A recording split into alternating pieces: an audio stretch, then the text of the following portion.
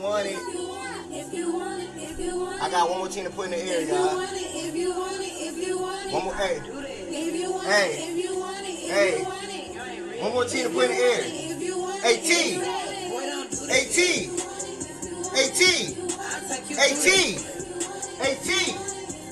One more team to put in the air, man. One more team to put in the air, man. Where you at, T? Hey, T. Hey, T. T. T. Black OG.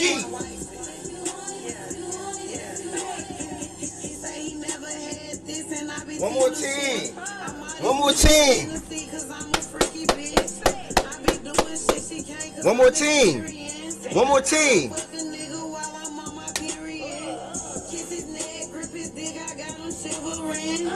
Hey, where, get it.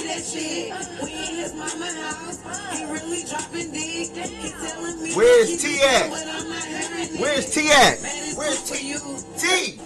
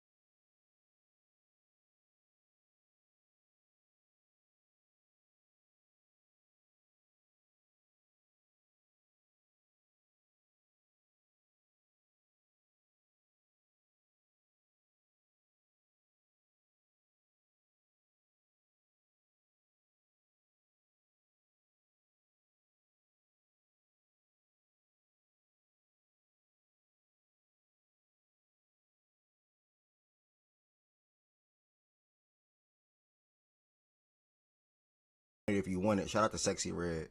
That is a banger. Shout out to Sexy Red. That is a banger. Good morning to every single body that's in here. Welcome back to another daily Fact and Stat show, Monday through Friday, 11 a.m. Eastern Time until featuring the new Humble Up shirts. I told you I was going to come this month. I feel good, man, because like I am Mr. Humble Up. Like I am Mr. Humble Up. That's my saying. Like, can't nobody take that from me. Can't nobody take that from me. I am Mr. Humble Up. Like, y'all see it on my. This is me. Like, when you talk to me, be careful. When you talk in this show, be careful. Anything you say, be careful. Because I'm going to hit you with 2 words and 2 words only. I ain't going to talk about your character. I ain't going to talk about your looks. I ain't going to make fun of your family. I ain't going to make fun of you. But when you talking to me, though, I'm going to hit you with these 2 words. And when I hit you with these 2 words, it might not come when you think it's going to come, or when you think I think it's going to come, or when you think I want it to come. But it's going to come. I promise you it's going to come. And I'm always right. Humble the fuck up. Humble the fuck up. This is a nice little font. I ain't gonna lie, that's a nice little font. I had somebody pick this font out for me. This is a nice font right here. I like this font. So when I hit you with the 2 words, y'all, just be careful. Again, it might not come when you think I think it's going to come, or when you think I want it to come, but it's going to come. And it's only one other team that's left. It's only one other team that's left. And that don't mean nothing.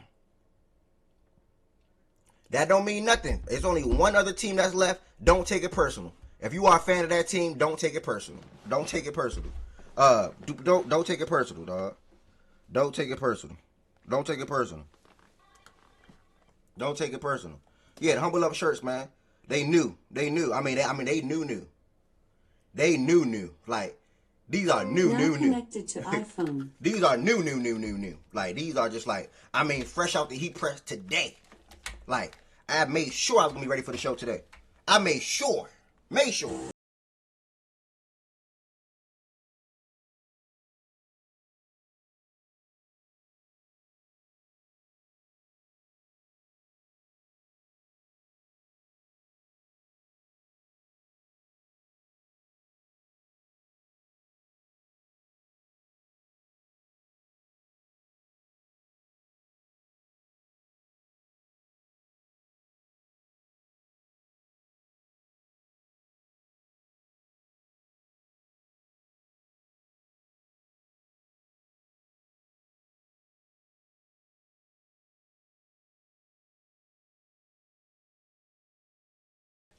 Come on, man.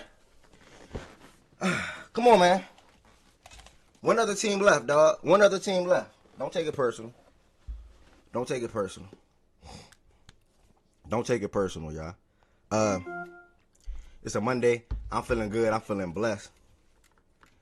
I didn't talk to y'all since Thursday. You know, so I'm feeling good. I'm feeling blessed, and it's good to be able to see y'all in here. It's good to be able to talk with y'all in here. And I'm ready to rock and roll today. I'm ready to rock and roll today and get into everything that we got to talk about today. Again, I'm going to make this very clear, y'all. Is when I say the 2 words, I don't got to say them no more now. When I say the 2 words, please don't think it's going to come the next game, the next week, the next 5 minutes, the next 10 minutes, or whatever the case may be. But it's going to come. Trust and believe. It's going to come. When I put them 2 words on your team, it's going to come. Just watch what you say to me, because I'm always going to get the last laugh. Unfortunately, the Patriots are next up.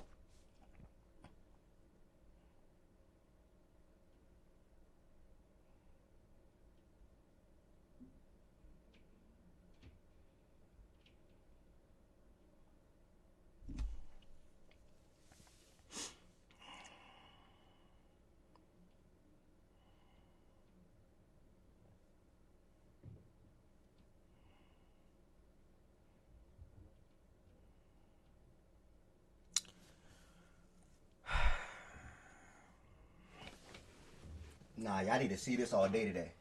Y'all need to see that all day today. Like, hold on. Yeah, y'all need to see that all day today. Yeah. Hold on.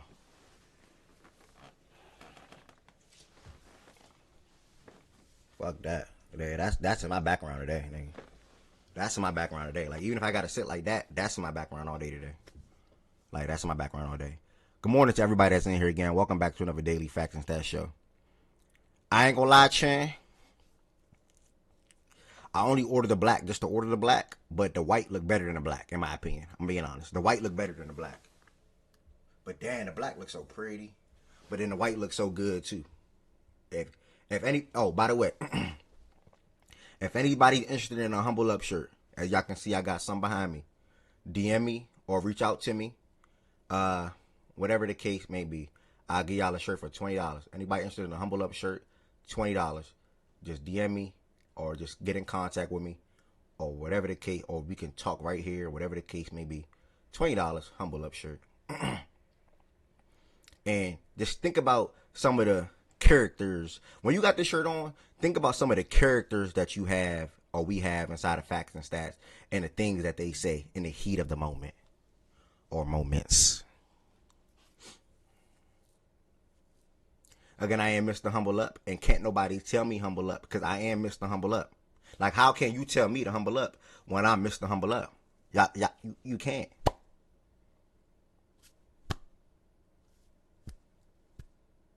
That's like telling Stephen Curry to shoot a 3-ball when he shoot threes. That's like telling a chef to go cook when they cook. That's like telling people from Louisiana to do the gritty when I think it was originated down there, if I'm not mistaken. Like, you know what I'm saying? Like, you can't tell me that. If you interested in, well, yo, black, you in here? Black, nigga, black, what? You in here, black? Black, you? Black, you? Black, you? Black, hello? Black, hello? Black, hello? Black, hello? Black, do you need one, sir? Do you need one, my good sir? Black, do you need one, my good sir? Hello? Black. Yeah, act confused. I'll act confused if I were you too. If I was you, I would act confused too. I don't blame you. I don't blame you. I'll act confused too. I don't blame you. All my options get packed up. Literally, every single one of my options get packed up. Every single one. All my options got packed up. Everybody that talked crazy to me literally got packed up. Mazak dead and gone. OG and Black dead and gone. T dead and gone. One more left. Oh, Jada dead and gone. How I forget her. One more left. One more. BK, I disagree. I like the font. Alright, so we're going to go ahead and get into it. As far as the show today, we're going to be talking about these topics right here. Patriots are back in the Super Bowl. Congratulations to the New England Patriots for advancing and defeating the Denver Broncos. The Seahawks and Rams recap. What a game this was. This was my Super Bowl. I don't know about y'all. No shade to the AFC side of things. But this was my Super Bowl right here. I had whoever came out of this game winning the Super Bowl. Lily? How did I forget you? I need help, Lily. Lily, me, Risha, me. I need help. I need help. Now connected to iPhone. Lily and Risha, DM y'all side.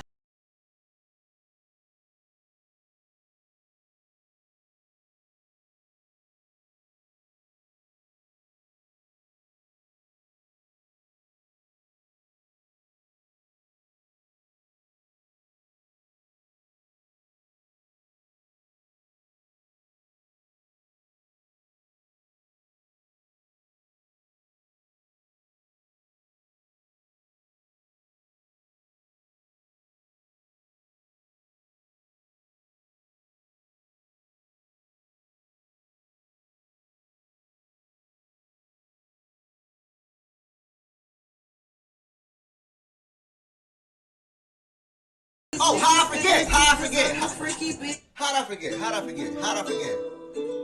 How'd I forget? How'd I forget? How did I forget? Hey, I want to dedicate this shirt to Jada. I want to dedicate this shirt to Process. I want to dedicate this shirt to Lily. I want to dedicate this shirt to Takai. I want to dedicate this shirt to Mazak. I want to dedicate this shirt to... Hold on. Now connected to iPhone. I want to dedicate this shirt to Risha. I want to dedicate this shirt to... Hold on. I'm missing OG. I want to dedicate this shirt to black. I want to dedicate this shirt to. Oh, this one happened early. Be young. I want to dedicate this shirt to. I'm almost done. Miles. What the fuck, nigga? I dedicate 3 of these shirts to Miles. 3 of them to Miles. I want to dedicate this shirt to. Fredo. Yeah, you ain't off the hook, nigga. I want to dedicate this shirt to BJ. Who else? Am I missing somebody? Somebody said Swipe. Swipe was good in my book. Swipe ain't do nothing. Swipe was good in my book. I want to dedicate this shirt to Kenny. Kenny good. Kenny good. Kenny good. Kenny good. I'm good. I think I got everybody. And I'm gonna double back and dedicate the shirt to Process. Fredo, my bad, Fredo. You got caught in the crossfire. Fredo, you good. Back. Oh, hold the fuck up. And I'm gonna dedicate this shirt to fucking D-Mac. D-Mac. He's the nigga, I dedicate 5 of these shirts to D-Mac. 5 of them to D-Mac. How I forget that one? How the fuck I forget D-Mac? This is going to D-Mac and Process specifically. Them two. Swiper didn't do nothing to me. I don't got nothing with Swiper. I was with the Broncos. Rightfully so. I don't got nothing with Swiper. But those two, it didn't last, but certainly not least. Low Brady. Low Brady. I'm coming for you. The spell already on you. It's already on you, brother. You can fight it. Goods, I'm forgetting. Goods was chilling this year. Goods really wasn't popping it this year. Like Goods was chilling this year. He wasn't really popping it. So like, I don't really got nothing against Goods. So Goods is good in my book this year. Like Goods wasn't going crazy this year. I ain't gonna lie. Any other year, Goods is going a little crazy about the 49ers, but I think this year Goods chilled. Goods chilled a little bit more. Like, you know what I'm saying? I don't want to put too much on Goods.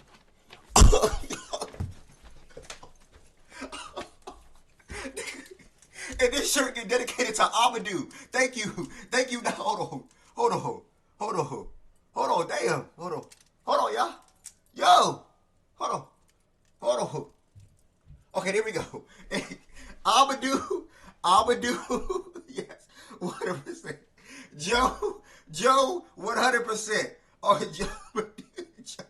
Amadou. I think I'm good now. I think I got everybody. Everybody, we good. All right, man. Humble the fuck up. It's really just that simple. Humble up. And I'm not playing, y'all. I'm humble up. Straight up. I always get the last laugh. Always. You know? Now that's out the way. And out the picture. If you're interested in the shirt, make sure you reach out to me.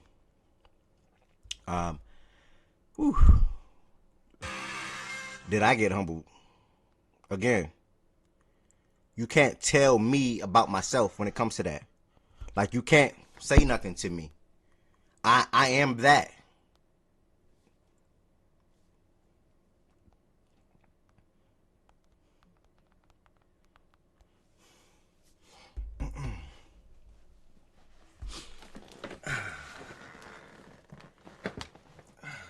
Don't this just look so good on my chest? Don't this look good on my chest?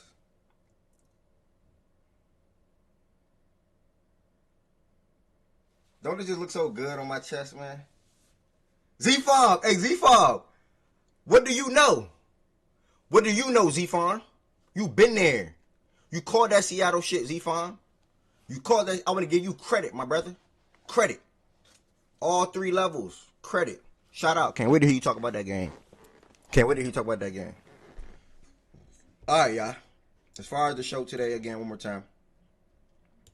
We're going to be getting into the Seahawks and Rams recap. We're going to talk about the iconic weekend of college basketball. We had 3 freshmen score 40 or more on the same day for the first time since that started to be, that stat was tracked since 1972 or 93. 73, I believe it was. I have a Chan asked me a question. Really valid and good question in my opinion. If you are into college basketball, feel free to come on the stage and answer. Darius Acuff or Kingston Flemings. Darius Acuff is a point guard out of Arkansas, and Kingston Flemings is a point guard out of Houston. He had 40 plus on Saturday. Darius had 30. 30. Oh my God. I see a comment in the chat. Damn, look at me. I'm still not humbled. Guess we will never know. Oh my fucking God. Why did you just type that, Cole? Why did you just type that? Oh my God. Cole, as a Patriots fan, why did you just type that?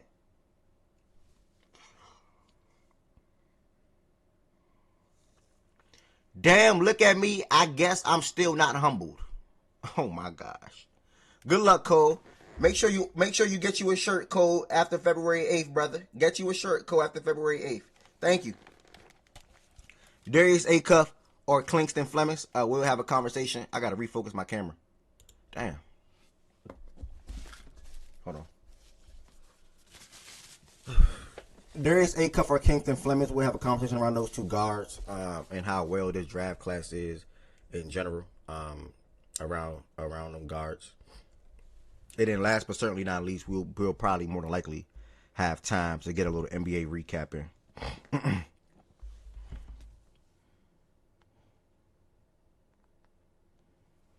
And that'll be the show today.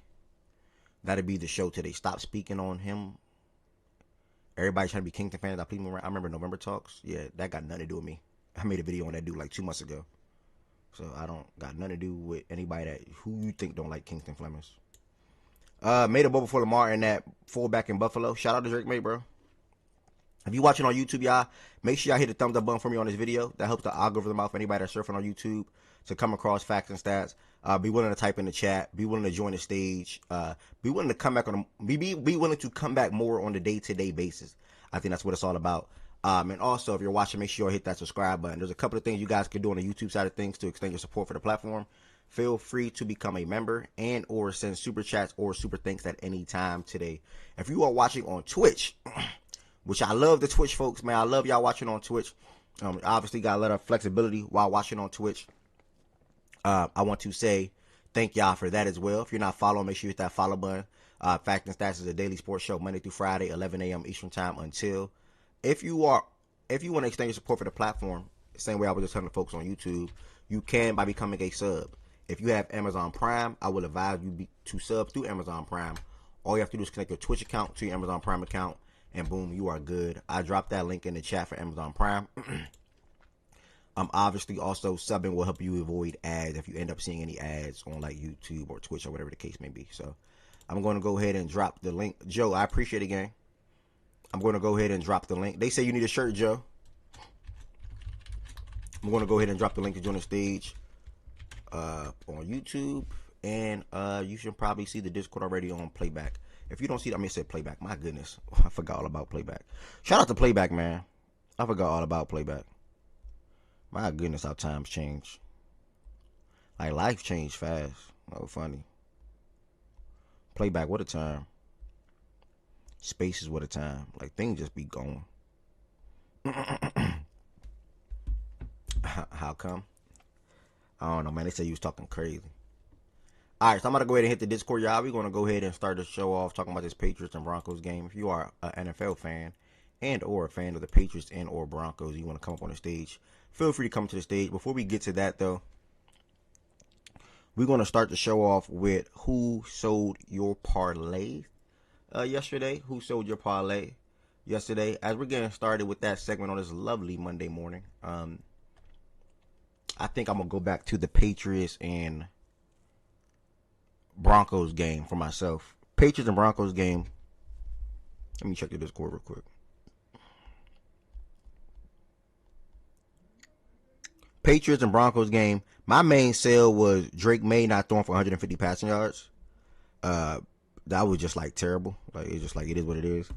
It started snowing crazy in the second half, so obviously the game shifted. So I fell short on that. I ended up live betting like the Patriots money line was something, and that was a good way to make up. So anybody in the chat get sold on anything from a parlay perspective? One off. Joe said AJ Barner sold. Okay. Anybody got sold on anything? If not, we're going to go to shouting out some players over the weekend across all sports. Y'all already heard me speak on Flemings and the freshman record that he had yesterday. Or the first, he's the first freshman to score 40 under Sampson since like 19. What the freak does that say? Like 1980 or something like that. Something ridiculous. AJ, I'm gonna shout out AJ real quick out of BYU. Freshman record. I think he had like 40. Can't remember his exact number. 42 points or something crazy. Shout out to JSN. Obviously, 10 catches, 153. This was his third game this season with 100 or more receiving yards in the first half. That was very impressive. AJ Barner is not a sell. But that was very, very, very impressive. So shout out to that.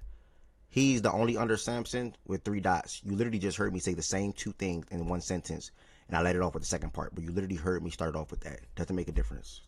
First under Sampson, it doesn't really make a difference. Shout out to Kingston Flemings. Yeah, I told that to Tez the other day. I'm like, I wasn't hip to dude. Like, they said dude was like a 3-star and been working his way all the way up. And then, man, that film on that game looked ridiculous against Purdue. It looked ridiculous. So shout out to that dude. Walker all of a sudden became a Hall of Fame pass catcher. Couldn't get 50 yards. Yeah, betting on AJ Barner is a choice, I would say, Joe, in that game, at least. I mean, I think that game was so simple, in my opinion. Now, obviously, gambling don't really work like that. Nothing really works in your favor the way it did for me last night. I'm just be honest. That just does not happen. Like, I see, you know what? I'm going to just take both running backs. I'm going to take the 2 best wide receivers, and I'm going to straight bet Devontae Adams. That never happens where all of them literally hit. Like, that just won't happen. But, I mean, seeing those 5 names and going with AJ Barner and saying, yeah, I'm going to bet on this guy, like, that's a choice. So I don't know, brother. We're gonna get into that. We're gonna get into Cuff and Flemings, and then we're gonna end it off with the NBA weekend recap if we get to the NBA. If not, that'll be that. So next, I'm gonna do. You might have missed the beginning of the show. I'm gonna do, but let me know if you need one of these shirts. I'm gonna do. You might have missed the beginning of the show. I don't know. Watch the show back if you missed it. Let me know if you need one, brother. Let me know if you need one.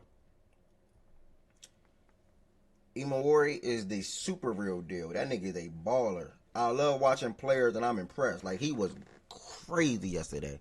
But to start the show off, we're going to go off with the Patriots and Broncos game in Denver. I'm going to go ahead and hit the Discord right now for you all. The New England Patriots got the win 10-7 over the Broncos. And, excuse me. In this game, I was impressed. I was impressed.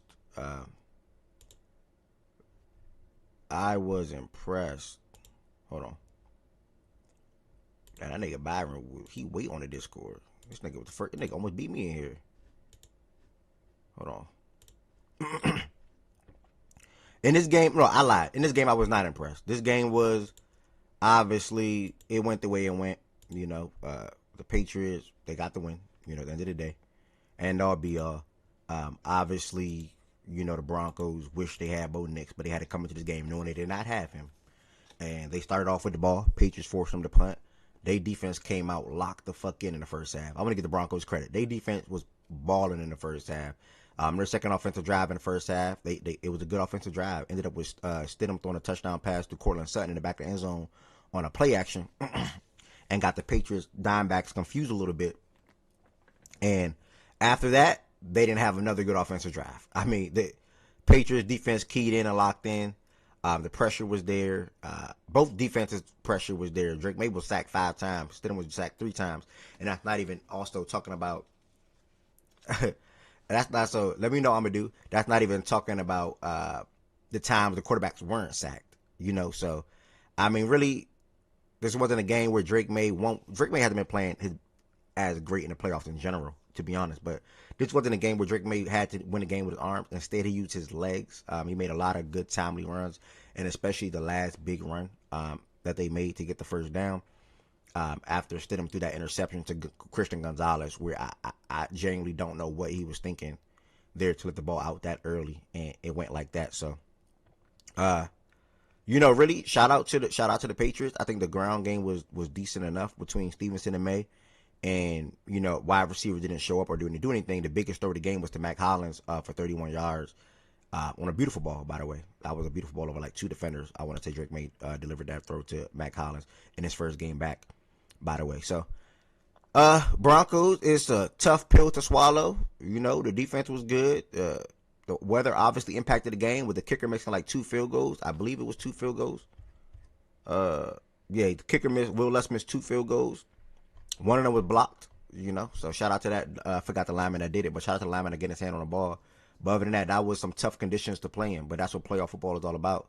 And the Patriots are back in the Super Bowl for the first time, and I think I want to say 8 seasons. I want to say it's been 7, 8 seasons. I want to say somewhere in that ballpark.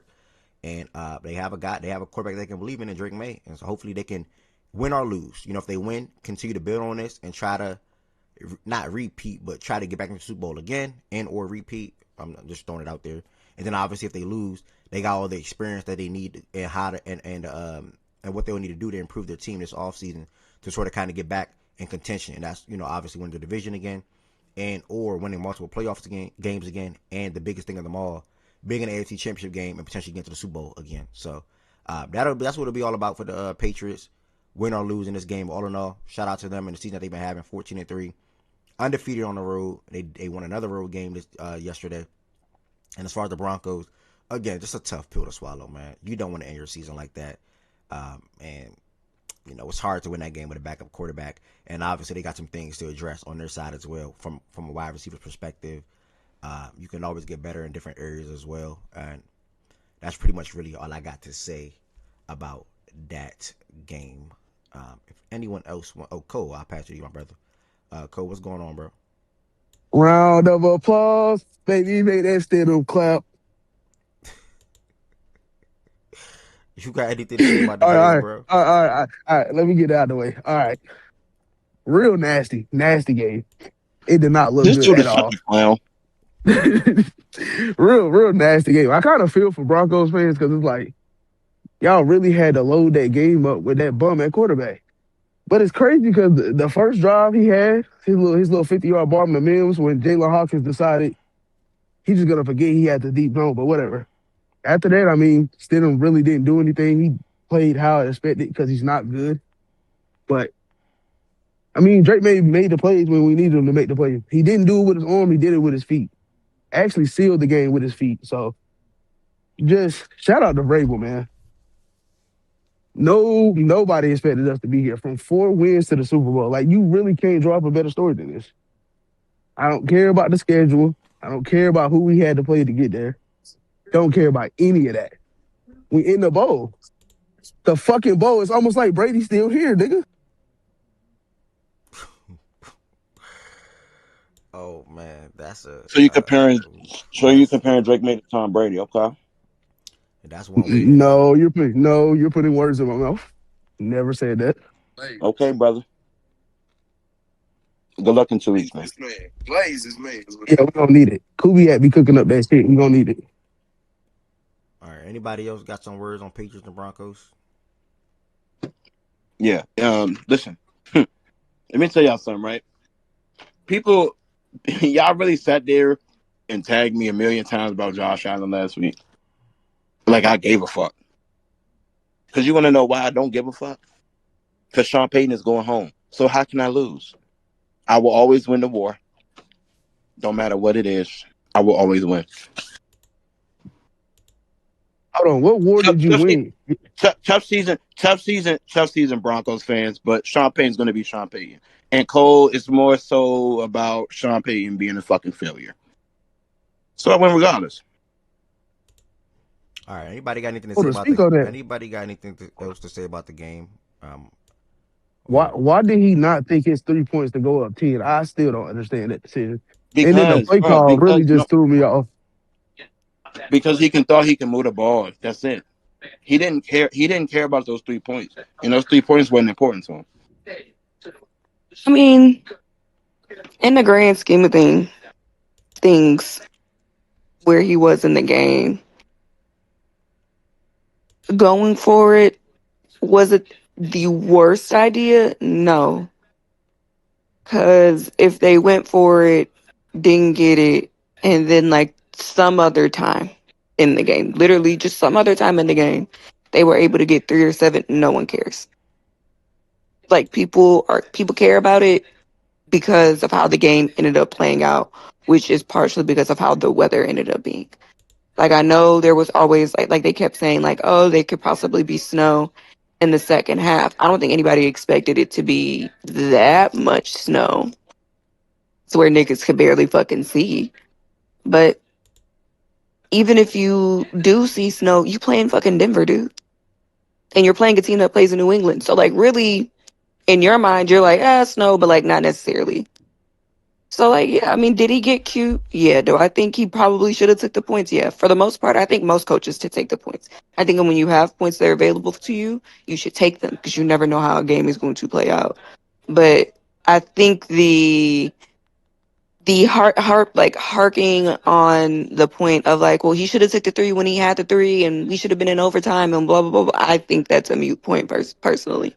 I think the bigger point is the fact that by the time it was like right by halftime, they showed it on the graphic before the Patriots ended up scoring. After they turned it over on downs and the Patriots got the ball back and they were marching back before halftime, the Broncos had 11 possessions in the opposing team's side, like in the red zone. The Patriots had 1.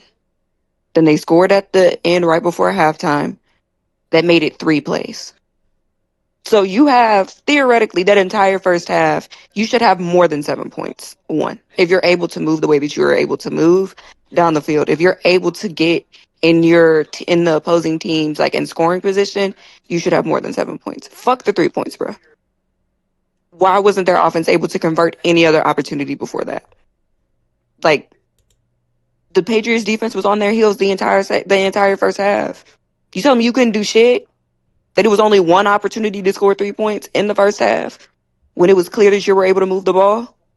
I care more about that. Fuck them 3 points. All the you shouldn't have went for it, should have went for it. I'm like all that shit. I don't care about that. It's the other shit. But Drake May looked bad. It was clear they was able to move the ball when. I'm confused. Yeah, I'm confused about that because I didn't. I'm talking about in the first half. First quarter. They weren't marching how you talking. I wasn't seeing that. They had 1. I think they had. Well, you can say 2. They had that one good drive where they came. Bruh, he felt comfortable enough to where he didn't. Yeah. That's not what we're responding to, BJ. Like, what are you talking about? I'm responding to me and Cole. We're talking about when they were marching and just all in our. She said. I brought it. Look.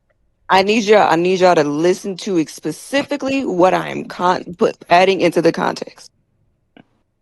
I can only go by what they showed on the television because I talked about it during the game. And I said, oh, wait, the Patriots have had their ball, have the Broncos have had the ball, have run 11 plays in the opposing team's side of the field. Wow, that's crazy. And the Patriots have only done it once, and yet they're only down a touchdown or whatever. I can't remember exactly how much they were down by less than 2 scores. Wow, that's crazy. And then at the end, after the Patriots scored, it went 3 plays in their opposing team's side of the field versus the Broncos who had 11 plays in those opposing side of the field. I'm not saying they marching. Maybe I'm gonna reconfigure my language or reuse or re-update, whatever the fuck you want to say. My language. All I'm saying is if any team have 11 plays on the opposing side, in your opposing team side of the field, and the other team, before the very end of the half, only has 1, I'm looking at more than that. That's it. That's all. Whatever those 11 plays were, if they were 11 plays, if 8 of the 11 plays were on 1 drive or whatever, cool. We can add in that extra context. All I'm saying is what I just said. You take it or leave it. It's cool. Any more questions? Not to you, Derek. I'm talking about specifically. No. Hey, y'all, it's starting to grind my gears a little bit. It's starting to grind my gears just a little bit. I made the change to the Discord. If you are not coming on the stage to talk, please do not join the stage. Yeah, please do not join the stage. Please do not join the stage. It is starting to grind my gears a little bit. Please do not join the stage. It is not that deep for you to go to Twitch or YouTube or Twitter and listen to the show. It's not that deep, y'all. I promise you. I'm going to sit up here and think you are coming on the stage to talk on the particular segment or segments that we're going to get to. So if you are not joining the stage to talk, please do not join the stage. I'm just asking nicely with all due respect. Now, hold on, D-Mac. No other questions. Me and Cole was only pushing back to one thing. Like literally one thing. And you say you just changed the words around, so good in my book. There you go, right there. That wasn't supposed really to be think nothing that, crazy. I'm being for real. It wasn't supposed to be nothing crazy. I was just making sure. I think 90% of those 11 plays was on that drive he went for it on 4th and 1. And I don't even hate the decision. I hate the play call. Like I just don't understand the play call. Refresh me on that play call again, because I think I got mad at that too. What was the play call? He ran a rollout If you do to the the right, but it thing, was Ev, 2 if you flat look at the routes and both breakdown, were it'll covered. probably tell you. If you click on the one, Yeah, it should here, probably but tell you. I wanted to put a visual away with it. I mean, it's a They rollout to rolled the right him with 2 out. flat Yeah, they routes, rolled him and out. neither one was open. So I There's a don't play understand action what that pass. was. Yeah. Didn't open. The mistake was him calling a timeout. He shouldn't have called Yeah, that the timeout timeout. right before it. Yeah. Yeah, that's dumb. Did you let their Hey, defense get set? If you don't go for it on one, just And he have could have that just play ran the already. ball because it's 1 Yeah, yard. But it's just 1 yard. he got severely outcoached yesterday in more than one way. Okay. So go ahead. Now you good. Yeah, I was gonna say, so the stat that she's referring to, like 11 of those plays, 8 of which did come in on that drive. The other ones did come uh during the touchdown drive, and then one that was barely at the end of the first quarter. But that's how that ended up breaking out as far as the first quarter, in which they were up 7-0. And the Patriots were able to tie it up 7-7. And they only had like 2 plays on that drive that were actually in their territory, because if you remember, there was the fumble that ultimately put them in the position to score. I mean, an ugly game all the way around, really, particularly obviously in the second half once the snow started coming down. You have to really start with the 4th down decision. There are 2 schools of thought. The one is obviously to take the points, and certainly if you have the forecast and saying, hey, this is going to become some type of adverse weather situation in the second half, hey, just take as many points as you can. The other school of thought is to say, hey, you're not necessarily going to get many opportunities in which you're this close to the goal line. Maximize your opportunities to get a touchdown, as many as you possibly can in this moment. I understand both schools of thought. Personally, I think I had more of a play call issue. I don't know, based on the way that the Patriots kind of defense is designed, you don't necessarily want to roll it out from that perspective. I would prefer, if you're going to do something with the pass, I would stretch them out and then try and create the inside looks for Stem to get after underneath. If that doesn't, necessarily want to materialize, then you just kind of run it right at them. You don't necessarily want to just be kind of cute in that moment, especially when you don't have Bo Nix's legs to add to that advantage, in my opinion. So I had more of a problem with the play call than I did the actual decision. I understand both schools of thought as far as the 4th down decision to go or take them. Ultimately, of course, the fact that they don't take them just looks bad throughout the entirety of the game, because it's a totally different game if they do take the points. I mean, obviously, they had other opportunities. Ultimately, I guess you could argue the closest of which was the field goal that they end up having tipped in the second half there. You give a tip of the cap to both defenses. They did a good job of being able to limit what both offenses wanted to do. Certainly, you saw early on, Drake May tried to press Patriots the second down the sideline, and that was shut down very quickly. As far as that was concerned. Now, again, credit to the Patriots. They ultimately did punch it in off of that fumble with that Drake May quarterback kind of run, which I thought was a really nice call, the way they set it up. And obviously, Drake May's legs were massive throughout the entirety of the game. Well, I would say more so on those key plays of the game. Really, the end drive, the touchdown, and certainly the field goal drive. And then they put together that really long drive coming out of halftime that was well designed. You got to tip your cap really to Jamondre Streets and what he was able to do in between the tackles, which is where you want to run the ball at the Broncos. I thought helped their offense consistently throughout the day. And you look at it, I think it's somewhere in the 3 yards per carry range, maybe even less. But ultimately, it was that ugly a game where even that type of output was impressive. So I would say, tip the caps for the way the Patriots played this game. They understood that they kind of just had to not make any mistakes, and eventually the Broncos would be forced to put the ball in harm's way, and Gonzo was able to get the job done.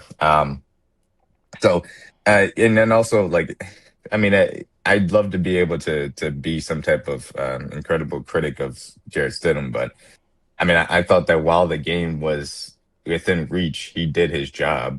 It was just, he didn't elevate anything, but you don't expect your backup quarterback to do so. I thought he was doing his job, and it didn't necessarily materialize over the course of the game because we know what happened in the second half. So, shout out to the Patriots. Has been an amazing turnaround for Wood Vrabel's come in, and you expected him for what Vrabel is, a professional head coach. And he's got, Drake May, who I thought very highly of as a quarterback. And obviously he's been able to elevate his game very quickly this regular season. And May has done a good job this postseason at, doing what is necessary to win, whether it's the legs, taking care of the football, even though he didn't necessarily do so versus Texans, but he did elevate his play versus Texans as far as some of those key plays and the throws for the touchdown. So Patriots are in the Super Bowl. I understand the discourse as far as, hey, you none of these offenses were particularly impressive that you beat, but you contribute to being able to limit some of those offenses as well on the backside. And the reality for all of, Patriots fans that feel a certain way about how they're being talked about, nobody will have anything to say if they win the game in 2 weeks against that Seattle team. So that at the end of the day, that's where you can always prove these things right or wrong as far as narratives are concerned. But credit to them for being able to get through this gauntlet and having their first win in Denver for postseason history as well as far as the franchise. That was a great breakdown, brother. I think the best part about the breakdown, well, two things. Great shout on the run by Drake May, perfect designed. I believe the linebacker had to pick up whoever's coming out of the backfield, whether it was a tight end, I can't remember exactly.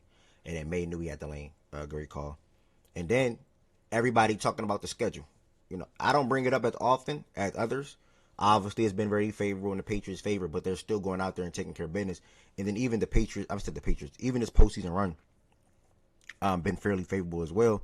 But at the end of the day, if they beat Seattle, ain't nobody gonna say shit. There's nothing you can say. So that's the best way to end up and to silence the critics, I'll say, put it like that. So appreciate that, D-Mac. Definitely agree with you. Aaliyah, Nicole, do you have anything that you want to chime in on the game here, or are you waiting for game 2? And then also, do you like the shirt that I made? That's a tough task, though.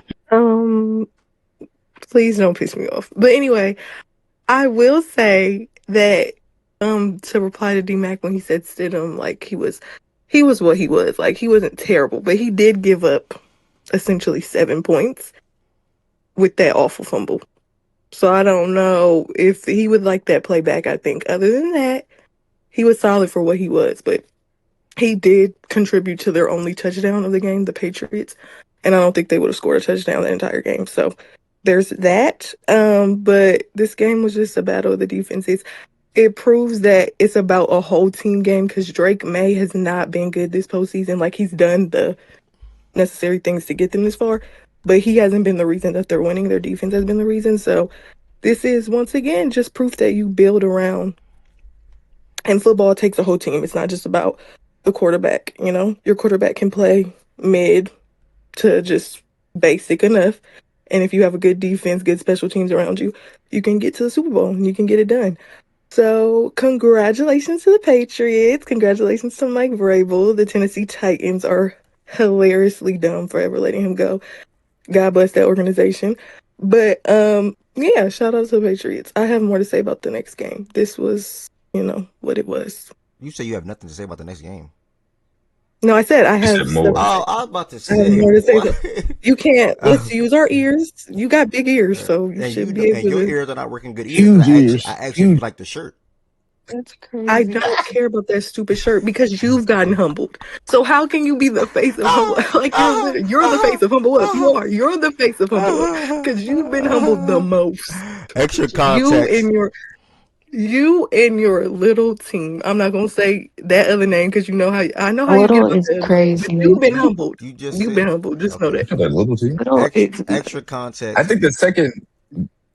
Patriots in the playoffs on offense are averaging 15.7 points per game, 4.4 yards per play, and been 13 out of 43 on third down. On the defensive side of things, though, they're giving up or allowing You said 4 out of 33 or 14? 13 out of 43. The Oh defense, though, shit. Ah, to we're So bad. fuck the My God. defense, 13. the Could be defense, worse. though, Good lord. the defense, though, to Lily point, they're allowing They're- 8.7 points per Yeah. game, 3.3 yard per play allowed, and 12 for 31 on third down allowed, and 8 takeaways and 1 touchdown scored. So that just goes to her point about the defense, how well That they're little shit playing. clamp. The But what do the you one say thing I about people's pushback about the quarterbacks that they played? Like in that. you asking Ev? Who's it? I mean Herbert, anybody. Herbert, Because I've CJ, seen The, it's the Herbert, CJ, and Stidham. Stidham. yeah, I mean the Herbert thing. I I thought don't I don't Herb. necessarily do that, but I've seen that conversation being like, but they Yeah, played not I, they paid subpar QBs. I thought Herbert just. I don't. It's Herbert didn't play like Herbert normally plays, Nope. so it's like, am I putting that on the Patriots defense? Yeah, I Hmm. think that they deserve credit for that. But also, I'm looking at Herbert and being like, why didn't you show up? I mean, C.J. Stroud didn't look like an NFL quarterback. That was the biggest Yeah. meltdown I've ever seen of him in his career, college included. So I don't even know how to properly couch that out. And he's playing the backup quarterback. And literally, to your point, Stidham did give away the 7 points. I think the reason why I'm a little bit less critical of Stidham in that game is just because I knew going into this that Denver Broncos offensive line was going to have to push around the Patriots defensive line, and they were going to have to do it to be able to open things up in the run game, and they couldn't. So to me, as far as the offensive output, while this game was still a normal football game, I put it more, even with the 7 points that Stidham gave up, I put it more so on the fact that they didn't dominate the trenches like they were going to have to for them to be able to have a successful offensive day, in my opinion. Oh yeah, I don't put that like I think he did like he was serviceable. I'm just Yeah, I saying thought like he he would was like just to have okay. that Like, he would like yeah, to have that playback. yeah, for sure, absolutely. But yeah, I don't like the whole they Well, I face. don't I know if don't he like the whole would they win face. because he did the little 2-hand push throw shit. Did that shit again later on in Like the it just Oh they game. yeah, just yeah. didn't get it. Hey, They didn't Miles, you recover the ball. active? But he did the Miles, you little active? 2 arm No, yeah, that's what 2-hand I'm push saying. Like he shit. would like to have that playback, but I thought he was fine. And then the weather in the second half, like there's nobody. Like I Yeah. didn't expect him to do anything. But I don't like the whole like they haven't played nobody. That's dumb because then Neither you do I. look on the other side of the ball. They played the top. Weren't they like the top 5 defense? Like they've played all the Yeah, top I that mean, 5 they was, played defenses. great defenses. yeah, Like they that's played Yeah, the that's great. what thing. They I'm saying. played So it's Yeah. like great you have defenses to for look sure. at it from both sides, and you can only play who's on in the playoffs. That's the dumbest thing. Okay, in the regular season, I Yeah. guess you could get that off. They had an easy schedule, whatever. But in the playoffs, they cannot help who they face. That's just what it is. And now they're in the Super Bowl. And like D Mac said, in 2 weeks they can they can eliminate all of this if they win the Just Super put Bowl. all that shit to bed. But that's what I'm Exactly. Absolutely. saying. So it's They can just shut like it this. all up. All right, Hey, what because is ain't Like, nothing nobody can say if you go out there and beat that Seattle Seahawks team. Not a why are damn we why thing. are we getting slander for us not running into Josh Allen like Josh Allen didn't have the opportunity to run into us? Exactly. Like, don't turn the I ball He over I, just 4 times. fair. Maybe wouldn't. you could have played in the game. Yeah, I Maybe you could have definitely played if you didn't wouldn't. turn over 4 times. I definitely wouldn't Totally blame fair you guys for personally. that. No. It's a Josh So, Allen problem. I so, definitely wouldn't blame That's a y'all so for Josh now that. let's Allen bring it back problem. to Josh Allen, right? Because I it's will his fault. say, I got it. Look at him. Nigga Yeah, he PJ. turned it over 4 times. It is his fault. Don't turn the ball over 4 times. Sean not the McDermott real fault. just said in the chat, and this will be to Cole's like point about like the whole not play thing. Because I'm guessing you're a Patriots fan, but the Broncos had the second easiest strength of schedule. At least that's what not the real They said. I don't don't know get if that's true, nearly the slander we and do. they don't They get did the have the same second kind of easiest schedule slander. by far. So Now look, I will say this as a I guess I won't say as a neutral, but I didn't really want the Seahawks to win anyway. Hey, D-Mac, I D-Mac, thought I got a I thought question. that go ahead. Well, yeah, go ahead, ask the question then. I'll Is get to it what I was true they saying. had the most one-score wins in a season ever? Weren't they like 12-0 or The one-score games? the Broncos, Broncos? he's talking about. Yeah, I mean, the Broncos. I don't know if they beat our record, but they might have. I know they had a whole bunch of them. It's very possible I they think did. they were still tied with y'all at Okay, the that end. I makes think they sense. had 11. I could be wrong though, but Uh, I think they had. no, Man, It shout says out to the Broncos had. Patriots, It man. says the Shout Broncos had out. 14, so actually they Oh, might have 14. beat Oh, us. damn. Yeah, they might have beat us within that Jesus record. 'Cause I know we had Christ, 12 last 14. year. 14 out of Wow, 17 you games, active, but Miles, you one score active? games is crazy. Yeah, they beat us on that record. But I like the I. This is be disrespectful to call this a pillow fight. I did think that the quality of football, for a multitude of reasons, was simply better in the NFC Championship game than the AFC Championship game. And again, this will all be proven in 2 weeks to say, can you have this criticism? Can you not have this criticism? Whatever it ends up landing on. But I think everybody that observed those games would agree with that too. But again, circumstances of the second half prevented what could have been a more fun defensive struggle, I would say, on that side of the ball. But so we'll see. All right, 80K, what's the word, brother? 80K. We're in the Super Bowl, bro. That's the word, bro.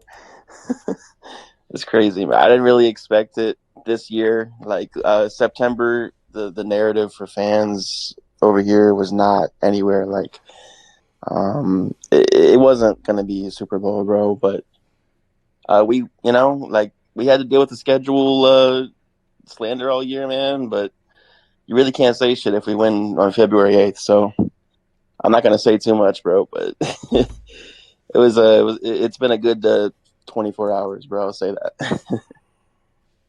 Congratulations. Good luck on February 8th. Yes, sir. Anyone? Are you worried about the Seahawks? A little bit. Like, or is just another walk in the park?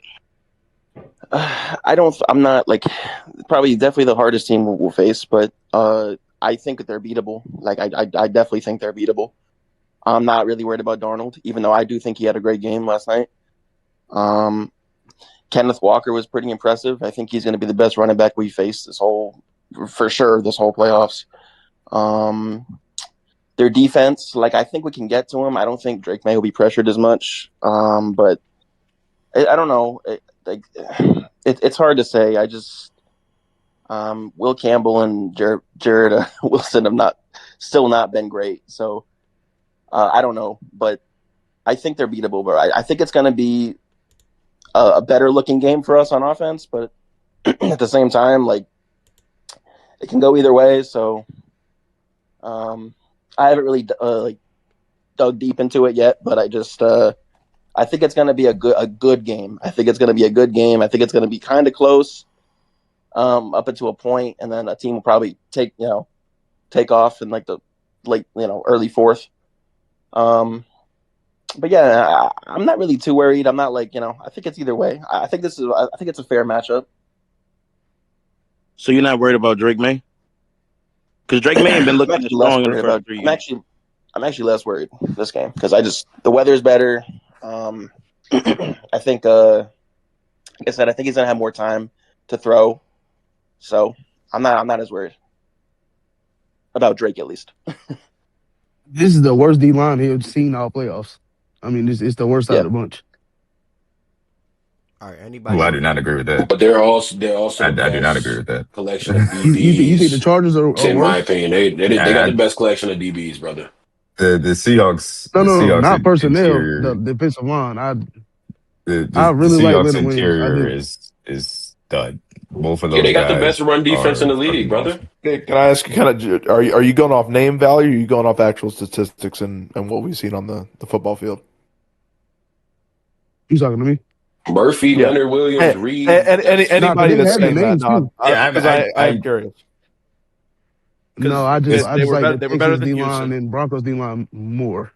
It's The funny. Chargers, this is Wilson I asked would me say this they're my question first earlier. Houston, I actually think the Seahawks are the best defensive line in football because whenever you can play defense the way they do, in which they play everything out of the nickel, and they still defend the run at the level that they do, the size and the block defeating ability that they bring to the table. Don't get me wrong. I think Texans, like, pass rush, point blank period, the best in the National Football League. But defensive line, both sides of being able to defend the run in the pass, I do think the Seattle actually has the best, especially when you look at what they can do in the interior specifically. One thing I could say, they got a certain type of personnel where they could consistently play that nickel all game. Like, all their DBs tackle, as you know, like everybody spoke about E-Man Worry. When he's there, like, he's a tackling fucking machine, bro. Like, these niggas, they have so much fast and aggressive guys in the defense. So the Patriots, in a few weeks, they're gonna have to be able to run the ball. If they're not able to run the ball, bro, this shit could get nasty quick, bro. Really, really quick. All right, can we hold off on that? Hopefully the pass can do it. Anybody else got any other words on the Patriots and Broncos game? All right, that's cool. Shout out to the Sean guys. Payton's an idiot. Sean Payton is an idiot, bro. Correct. I did. I I mean, did want to I say. said it.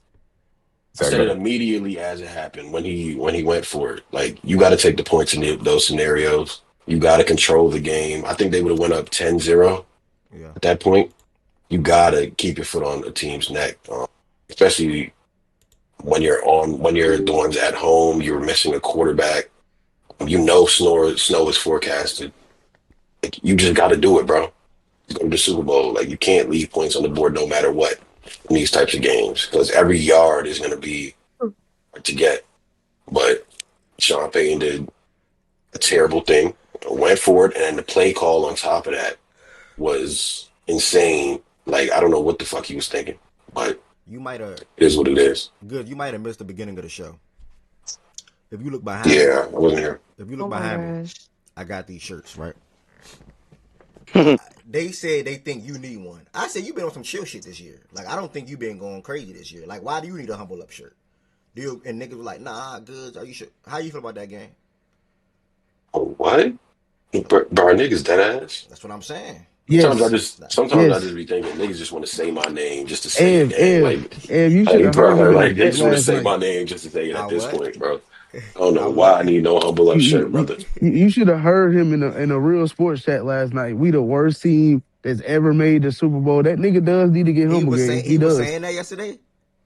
He was dead ass Damn, saying he that. was He's hating like, this like. the Why you worst hating like? team How are they the ever worst seen. teams? Yes. How you good? You was trolling? How? Bro, I was trolling Cole, bro. Okay, Like, come on, bro. say the Like, let's be serious here, bro. Don't believe. Let's be No. serious here, bro. no, Cole was no. in there talking crazy. I trolled Bruh, back. It's As that we simple. talked about this, No. if niggas gonna say they trolling, stand by your trolls.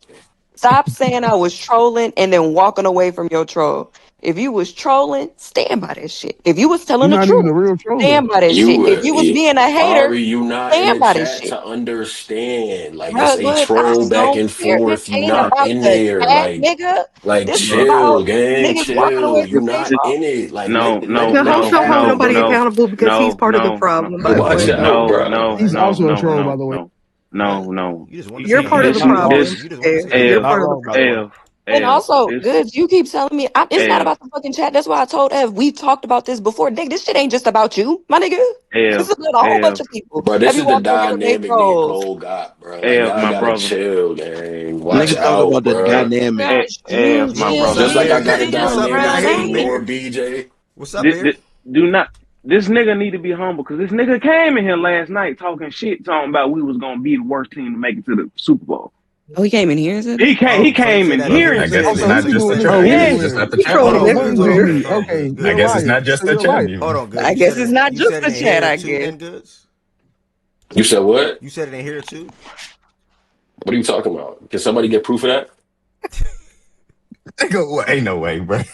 Okay. Now this nigga Yeah, needs but he proof. don't All need right, humble well, up though. He It's don't need about the humble up chat, though. bruh. He It's don't need about humble the up. Yes, fuck, chat. Funny bro. Ev, you footage. need to I'm change the crying. Discord color, by the way. Somebody send Or proof. wait, never mind. You about to go back to the Then I screen. own up. What you talking about? Send proof. I do want to say, Weren't you looking for tea yesterday? Good. Or am I You making said that up? what? Weren't you looking for tea yesterday? No, I actually didn't FaceTime or text T like he does every time we No, like lose. I didn't do in that. the Discord chat. You didn't say No, that? I was actually not looking for T because I could care less. They lost to the Seahawks. I would have rather the Rams win than the Seahawks. Oh, okay. Wait, what? What? Wait. 1,000%. That makes Why? sense. That makes sense with the division because we usually beat the shit out the Seahawks. They've usually beaten us, so he has more hate for the Seahawks because they usually lose to Seattle. Yeah, we have an all-time Oh. losing record against the Seahawks, like as a franchise Y'all too. been getting known by Mike recently. So. Oh. All right. So So it is a rivalry thing. You Fuck would the hate the Rams more because like they've been more. Ari, They've Nah, I been fucking Yeah, the hate the Rams Seahawks. just That's changed. good. Think about it. The Rams been in like 3 Hey, different Ari, cities. it's not That even that makes though. sense. It's we beat the shit out Seattle. They beat the shit out of us. So the beef is like whoever loses. No, when you to break it whoever down that way, that wins. makes sense. I was just thinking about like Yeah. good team versus good team. Like y'all both been better more recently.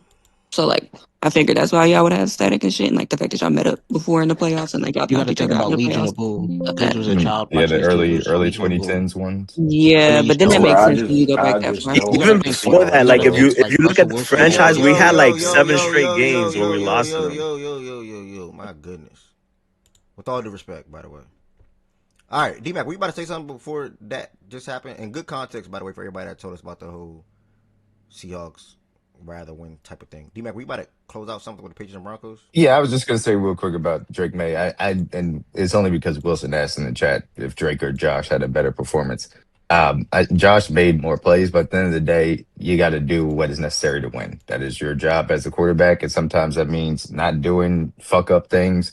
I think early on the Broncos caught him. He thought that they were passing something off, and Hufunga just was able to jump in front of that pass, and that could have been a bad start to the game. It could have ultimately lost him the game, but throughout the game, took care of the football, used his legs. Ultimately, didn't make very many plays, but he made the plays that were necessary to win. So I'd say Drake May had a better game than Josh Allen. I only say that because Wilson had D-Mac, are you asked trolling right his now, or are perspective. you being so Not serious? Like, are you trolling, trolling? not trolling. Bro, all That is right, we Oh gotta, legitimately yeah, I come on, Wait, can't. that That's was a come real on, Wait, bro, question? stop, wait, wait, stop, wait. stop. You Like, that we was just gotta that said was a stop. That Drake. was question. a real question? That was a You just Super question that said was nasty, by the asked in the way. chat. no, that's not. That's Agitating, nasty bro. though. Bro, That's y'all gotta nasty. stop. I, Josh had the That better is a game. Come on, terrible bro. you question. said um, Drake May had the better game over. Yeah. when you have the opportunity to make the plays necessary, and you also have to make sure that you don't put your team in adverse situations. That's the job of a quarterback. Now, again, like I said, Josh Allen made more plays than Drake May. It's not even close. It's not even close. However, he put his team in a worse position because of the plays that he gave up. So for me, if I'm giving out a grade, I give Drake, like a D plus, like that, it's a C minus, somewhere in that range. For Josh Allen, it's like a D minus and F because of the negative plays that he had. So that's the way I would couch it. I don't So think either Drake of them May didn't have completely played negative good. plays now. Yeah, I literally, did you hear me specifically point D out the one that he D had? Did I D Mac, not hold on. specifically say it? D Mac, hold on, hold on. Besides one play, Kenny, tell me what negative plays he had in that game. In the game or the entire, we could talk about the He entire said playoffs, he but said that I said game. one this game. game. I was talking Kenny, about he this. said you going off the whole playoffs. Yeah, I'm talking about this game. I'm talking about this game. Josh Allen's had I a better Listen, mean, playoffs listen, because it listen, includes the Jack listen game. better, my but did nigga. he? Did he? But was he like? I don't think he was necessarily reductive aside from a play, maybe. I mean, I agree Right. with Kenny, but how D-Mac breaks down his grading, like he's pretty consistent with how he look at the shit. Like regardless of how I feel about it personally, like the nigga D-Mac pretty consistent with how he grade the bullshit, unless it's Patty. So See, That's see, not my true. thing. That's See, not my thing is, true. This is my thing. Kenny going off the whole playoffs. D Mac no, said one and he game. specified. Okay, No, but no, he okay, specified the I can go the off the Bills game. game. I He can go off specified the the Bills game game. and I say heard he D-Mac No, say wasn't that. no. T, this is productive. my thing. He's Because he didn't hear it to begin with. I D, get what you saying, Bear. Like, so he yeah. arguing a point without actually fully hearing it. I'm saying even with the like me fully hearing the point, I'm more afraid or not afraid of. I always do that shit. Kenny side of thinking with I do think Josh was better, but at the end of the day, like if D-Max is like your penalties directly cost you to lose, and that's the separator, even though he doesn't think Drake was that good, that's fine by me. Like All right, cool. That is a great I way don't to care end the it. But That is Not gonna yeah, lie. yeah, Oh, yeah, yeah, all yeah, yeah. right, all We right. can have that conversation later. that is a I great have way to some end that people. part. Next game, the NFC Championship. For me, this was like the Super Bowl in my opinion. Hell of a game to watch. Hell of a game to enjoy. Uh, I even thought it was a little mini cooked when, and and I hope I'm wrong, but T, that's the same punt returner that was back there that muffled the ball the first time in the first quarter. I think it was, Yeah, it or was second quarter. Okay. Xavier Smith has been our kickoff guy. He's been secured like one of the most productive guys since like the 2020 season. So Okay. it is what it is. He's just a bad spot. Like the one bright spot on a bad special teams in the McVay area has been Xavier Smith. So it is just a bad game. Yeah, Like I'm not saying that like when he muffled it and still caught it, like you swap him out at that point. But you can see like something was going to happen in that game. I felt like, and I also think like I seen somebody post about the punts themselves and like the punter is one of the best in the league at like I think it's backspins. So it was having a fake and hung in the air. And shout out the 3 phases, bro. It killed us at the wrong time. But I was kind of interrupted. You continue, bro. You good, brother? I'm about to pivot to you in a second anyway. But yeah, man. I mean, shout out. That's good context if that's true. As far as this game right here, this was my Super Bowl, 100%. I wanted to try to stick with my 2 picks. My pick off postseason. I was coming to the postseason with the Rams and the Broncos. Obviously, I had to pivot off from the Broncos side of things because the quarterback situation. But this game, they kept asking me on TikTok, who you got. I'm like, I really don't care. Like, I didn't go money line on nothing, so it really didn't matter who won the game to me. I feel like Seattle was a better defense. I feel like Rams defense was trending downwards coming to this game. I said that to y'all on Thursday, I believe it was, when we previewed the games. And you can just see who the better overall team was in this game, and that was the Seattle Seahawks. That was the team that won the game. First and foremost, the game in itself, though. Sam Darnold, Matthew Stafford, good to elite quarterback play in this game for both of those fellas. I mean, both 300-plus passing yards, both 3 touchdown passes, numerous wide receivers caught touchdowns, and they both delivered timely throws, and made timely plays in order to end the game or even win the game, I would say, for Sam Darnold perspective, and then Matthew Stafford to fight back and get into the game, because when they went down by 11, I think it was 11 at that point. Yeah, it was 20-31. Yeah, it was 11. I'm like, oh, you know what I'm saying? Like, GG Rams. Like, I don't know. But it was something that was questionable, but then I get it in the heat of the moment. And it's like a love-hate kind of thing. I'm being real. If I'm playing Madden, I'm going for it. So they went for 2 times in the red zone. The first one, I 100% agree. I'm going for that at the end of the day. The second time, that's where the controversy is around, where it was 4th and 5 or whatever it was, 4th and 4, whatever it was. You want to trust Stafford in offense. The problem is Mike dropped back endless guys on defense. So the last 2 plays on that drive, if y'all remember, the third down, he threw it to T. Tell me that dude name. The black dude. Contra Mumfield out of Pitt. Mumfield. Yeah. They was boxed. They was completely boxed. That was the only shit that was somewhat open. Yeah, that was literally the only thing where he can throw the ball to. And on that 4th down throw, I don't know where he boxed again, and he just tried to get it to the tight end. Everything was open. He threw a kind of 50 ball. Terrence Ferguson got his hands on the ball. Nothing else was open. They dropped 9 after showing 7 in the front. It is what it is. It is what it is. So, I mean, that point, I mean, obviously on Twitter, I'm seeing I saw Tony Dungy and a couple others. Like, why not just take the 3 there, 5 minutes ago, 3 timeouts? If they score a touchdown, you can still get the ball back and then, score and go for 2. And also saw, why did they not go for 2 after they scored a touchdown and make it 28-31? And then I'm going to have T respond to all this too in a second. Hold on, T. And then, that's just some of the things. But to the game, though, I mean, Nick, I like seeing elite safety play. This guy is going to be a superstar safety in his league. Real Kyle Hamilton, like. You know how to say his last name? Emawari? Yeah, there you go. Yeah, don't say yourself, sorry. I just want to say Nick. Nick Emawari. I made a video earlier. I just didn't post it yet, but I said his full name in the video. But you Nick wish Kyle Hamilton was on this level? Period. Quick question. What do you have for niggas that say that he's better than Kyle? Because I heard that yesterday. I'm not just pulling it out of my ass. I heard that yesterday. Just not true at the moment. Okay. Yeah, Okay. You think Kyle play coverage? No, you think even Warrior play coverage? He's just not better. But by the way, though, I'm so happy the person that said it's both. That's what I left that first half with. Bro, this man got a stop on in coverage, by the way. He got a stop on Adams in coverage. He got a stop on, I think, Puka in coverage. And then he got was a hold, by the way. And then, I can't speak to that. He was a little grabby, but it was a little grabby. But look, when you're playing out of the slot and it's within 5 yards, you're gonna get away. Nah, he was hating, bro. Nah, Good's hating, bro. If they ain't called a hold, what you worry about, bro? If he's that, be a referee so bad, bro. If he's that, though, he's definitely gonna be better than Kyle Hamilton in coverage, because that's Kyle Hamilton's not that strong in my opinion when it comes to coverage. He's just great at everything else. But all pro safety, like second or third time, whatever it is. But yeah, Nick is gonna be one of them ones. So I was definitely impressed with the performance. He's not better than Kyle Hamilton. I think that's really too early to say with him coming in as a rookie this year. But, I mean, to start the game off, you saw the deep ball with the connection with him and Sam Darnold and Rashid Shaheed. That was a great throw. Could have been a little better, but it was good enough. Obviously, that corner just hawked him down to prevent him from getting a touchdown. And then JSN, I said it earlier, top of the show, 3rd game this season with 100 or more receiving yards in one half. And that's the first half in itself. 10 catches, 153 yards on the game. I was super duper impressed with his performance. Everything that he did was high IQ like. You just want to try to build your wide receiver room around a guy like that. K9 was good on the ground. Nothing really bad to say there. He made the best out of his carries, 19 carries for 62 yards, and got to the end zone as well. I believe he scored in the first half.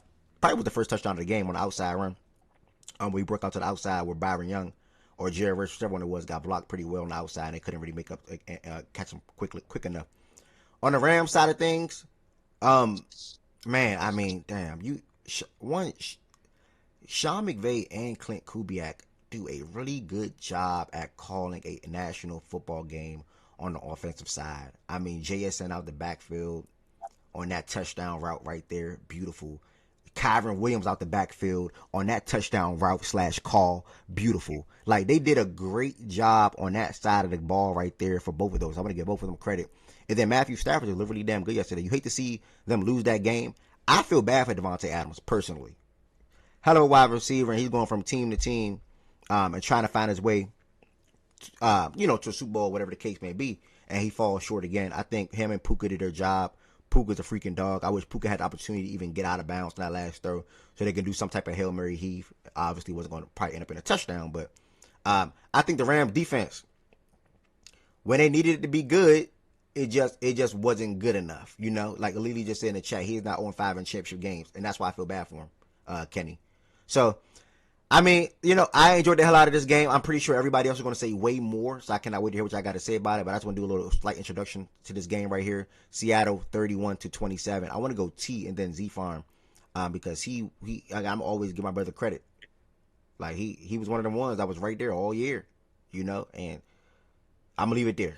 Z Farm, I say Z Farm. D Mac, damn, my goodness. T, your team obviously fell short. I sent you a couple of photos this morning with the Humble Up shirt. I hope you reach out to me to get you one, brother. And talk to me, T. I'm not gonna lie. I wouldn't get that shirt if it was free. I'm not gonna lie to you. If that bitch Type was shit. free and you shipped it with an eighth and $100, I would piss on that package and burn that bitch. Okay. Yeah. I stand on everything I say. Start off. Shout out Seattle. Shout out that defense. Shout out Mike McDaniel in the second year. Shout out Clint Kubiak. Probably gets a head coaching job after this run. First things first. Crazy stat I seen last night. First QB ever to throw 350, 3 touchdowns, 0 turnovers, and lose a playoff start. He made history. I seen that stat. Xavier Smith. What's that stat again? I missed Moment to right. First QB ever for 350, 3 touchdowns, 0 turnovers, and lose a playoff start. Yeah, man, that was, oof. And he was great too. Only quarterback in history. He was spectacular too. And lose a playoff start. So I have no. Yeah, only quarterback who started to ever have those numbers and lose in history. Damn. But to the game, shout out Stafford, shout out Puka and JSN, the 2 best receivers in the league, 2 top 3 receivers in the league. I think Jamar's still in there. Disappointed with my group, man. Disappointed with Shula. Disappointed in Verse. If it was up to me, I'm not gonna lie.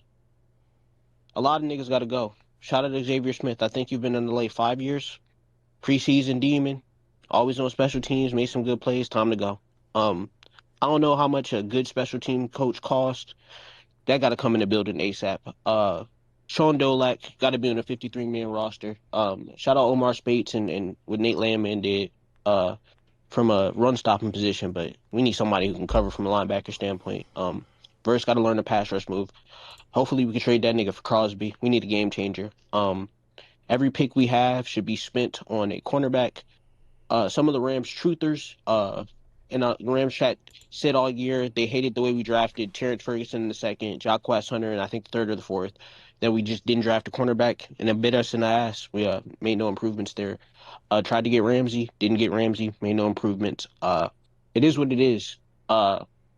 Seattle was the better team. My quarterback played at MVP level, just came up short. I think you go for it there. In terms of the 4th down, I have no issue with going for it there. I do think the first time we got that 7, we should have went to 2 to make it a 3-point game. But I think 2 things changed the momentum and the trajectory. I think allowing them to score before the half changed the trajectory and the momentum there. And then Xavier Smith with the, botched punt that gets 7 after we finally got a stop on Sam Darnold. Shout out him, he was excellent on third down. Shout out Clint Kubiak, getting JSN constantly in favorable matchups. They did a great job of that. Yeah. Every pick we have, 13, 30th, whatever we have in a second. See, who's who your quarterback room? Emmanuel Forbes, who else? Emmanuel Forbes, Kobe Durant, Darius Williams, Akilla Witherspoon, but he was injured. That's really it. Roger McCree, which we picked up at the deadline, that just did not play today. Yeah, Would have liked him out there over. Yeah, I would like him out there over Darius Williams. How was Emmanuel Forbes just in the postseason overall? First game bad. Second game got injured, and we played better defense without him. Third game he played him in the second half. I don't think he was bad out there. I think he was fine. We just need a 1. Okay, yeah, that makes sense. At 13, just get a 1 or trade for a 1. All the defenses were in and have a corner. So shout out them. That's the one area special teams bit us, and that shit bit us in the start of the year to not get the 1 seed. It is what it is. But to niggas trying to troll me and shit, like the humble up gimmick, Ev, like shout out to you for the t-shirts. Hopefully, niggas support that. I won't be supporting that. You've been humbled all year. You niggas didn't make the playoffs. I know Z Farm is gonna go after me. He can meet ride Mike McDonald. Y'all let him leave the building. That's your team that let him leave the building and come to my division. So it's your fault. Maybe you could have been in the Super Bowl if you kept him instead of Harbaugh, but it is what it is. Shout out Julo making the Super Bowl. Yeah, disappointed, but got the 13th pick. Got the 13th pick and the 30th pick. Retool next year. Hopefully Stafford plays another year. He played like an MVP this year. Think we can duplicate that. Go get Tyler Linderbaum from the Ravens at center, and then we'll be back in business. Everybody want Linderbaum. You can go with Z-Farm. I'm not responding to clowns, Z-Farm. The only thing is Z-Farm, they laughed at you. Yeah. Everybody want Linderbaum. Everybody want Linderbaum. I'm not responding to clowns. Mike Mack, we let him walk. Z-Farm, I'm not trying to interrupt you. So just because we get this out. I'm a clown, but you danced around for everybody downfall. Your team didn't make the playoffs. Wait, say that again. I danced. Say that again. Hey, no funny shit. My bad, T. I heard you was on the live stream dancing last night, though. Like, what was all that about? Not last night, today. Or he might have been doing it last night, but he did it this morning to start the show. Yeah, y'all should go watch. Now they say he was on TikTok live doing dances and shit. Like, what was all that about? That's probably when my parlay was cashing, like Devontae and. Okay. It was about the parlay. Yeah, it was when parlay was cashing. Hey, Lo. So he kept sending me join the live. I joined the live. He's dancing around, saying my government name while playing Sexy Red dancing, and his team been out the playoffs before this shit started. Nah. Oh no! Yeah, nigga was dancing around the Sexy Red. Yeah. Oh no! Nah, like he was dancing to Sexy Red. Yeah, bruh, crazy. That's the one that need to be humble. Wow. Bro, and that wasn't even the worst part, bro. Lo, that wasn't even the worst part. The nigga took off his headrest on his chair and started spanking it, bro. Wait, what?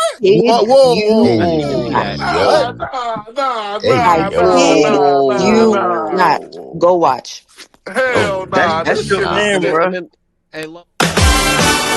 Pull up the shirt, do the whole like humble up to a bunch of niggas that beat him like throughout the year, and tell a bunch of niggas who beat him and was better than his team to humble up. Hurt Lamar Jackson. We wasn't there, buddy. Lamar was not there, buddy. Lamar was there week 18 with a chance to go to the playoffs.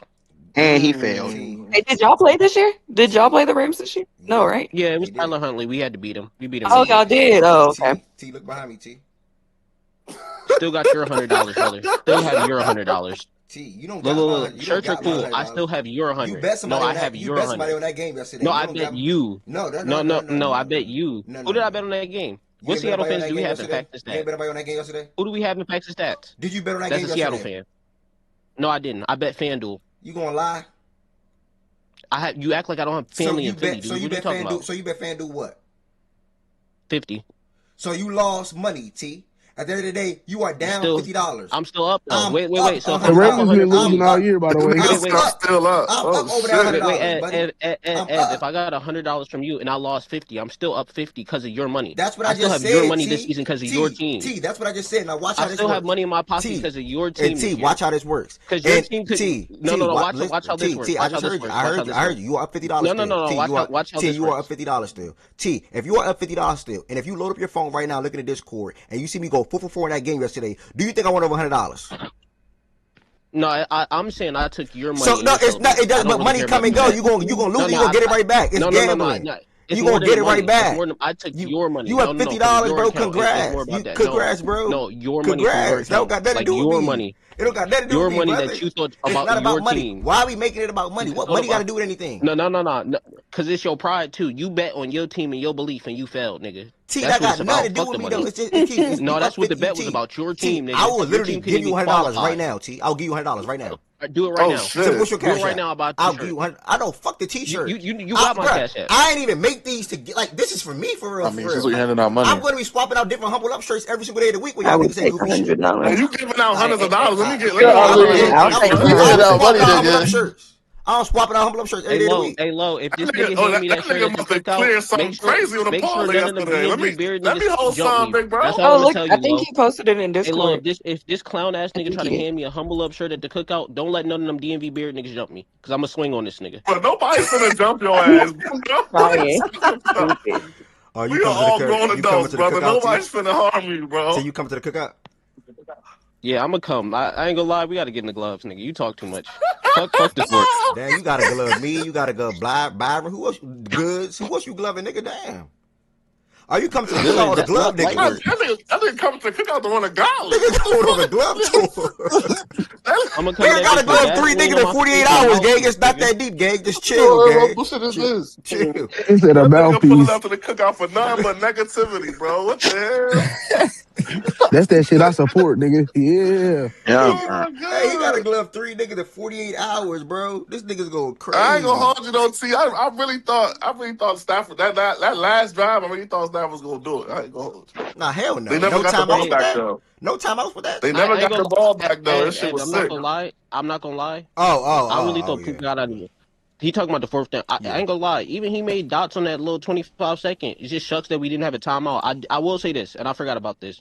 If you're going to waste a timeout anyway, you might as well have just thrown the challenge instead of like having the timeout and then having it burn if you wanted to challenge. You should just do the challenge. Watching it live, I thought he was short. Watching live, I thought he was short. That nigga was throwing lasers from that 25 seconds. I'm not gonna lie, Ev. I thought he got it, but regardless, to me, if you're gonna actually stop the game to challenge, because that's essentially what you did with the timeout. My initial, he was short after he got the first. It's 3 minutes left. You're not going to have another opportunity, realistically, to challenge it anyway, because under 2 minutes it goes to the booth. So I thought that, like you said, if you're going to use the timeout in situation, throw the flag. You just got to throw it. But it wasn't even that timeout that timeout pissed me off. But it was the one.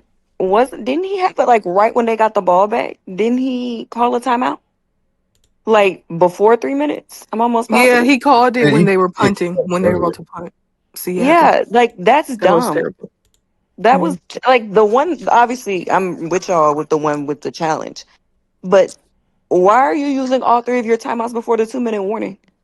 And I also have an issue, Ari, because he on that fourth down play, he ran all the way to the sideline because I don't think he liked the play. He ran like he was gonna and didn't do it. And my issue is like there's a couple things. I don't have an issue with him ever taking a timeout to get his offensive play out there to go up. Like I never have an issue with that in terms of time management. I agree. Now outside of that challenge shit, the one at the point, I don't necessarily have an issue with the other one. I think it was actually after the punt because I think it was after they got that. It was like a 2-yard run is when we called. Yeah, they had just gotten the ball back. Yeah.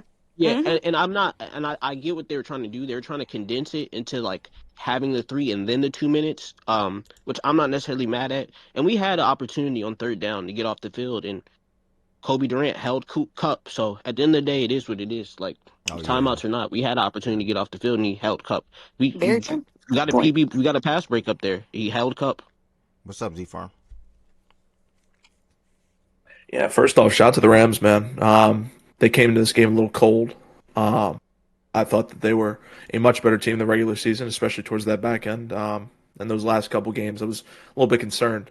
But they showed yesterday that there wasn't really much of a concern. They were actually a very good team. They were the team I expected. But unfortunately, Seattle is just a better team this season. You've already shouted him out. Iman Warrior is a stud. I mean, he's not just he's a freak of nature. I never thought that I would be wrong about a draft pick. I wanted Malachi Starks, but looking back at it now, we might not have the best safety in the class. He is, for his size, I think he's 6'3", 225, 220, something around that. He moves like a fucking gazelle. Like, he's incredible. Elite athlete. Elite. He is a star, and I think he was. Yeah, he tested for. I think he had a 4.3 40, something like that. I think he had a 10 RAS. His testing numbers were out. Yes, him as an athlete. I mean, let alone as a football player, he's just incredible, and he will be on that track to be on pace with Kyle Hamilton. Him and Kyle will be the safeties of the future, and I'm excited to see those two guys lead defenses next season. On pace. We'll see. And he popped that shit. And he pops that shit. So, yeah, shout out to my guy, Iman Warrior. Rashid Shaheed, acquisition at the deadline. What a stud for the Seattle Seahawks. Torrey Horton went down. Seattle was missing a wide receiver. They needed a punt and kick returner. What did they do? They went out and got Rashid Shaheed. Oh my gosh, I forgot about Torrey Horton. Oh my gosh, imagine if they had them both. Game changer for Seattle. Yeah, I didn't even mention him. Torrey Horton, if they had him, my goodness. How much? But not in all seriousness. Shaheed, perfect acquisition, fills that wide receiver 3 position perfectly well, and then obviously the kick and punt returns we've seen in the playoff. I've been talking about this team all season. They do all 3. What did they do yesterday to go to the Super Bowl? They did all 3. Great offensive performance by Sam Darnold. People in here were questioning Sam Darnold all season. They said, can he do it? Last year we saw it in the big moments, which is true. But this season, it's different because the defense is legit. It's really legit. It's not that Andrew Van Ginkel, a bunch of just random guys that had a one good season. It's actual good players on this team. It's DeMarcus Lawrence. It's Byron Murphy. It's Leonard Williams. It's Iman Warrior. It's Witherspoon, Julian Love, Josh Jobe. The secondary is incredible. To back that with a good offensive line, you draft Gray Zabel in the first round. Seattle's a great. They're built fantastic, and that's something that I just think people need to understand. That's why I was so high on them, is because I saw the potential in this team. I saw JSN. I saw Kenneth Walker. Unfortunately, he's not going to be in the Super Bowl, but Charbonnet, he was there, and he was doing well. This team is endless possibilities. They have $77 million in cap space next year. Doesn't matter what happens in 2 weeks. They have $77 million. They can run this shit back and even further their team with that money. So, and let alone the draft picks they have. So I'm excited to see what happens next week. I've already said it. I said in the Discord last night, I like this team by 10 plus in 2 weeks. That defense is legit. It's not like that Broncos shit. It's not that Texans. It's not that Chargers. This is a legit defense that is coached well and has real players on the defensive side of the ball.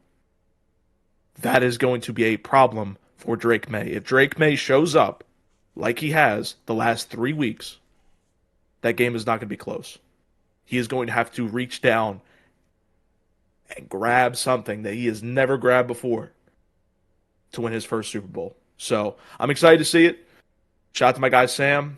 Shout out to Wes. He was on Sam Darnold like Sammy D. That's my dog Wes. He's not in here. I don't think he'll be in here today. Shout out my guy. He's been on that agenda like I've been on the Seahawks agenda all season. But yeah, man, nobody picked these two teams. Nobody picked these two teams to be where they're at. I actually did. Oh, not at the start of the season. Never mind. So I think it's very apropos that the favorites fluttered out and that these two teams are the Super Bowl matchup in 2 weeks. So I'm excited, and I have Seattle by 10 plus in that matchup. Bro said that like his favorite team was one of them favorites that fluttered out. By the way, Z-Farm is a Ravens fan. New viewers. Z-Farm is a Ravens fan. Oh, you're a Ravens fan? Oh, yeah. Okay, never mind. Yeah. Never mind. Yeah. I'm just I'm very investful in this team. I've got a lot of money riding on this team. This is a team. Hey, can I get a bet on that Seahawks 10 plus, though? Can I get a bet on that? You can go to FanDuel and bet that, my friend. No. You're so confident. Hey, I want to take Lo, your you money. kept looking for me crazy the last 2 weeks. Are you looking for me this week, Lo? Just curious. Just throwing it out there while I got you right here. Nope. Okay. Same way you ain't bet me all playoff. Hey, I'm let PSA. Check. Not for you, Aaron. Not for you, PSA. Because I got some guys DM me. If you're not a Seahawks fan and you didn't try to bet me all playoffs, don't magically pop up in the Super Bowl. We are plus 190 on the books. I will happily take that money. I respect. Nigga, you need to take a trip to the Bay, nigga. All this fake confidence, nigga. Nah, what's good? It's only because Bo Nix was in there. I would have bet against the Broncos, but that was just the Bo Nix thing. But I understand the Texans. And if Bo Nix was there, guess what? They would have still fucking lost. Okay, cool. I'm not here to debate that. That's a fact. I'm glad he said it. I had to. That's a fact. That's the best thing BJ ever said. All right. I'll say, go speaking. Oh, go ahead. I was going to say, speaking to the game, great Seattle team. Great game, first off. On the Rams and fucking Matthew Stafford, dude. Matthew Stafford, this is a guy that 2 years ago people thought he was going to retire because of his back injuries. And he just said, not necessarily, and just put up one of the best seasons that we've seen from a quarterback. It was the elbow. It was the elbow. It was both, because remember they were saying his back issues might cause him to be paralyzed, and they were saying his wife doesn't necessarily want him to continue playing. The elbow was big. Oh, that was this offseason. Okay, well then, thank you. Because that's when he got the epidural just right at the right before the season. Mm-hmm. Yeah, right at the end of training camp. He hadn't had any reps with the ones. Yeah, I remember that. Yeah, it was the season before it was the elbow. Yeah. Yeah, but still, older quarterback dealing with some pretty major injuries, and for him to come back and respond this way, I think it's great. Obviously, people are going to say, well, he has Puka and he has Sean, he has Devontae. And no, Matt Stafford all season has played really freaking well. So I have to give him his props on that. Look, the Rams offense made sure they were never out of it. The Rams defense, as T said, others have said, when it came down to it, when they absolutely needed the stop, which they could have gotten, it didn't happen. And that in itself is unfortunate. But great freaking game. It's one thing. There's so much going on in my mind because I think about how the Seahawks coming in, Z-Farm's right, nobody believed that this team, or the Patriots, but nobody believed that this team was going to be where they are right now. Except for, I actually think Wes, in totality, Z-Farm always had Mike McDonald's back and always thought that he would make shit shake, but Wes is probably the only person in here that believed in Sam along with the rest of the team. So shout out to Wes, but I think is a testament to Sam Darnold. And we were talking about this yesterday. After the game about the Jets, they infected him and look what happens in XYZ, and it was situation. Do I think Sam has benefited from Clint Kubiak being his OC? Really, not even just that, because KOC was his OC, but from being in a really good situation, yes. But I also think that Sam that we saw yesterday isn't just a guy that was in a really good situation. Sam played really fucking good yesterday. And I tried to give him his props a little bit last week, even though they didn't ask him to do much. And there was pushback and a conversation that really made my head go in circles. And I feel obviously he wasn't listening to this or whatever, but he was listening to something. And Sam went out there and put on a fucking showing, dude. Put on a showing. Some of the passes he threw, obviously JSN is great, right? Some of the passes he threw, I was like, damn, Sam, okay. Not just to JSN, but to Barner, to Cup. So, oh my gosh, I'm forgetting their other running back, 36, that they had in the passing game a little bit. Him, thank you. I was just like, damn, Sam, look at you. That nigga converted every third down, bro. Almost. I think Ev, you can probably go to the team stats thing and see the third down thing to double check that. But Sam played really fucking well, and I think it's a testament to a quarterback and his growth that they didn't win in spite of Sam. They didn't win, just with Sam. Sam was a part of the reasons why they won. And so I just feel like it's only right to give him his just due and his props, especially after a game like yesterday. Like, obviously, Jason's fucking a baller, right? He had 115 in the first half. Amazing, right? K9 is who K9 is. They have a really good team. Obviously, their defense is going to get a lot of fucking praise. But, like, Sam showed his ass a little bit yesterday in, like, the best way. And so major props to Sam. Seattle looks very deserving of that 1 seed nod that they got. And I'll be for real, during the Broncos game, Bear, who's my fave, was like, I don't know, based on, or like not during the Broncos game, but during the Seahawks Rams game. I don't know, like based on XYZ, like depending on how the game goes, I keep changing in my mind who I would want to face list. And in my mind, I always felt like the Patriots should want to face the Rams. No shade, T. But because of that, your defense can have lapses. I don't think they want to see the Seattle defense. This Seattle defense is a fucking monster. They play fast, they play aggressive, and they're smart. Frequelin aside, they're a smart defense, dude. Mike McDonald is a smart fucking coach. And so I don't just have to let that nigga go to them niggas, bro. I don't fucking know. I don't know It's the how that Cowboys and Patriots y'all. shit's gonna look Y'all too. like. I don't know how I that will Drake say May shit this. gonna look, but I will say this. It wasn't me. That was Jordan Wilson. Oh, Jordan Wilson, thank you. I'm so sorry. I didn't want to play them niggas. I wanted to play I them other always niggas. wanted the Rams. I always wanted the Rams. You should absolutely have wanted the Rams because like that defense is frail as fuck. Yes, and then I also like my theme for this playoffs, and then I'm like, shut the fuck up. My theme for this playoffs has always been understanding that balance means everything in the NFL, especially in the playoffs. And the Rams are a pretty balanced team. Obviously, they're definitely more offensively slanted. They have the top scoring offense in the league. They're more offensively we got the slanted. cheapest defense in the league, all right? I don't know if we that balanced when our money says otherwise. No, I'm not talking about money, but I'm just talking about in the way that y'all play. Especially towards the latter half of the season. I know y'all struggled, but I think y'all got it together towards the latter half of the season. And I think y'all are more balanced than most teams. I'll say that, T. So maybe there's some wiggle room, there's some gray in there.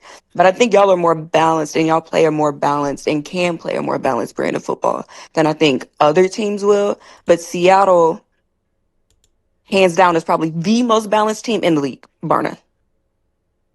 Like they're I number don't one in all both three defensive phases. and offensive EPA. all three phases. Like I don't like. There's very few weaknesses in any of their phases. I think the guy in the chat. Oh my gosh, I forgot his name is like Abidia or something like that on the YouTube chat. Abdi, thank you. He said they have the number one special teams in the league. That's great. When you pair that with the defense that they have and how efficient their offense is, like. It's going to take a lot to beat them. Not saying that I don't think it will. I personally think it'll still end up being a good game. But I know who the fuck I'm going with to win that game personally. But ultimately, bringing it back to this game, balance is key, man. Great football was shown.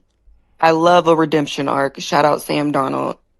And JSN's for sure stamped top 5. Where the fuck you got him in your 5 is your business, not mine. But JSN stamped top 5. For sure. Appreciate that. I'm going to. When you have the number one offense, he's won this year. He's won this year, John. Oh yeah, this year for sure. You're number one in all. Not overall. Yeah, not overall. Man, my God, still got an argument for him. I'm going to continue to work around the stage, but thank you, Abdi. Did you see? I wanted. She shouted out some of the throws, and Abdi said what I wanted to say. That Jake Bobo throw and the JSN post throw in the back where he faked going out to the left, the cam curl and came back into the middle. Those are the 2 best throws that Sam Darnold made yesterday, in my opinion. The Jake one, you see the pressure coming, the pressure collapsing, and what the Rams did on that one, they went corner blitz and they shedded their safety and corner to the right side of the field. So Sam knew he had 1-on-1 over the middle of the field with Jake and whoever that dime back was at the time, and just perfectly timed throw, perfectly thrown ball. So 2 best throws that Sam Darnold made yesterday out of a lot of the throws that he made that was really good, and even Stafford on that side as well. We're going to go D-Mac. After D-Mac, we're going to tap in with Dre. I said Dre. Goods, my bad. I'm going off his Discord name. Good, and I'm going to work my way up to Lily, and then I'm going to finish off with more folks. Low, I am going to circle back for you when it comes to the Patriots and Broncos game, and then I would also love to hear from my brother Jay from Harlem as well. So D-Mac, the floor is yours. After D-Mac, I think I said Good, and then Lily, and then go with the rest. Well, look, this game coming in was, understandably hyped up. This was one of the best matchups in terms of DVOA and playoff history. This was between two teams that gave us two really good games during the regular season as well, including that Thursday night football game. That was a classic. And it lived up to the hype. I thought you saw high level quarterback play. Matthew Stafford was making some incredible throws, and if you're going to move the ball as much as they did versus the Seattle defense, you're going to have to make some incredible throws, specifically in the middle of the field, in that intermediate area. And he was able to layer them in, incredibly impressively. But on the other side, like Sam Darnold, you mentioned obviously the bubble, you mentioned obviously that JSN post route, I guess you can call it corner post, whatever people want to call it, dyno, whatever. He was really impressive. And at the end of the day, like coming into this game, you just wondered, was the Rams going to be enough to be able to put pressure on Sam Darnold to have to make plays based on the fact of how great the Seattle team is around Sam Darnold. And Sam Darnold answered that bell time after time after time again, and being able to move the ball himself. Obviously, Kenneth Walker had another spectacular game. He shook Omar Smates in open field so many times. And that one that he had to turn that loss into, I think it was like an 8-yard game, was incredibly impressive. But Kenneth Walker got himself a really good game. And then you mentioned at the top, the schematic ability from McVay and Kubiak were awesome. That JSN running back, halfback corner route that he comes out of the backfield with, they end up having the clear out route to hold both of the safeties to that side that you look like a little quarter to that side. You get the underneath route to Cup that holds him, and then you just run JSN on that corner, beautifully opened up a great Renzo play, and to have a wrinkle off of it because you're probably going to get zone in that aspect. McVay, again, being able to try and pry enough space open for Stafford to layer those throws in was incredibly impressive. And then talent out there. Seattle's defense, and obviously we talked a lot about Eamon Warrior for understandable reasons, but enough really isn't made of that defensive line, particularly interior. Leonard Williams, and when he came over, he was a little bit kind of iffy. People had some question marks about his motor, what he really brought to the table. Was he overpaid, etc.? He's been nothing but great for them since he's came over. And then Byron Murphy II, who was a draft crush of mine, who they were able to get in the first round. I mean, he has developed into legitimately one of the best interior defensive linemen in the National Football League, and he's been awesome for them this year. And then they've got a staple of edge rushers that they can work in, obviously headlined by Lawrence, who they came over from Dallas. The secondary is deep and very talented. They play smart, they play physical, and it's led by what they can do out of the nickel because of Nick, who's a guy I had question marks, and I think there were still some limitations to his game, and I say that to be nitpicky, and that's why I say that Kyle is better, because Kyle's a more versatile player, who's also a more experienced player, to be fair as well. But Nick went to the perfect place to be put in position to be maximized with his elite athletic ability, his ability to cover slot guys, tight ends from that nickel position, and then to basically be an elite Sam linebacker in the run game in those fits. And their ability to be able to defend the run out of light boxes is such an advantage for the defense. This is why the defense operates at a high level. So he is the key that unlocks everything for that aspect. And he's been awesome for him as a rookie. Obviously, their safety play is really good, and they've got physical corners on the outside, and it all plays into what Mike wants to do. So we mentioned obviously the special teams, and it sucks. All things considered, I know people are going to point to the Xavier Smith thing. In my opinion, it comes out in the wash. They gave those 7 away. They get 7 back off the Will and Taunton, which we can talk about if we want to, but it is what it is. That happens.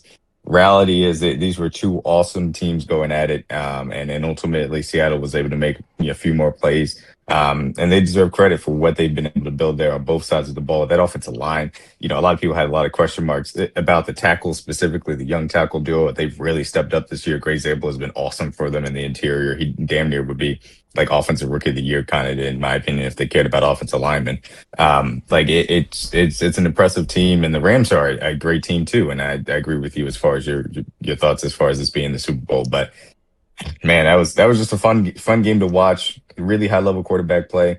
I know obviously all things considered, the defenses, gave up some things, but even so, I thought the Rams defensive line still had its moments, all things considered. The Sam Darnold just made play after play. You got to tip your cap to being able to do so, and he can put all of those things to bed. As far as the question marks and stepping up in big moments with his performance in this NFC Championship game. And hey, I just got an opportunity to put a ring on his finger in 2 weeks. Well said, my brother. We're gonna go to Goods in a second. Yo, Process, can you hear me? Process, can you hear me? One thing I did want to say real quick. I'm sorry. I know you were just asking for him. It should be said, like, it shouldn't be lost on how good of a game this Matt Stafford, the Rams offense did. Like, this Seattle defense has obviously been awesome the entirety of the year. Their 2 worst offensive EPA performances against them has come against the Rams, because McVay, Stafford, this collection of wide receivers, the run game. That's the only team that's really had consistent answers versus this defense that's been awesome. And so it shouldn't be lost as far as how good of a performance that was, even though they weren't able to come out on top. I'm sorry, keep going though. No, you're good, brother. Definitely appreciate that. Process couldn't hear me. He dropped. I hope you know who the MVP is now, but I'll leave that alone. That is a regular season award, brother. Unfortunately, got nothing to do with the T, are you okay? I will say, T, I do agree. Because you sound a little sick. Sorry. Just upset, man. Just smoking. Oh, okay. I'm sorry. You sounded a little. I was just I'd be shaking. sick too if my team lost. He said I'm smoking. No drug talk. Oh, no drug talk. Okay. All right. We're gonna tap in with Goods real quick. Goods was another person that I heard in the beginning of the year. I'm not gonna lie, like week 2, week 3, whatever it was, speak highly on the Seahawks team. I didn't believe it at the time. I ain't gonna lie to you. I did not believe it at the time, but my brother, he was right. So Goods, I'm gonna give you the floor real quick to talk about the Seahawks in this Rams game right here, NFC Championship. What's your thoughts about the game? And I will head over to Lily and then continue to work around the stage. We have a good amount of people up here. Reminder, y'all, I'm not going to remove y'all right now, but please reminder, if you are not coming on the stage to talk, I will remove you from the stage. There are 3 different platforms you guys can listen to the show on. That is Twitter, that is YouTube, and that's Twitch. It just helps me monitor the stage, and then also it's just better. Like, it's for me, from a host perspective. I don't need to elaborate anymore. So just going forward after today, I will really appreciate if you guys are just listening to the show, if you can just do it on one of those 3 platforms versus using the Discord to come on the stage and confuse me a little bit when it comes to how I'm hosting, how I'm going to different people, and things like that. So, Goods, it's on you, and then Lily. Yeah, like, just really 2 really well coached teams that have all the right pieces, where their coach is able to coach them how they want to. And it's just bad that they're in my division, because both of them are like really, really tough. I mean, the Rams defense was really ass. I noticed that all year. Like, it's been lackluster all year. So it did show up, especially in the second half when they couldn't get a stop on like important 3rd downs. But the Seahawks, bro, they just got every piece, bro. Like, their D-line is crazy. Linebackers are crazy. Secondary is crazy. And I saw that at the beginning of the year, bro. What I didn't expect was Sammy D to be this good in the playoffs. I don't think he played the best of games versus us, but he did what he needed to. And managed the game properly while they like pummeled us into the fucking ground.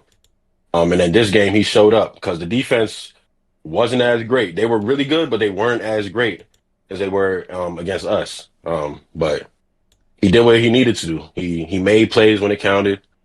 And just, yeah, bro, just a really good overall QB performance, team performance by both of these teams. I really have no slander for either one of them.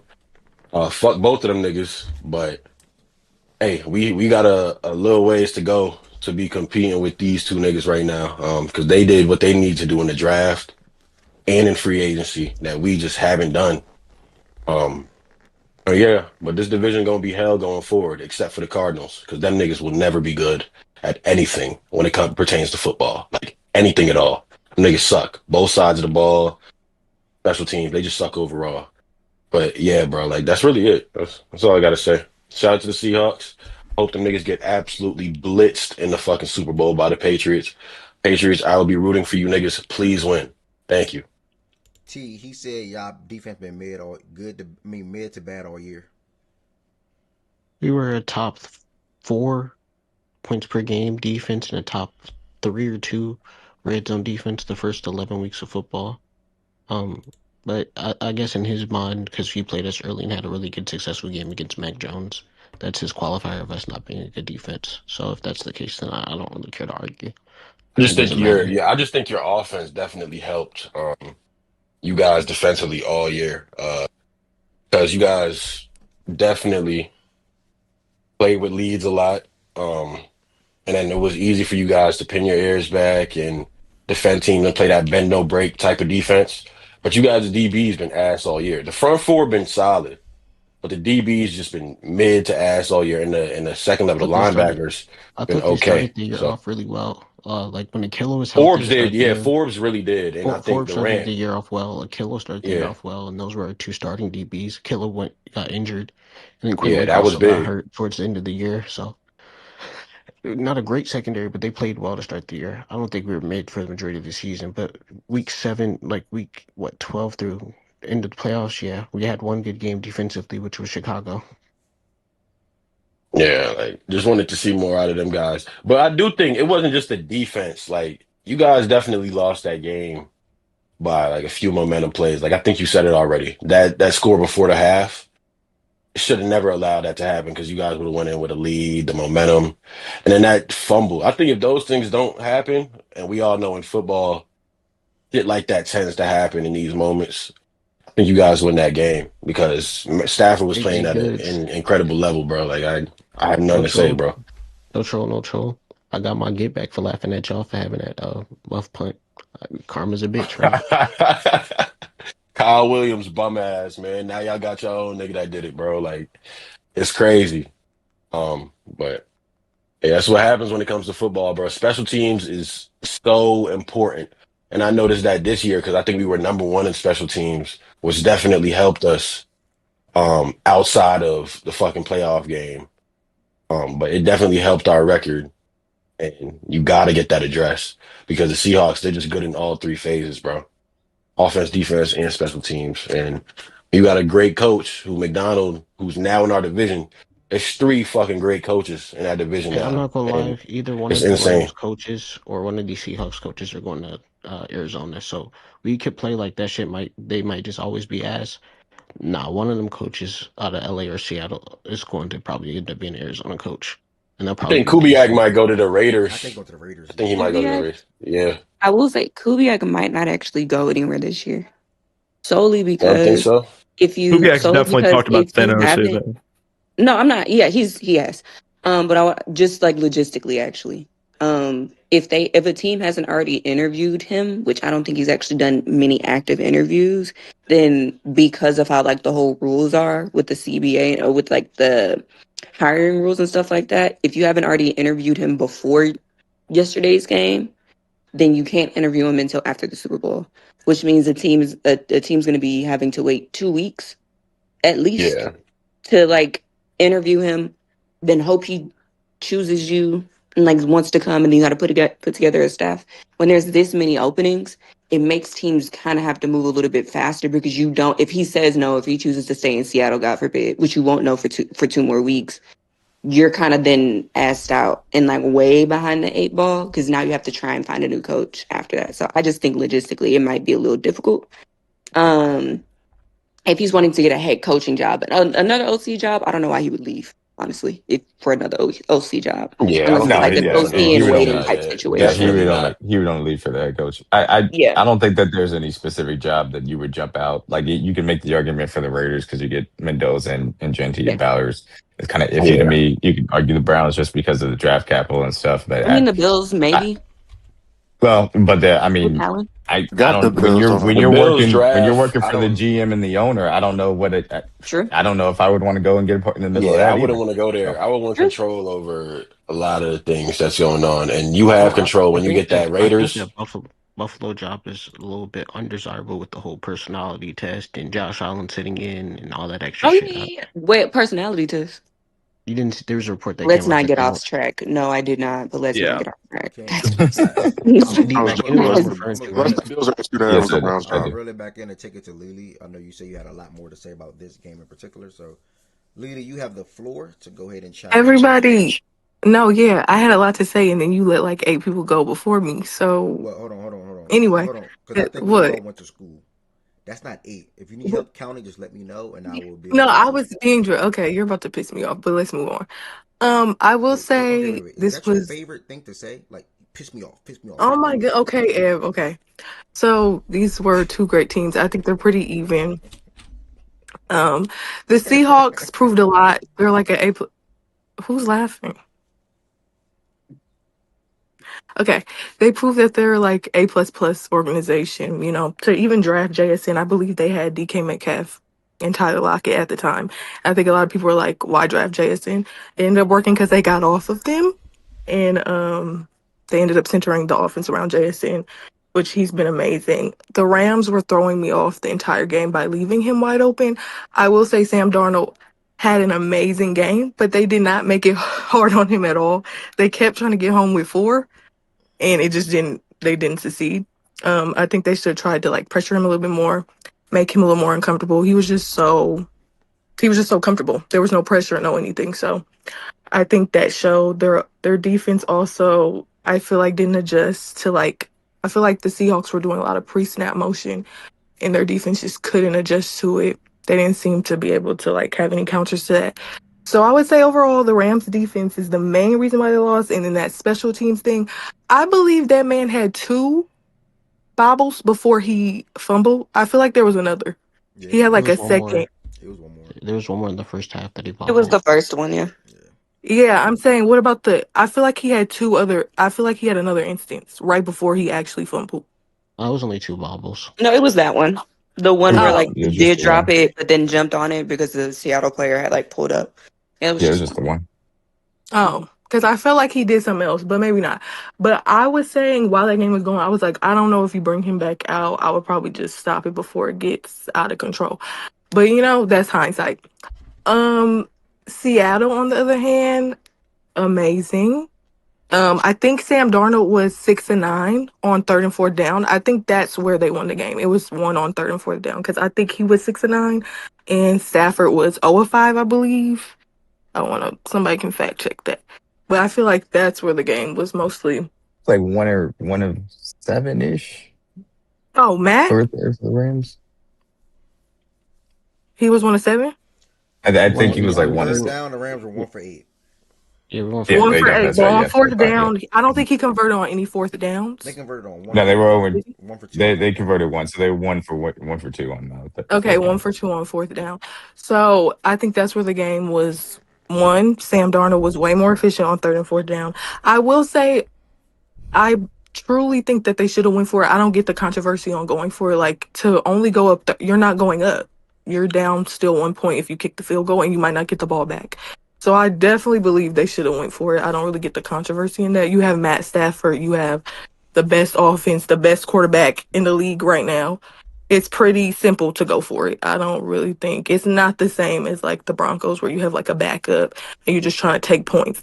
This was a game where you need to try and get touchdowns. So I don't understand the controversy. I don't think it's really a controversy. You gotta go for that.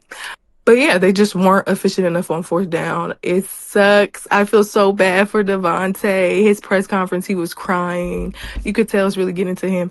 He never has gotten to play in a Super Bowl. He's been 0 of 5 in championship games. It breaks my heart. So hopefully he comes back next year and he can finally get over the hump. But yeah, I think that the Rams they're gonna be Super Bowl favorites next year if Matthew Stafford decides to come back. And I think the It's in Seahawks LA will be. next year. You said what? The Super Bowl is in LA next year.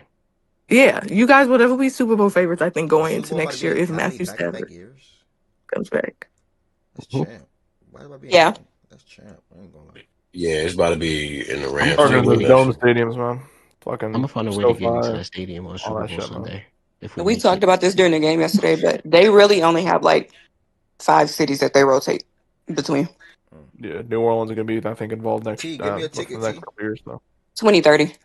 yep. So We'll Hey, be there back. won't be a ticket. I'll be working, nigga, and I won't Okay, be working. give me uniform too. I got work there too. You did it. Or is it 6? Yeah, 6 because they love going to Shit, Atlanta you too. do got a security card, nigga. You got to come down here for like a couple months before though. We get you situated. All right, say that on Crip. Bleedy got What? Nigga, No, what? no, no, no, no, no, no, no. No, no, no, no, no, no, no, no, no, Are no. you okay? On the dad lows. Did he really try to get that off? What? This is scary. Like, I'm Yeah, scared. ass, I I ain't gonna gay, don't. lie. gay, gay, gay. I Why feel can't like we you. just be normal Why do people? You DMV guys niggas are have an identity civilians. crisis? No Can we drug break talk that with y'all down? On the gang dead banging on the what? show. You fucking thugs? What Hey, the fuck? Like, you guys hey, are normal. hey, You Y'all I heard are me, didn't say such nigga? that. thugs, Y'all You take bro. heard that me? back. Y'all. What I you truly talking about? apologize. Anybody that go that way or bank, I truly apologize. T lives in Cali, so I try to say something Cali slang that hit my Now mind. he's scared. Yeah, I do not bank. Everyday I Now citizens, he's by the scared. way. He's scared completely card. apologize for that. I completely Nigga Everyday apologize shaking for in that. his citizens, by boots. the way. I had to clear the air for that Like, real this quick. is. You This never nigga know who's ass watching, is and a this is on nut, YouTube bro. forever. So I had to clear that up real quick. Yeah, Chandler's right. I'm a good kid, y'all. I'm not a gangbanger. I don't sell drugs. I don't be on the block. I don't do A none of A that. law-abiding kid? citizen, by the Yeah, way. so Law-abiding facts. citizen. Yeah. Facts. So thank you, T. Nigga, T good anywhere, nigga. Say what the fuck you want. What you talking about, nigga? T good What? anywhere. T, I don't think T is good anywhere in Cali, to be real. But T would probably even say that. Nah, I ain't gonna lie. I'm getting the whole SoCal, bro. Stop playing my gangster. All right. All right. My gangster. I met you in real. I met you in Thug LOL. real too. Oh, life. bet. There's nothing less Ass, control gangster it. about you. Control it. Control it. Control it. Control it. Reel it Gang, in, gang. Reel you're it in, Never gang. mind, 5'7". T. Never Here mind, we T. go, T. Air. T. You got it. You I don't gangster. You know. gangster. You're You gangster. Okay, T. You I'm got it. sorry. Can I? Okay, you're pause. 5'7", $125. You're beatable, bro. I'm not 5'7", and I'm 5'9", You were 170. robbable. I'm Somebody 5'9", could I'm strong arm 5'9", 5'10", you, bro. 170.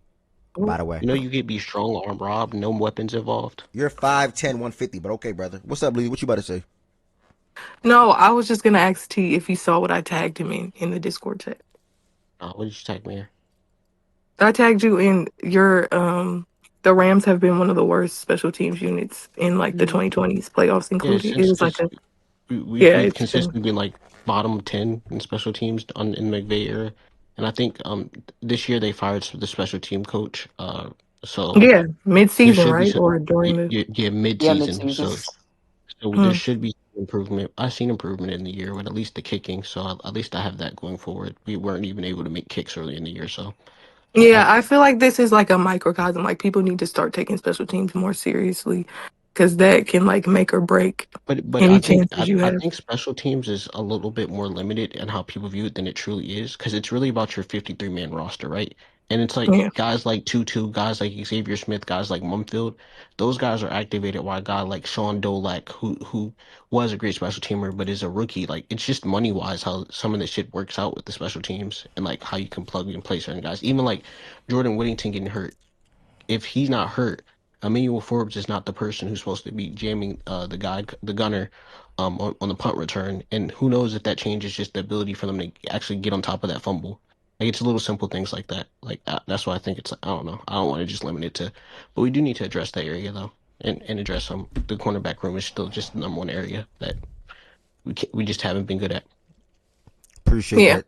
You think Matt? Do you think Stafford will come back? Like, are you like on a scale of 1 to 10? How confident do you feel that he's gonna come back? 8. I think him and Devontae come back. Stafford's kind of like been like this in terms of like how he responds to the media because he like being older quarterback. I think as long as he doesn't have any setbacks with like his back or like little ticky tack injuries, I think he'll be back.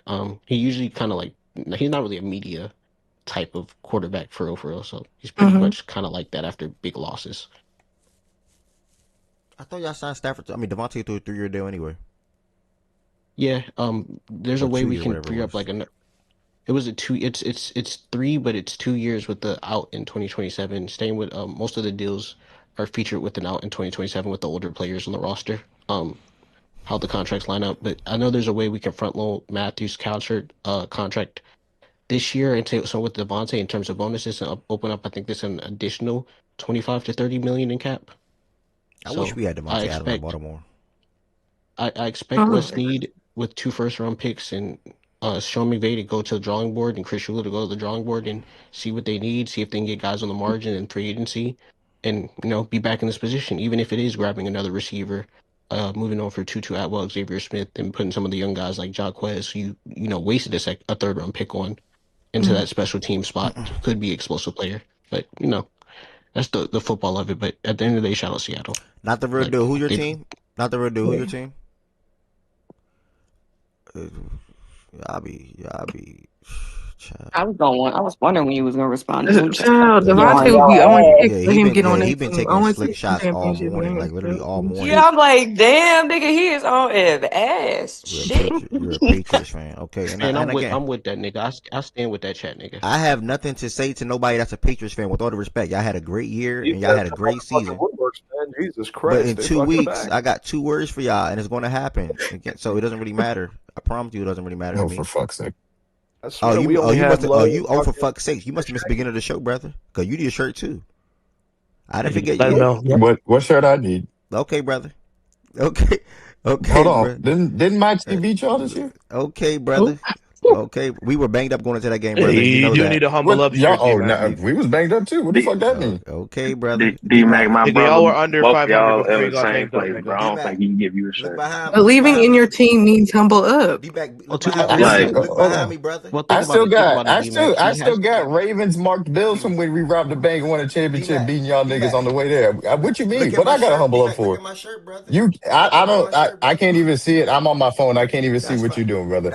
I don't need to do any humbling up because we beat you this year and we robbed the bank on the way to win their championship, brother. There is nothing you could ever say to me. I'll take a picture and send it to your phone. You can never say nothing to me, brother. Hey, there's nothing you can say. You ain't got no legs to stand on, bro. Did you change your number, brother? If you want to, you can make an entire shirt that says humble up on it. It does not matter. Okay, brother. You can make it in Ravens colors. I don't give a fuck. At least you wearing the shirt, Ev, because it fits your Ravens. Like, at least you wearing the shirt. I ain't gonna lie, Ev, that is a nice shirt, though. I actually appreciate the black ones are better. I don't know why you get like the black ones. The black ones are fire. Yeah, the black one's better. The black is better than the white. I will say that. I will say though, at right before the playoffs started, you said, "Can everybody stop bringing up Lamar's name? We're not in the playoffs. It shouldn't be a thing." People say, "Okay, cool," and then somebody said, "Well, if you bring up our team, is it fair for us to bring up your team?" And you said, "Yes, that's all fair, but I'm not gonna be bringing up no niggas that's not in the playoffs. The fuck would I do that for?" No, yes. So okay, factual. And I'm perfectly fine with y'all saying Ravens, because I'm so accustomed. I got real PTSD from hearing Lamar. So saying Ravens, that's cool with me. Like, we good. So in that same tone, I can say Drake made the Super Bowl before Lamar. He won the AFC Championship before Lamar. People bring up Z-Phone. Joe Burrow made a Super Bowl. Z-Phone. Either you are a Ravens fan or you are a Seahawks fan. Either you are a Ravens fan or a Seahawks fan. You Ravens didn't make it to the playoffs. You Ravens went to the championship, didn't win the championship. It's not that deep. No, my nigga. You keep on bringing up my team. So what is going on? Job done. You talking about humble up? You humbled up at the end of the year. You didn't see that Kobe Bryant video. You didn't see that Kobe video. You didn't see that Kobe video, brother. Good luck. His job finished, bro. Kenny, you had 100 passing yards, by the way. Okay. Good luck, bro. No, my brother. You sitting on the couch where your team's supposed to be. So you saying humble up? You've been humbled up. When you lost at the end of the year, when that kick went wide right, my nigga. Bear. No. You keep on bringing my team into it. I'm not trying to bet. Drake made 8 fumbles. Bear, I'm not trying to bet. Do you think y'all win, Bear? We have a good chance. This is Super Bowl. Anything can happen. Perfecto. I have been like this the whole year. Perfecto. You can ask anybody. Talk to you soon, brother. Yo, Josiah. That brother, Drake made 8 fumbles, and the Jets ain't had 8 wins in 3 years. 2 more weeks, man. That's actually a lot. But shout out. That's crazy. Final slay. That's actually a lot. Y'all know y'all beat it back to Toledo, right? We ain't been in the playoffs for 5 years. How long has it been? You really just lied, but shout out to Hold on. Coming up, Tez. 88 yards, by the way. It doesn't matter. We're ahead of schedule. Not the real deal. I 100% agree with that. Y'all are well ahead of schedule. Shout out to the Patriots, bro. Y'all got a franchise quarterback, and y'all are playing good football. Y'all got a defense that's been carrying y'all. Nigga laughing at a bunch of teams that got a better future than his team. Crazy. Y'all got who did that? Me or Kenny? No, you. When did I laugh at the Patriots, cornball? No, I'm saying all the humble up You shit. just Like, said Lee, niggas like no. Let's all talk these about what niggas you have a just better said. future in football than You you. just said I'm laughing at teams that got a better future than my team. When did I laugh at the Patriots? Take it back right now. Take it back. You literally said Low Brady. And, where did I laugh? Take it back. Take it back. You said Low Brady laughed and grubbed the humble up T-shirt, nigga. It's a recording. What? I was in here when you asked me, when you did the whole little run around, play Meg Thee Stallion and be a baddie and all that. You literally laughed, said, "Lo, you'll be on here soon." It was sexy red. Wipe the humble up. Hey, T. I'm gonna move on from you, bro, because you. Wait, not be a baddie. I don't even know what he's talking about. So you didn't say Lo will be on here soon and wipe the He T-shirt said I'll be on where soon? You did. Did he chuckle or yes or no? Did he chuckle while doing it? So this is going down when I'm not watching. I name drop niggas. I said, Low in the Patriots. All doing it. Yeah, you were laughing. You were laughing. You were laughing. You definitely did laugh. I did not laugh. You might. It was in your. It was like your Ev laugh. It was like a.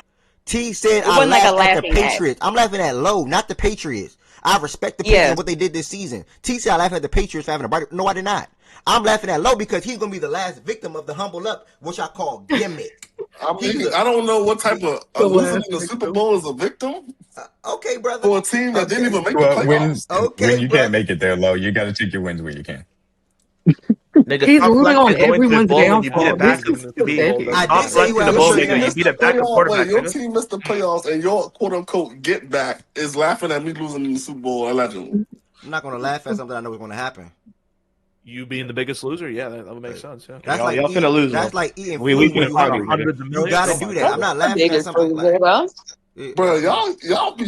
So y'all laughing. That shit is so weird. Losing last does not make you the biggest loser. That's so weird. It does, nigga. Especially when you lose like 40 bucks. Weird, bro. They would pay to Hey, D-Mac, hold on, D-Mac. Before you say anything, I have one more that I've lost. If you say something weird, I promise you it's loaded and it's coming right back. I promise you it is. Be very clear. It does not make them the biggest loser, 100%. But I guarantee you this: it hurts the most. Can you agree? It hurt the most.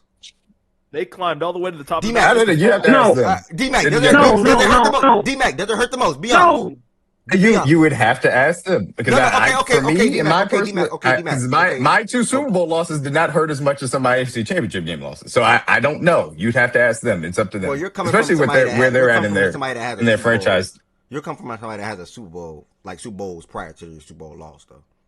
So right, that's why it's a little different for me. I don't know how they have dynasty. Like they are Patriots fans. Real quick. Let me ask D-Mac one question before we move. I want to hear what Josiah got to say. Just be honest. Never mind. I'm gonna leave that alone. I'm gonna leave it alone. No, ask your question. No, you ain't want me wrong. Ask your question. Josiah, we had two conference championship games this weekend. Feel free to circle to both. And that can pivot me going to Low and hear what he may have to say about that game. And then I'm gonna work my way back over to Jordan Woods and hear what he had to say about maybe both games. And then maybe Mazak and BJ on the second game or whatever the case may be, and then we'll head over to some college basketball talks. Let me speak on the first game, man. On the first game, not the second game. All right. First of all, good afternoon, good morning, and if you're in Europe and anything, good evening or good night. Talk about the first game. What? To talk about the first game. Against the Patriots and Broncos, I had the Patriots coming. I had the Patriots winning this game, but I also did say in the TikTok live that if Bo Nix was playing this game, it would be a different outcome. Shout out to you for pulling up, Shout out to you for pulling up, man. Not a problem, brother. I know I got to support. But Jarrett Stidham, he did okay for a backup. He was serviceable. Man, what's your cash app? Let me send you a dub. What's your cash app? Type your cash app in the Discord. Let me send you a dub, bro. I sent it to you. Bro, what? Nah, no funny. We hit it out. You really had me away, gang. You had me away, man. My fault, bro. Can I hold 30, brother? You a real nigga. Nah, hey, no funny, Low. He hit for at least a band, though. No He funny. definitely hit a bigger. He told this nigga. Somebody else, he would give him $100. Can I hold 30, brother? Yo, chill. It's just like DM that cash app. Go ahead, brother. All right. Brother, lunch on you today? Thanks. Ain't you in that? Hold on, Josiah. Don't you work in a hospital around bad women? Bro, oh my God, Wait. bro. What Nah, is that's like, crazy. yo, you Wait, That's okay, that's a brother? crazy thing to say. how is Yo, that? He worked in a hospital. Like, yo, how is that fair? That's like saying somebody that work in a rec center don't see basketball players. yo, Like, see niggas that work out. Like, yo. that's like somebody that work at LA Fitness don't see niggas that work out at the gym. Like, how does that make sense? Like, come on now, y'all. That's what he do for Why work. you had to include bad women though, gang? Like, you good? You ain't hear that little baby lyric? Nurses, I'm all to nurses and doctors and all that type of shit. That's what little baby Yeah, is. nah, yeah, I'm cool on you, man. This nigga, bro. Nah, You Just need help, saying. Go bro. ahead, brother. You Talk need to help, me. bro. All right, as I was saying, Jerry Stidham did good. He was very serviceable. Had a major play to Marvin Mims on Gonzo on that to lead to the Cortland Sutton touchdown. But I really feel like the pivotal point of their game, Lily mentioned, and I think most of y'all mentioned it, whoever's talked about the game, was the fumble that he had that could have potentially led to points, and that interception that essentially put the dagger in the heart to the Broncos season. Drake May didn't had a good game again, but like I said, he's made plays that's mattered the most in each of those games. In each of the 3 games he's played so far in his playoff career. I got it. You a real one. Just I really Like, get that. Every day you come here, I'm gonna give you $20 every day you come in here, bro. Real shit. Nigga, what? Call my bluff. You're not doing that, bro. Call my, You're okay. not doing that. You're not Okay. doing that. You're not doing Okay. that, bro. No Okay. way you just put that man on payroll. Okay. basically what I was saying is that Drake May has made the necessary plays to win the football games. The Chargers game, it was looking bleak. It was looking like the Chargers just needs to go on one run, then that might be game. Drake May threw the dagger touchdown to Hunter Henry.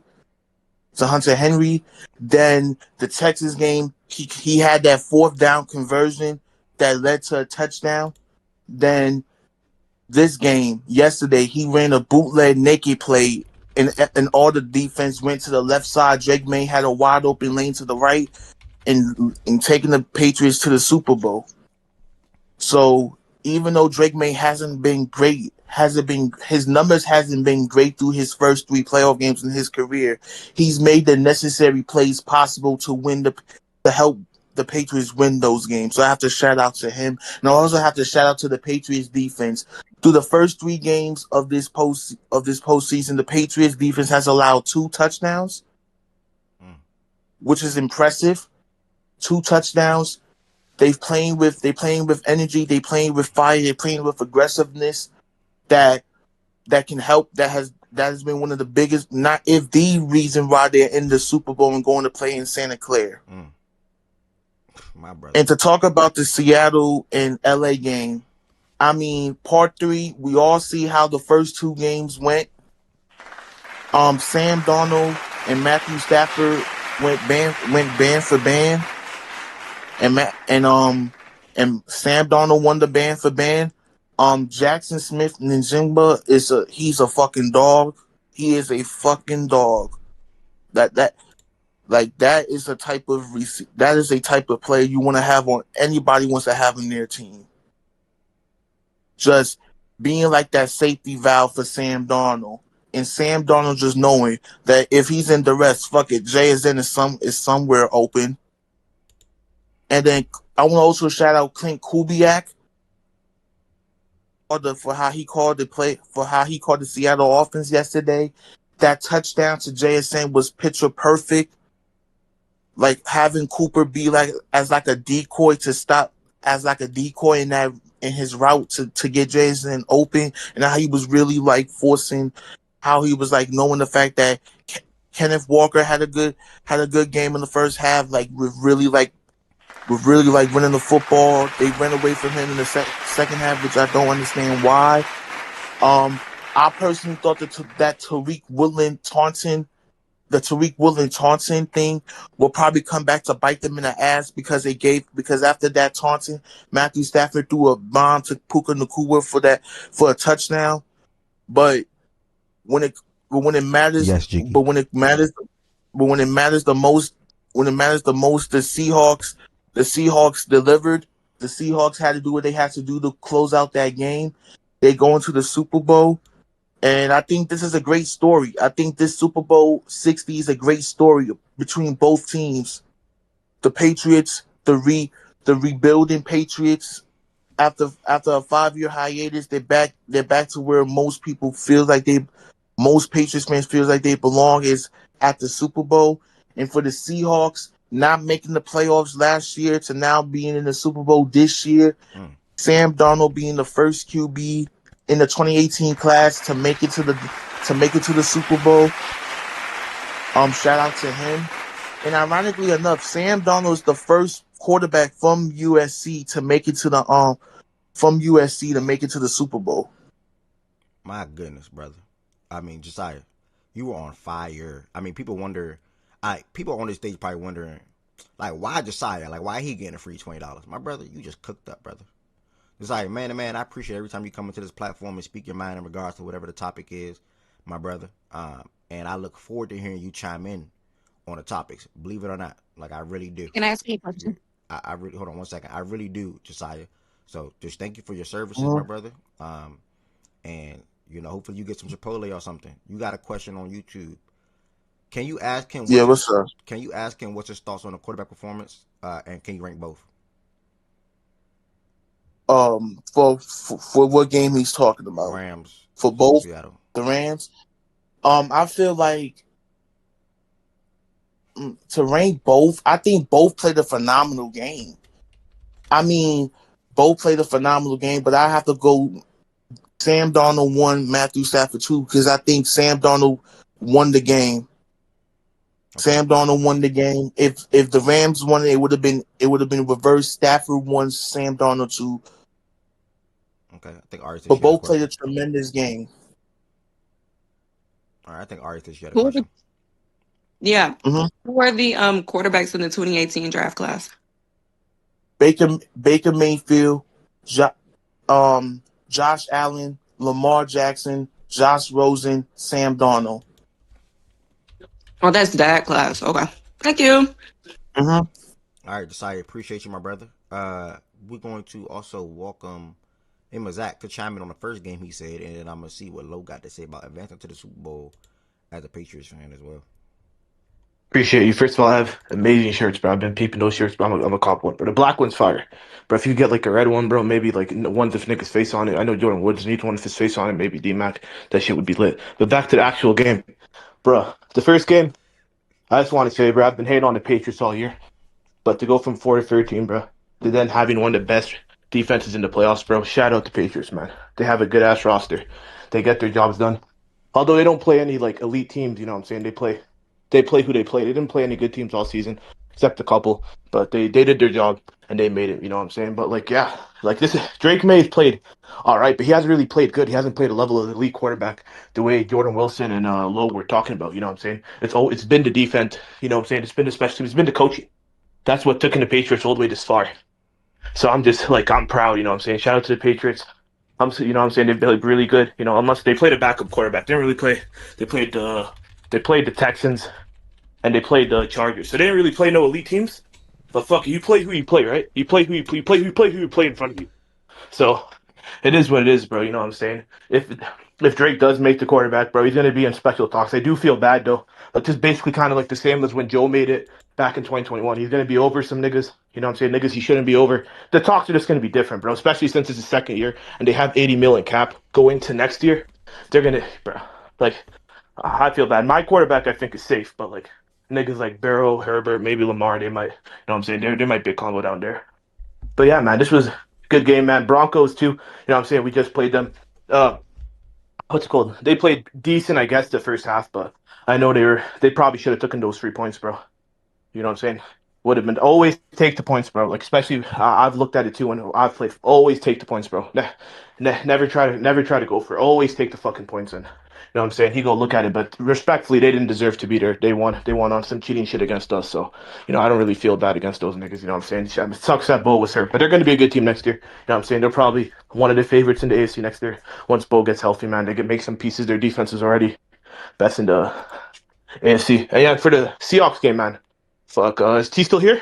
I ain't go shit on my boy T, man. I know he's hurting, but yeah, we've been said. I was probably the only one, me and Process, And I said it like to him like week 4 that his secondary was ass, but that nigga was too cocky. He was too confident. He didn't really give a fuck. He kept saying his offense was too good. It wasn't going to matter, bro. I've been telling him, bro. It doesn't matter. Like, bro, take it from experience, bro.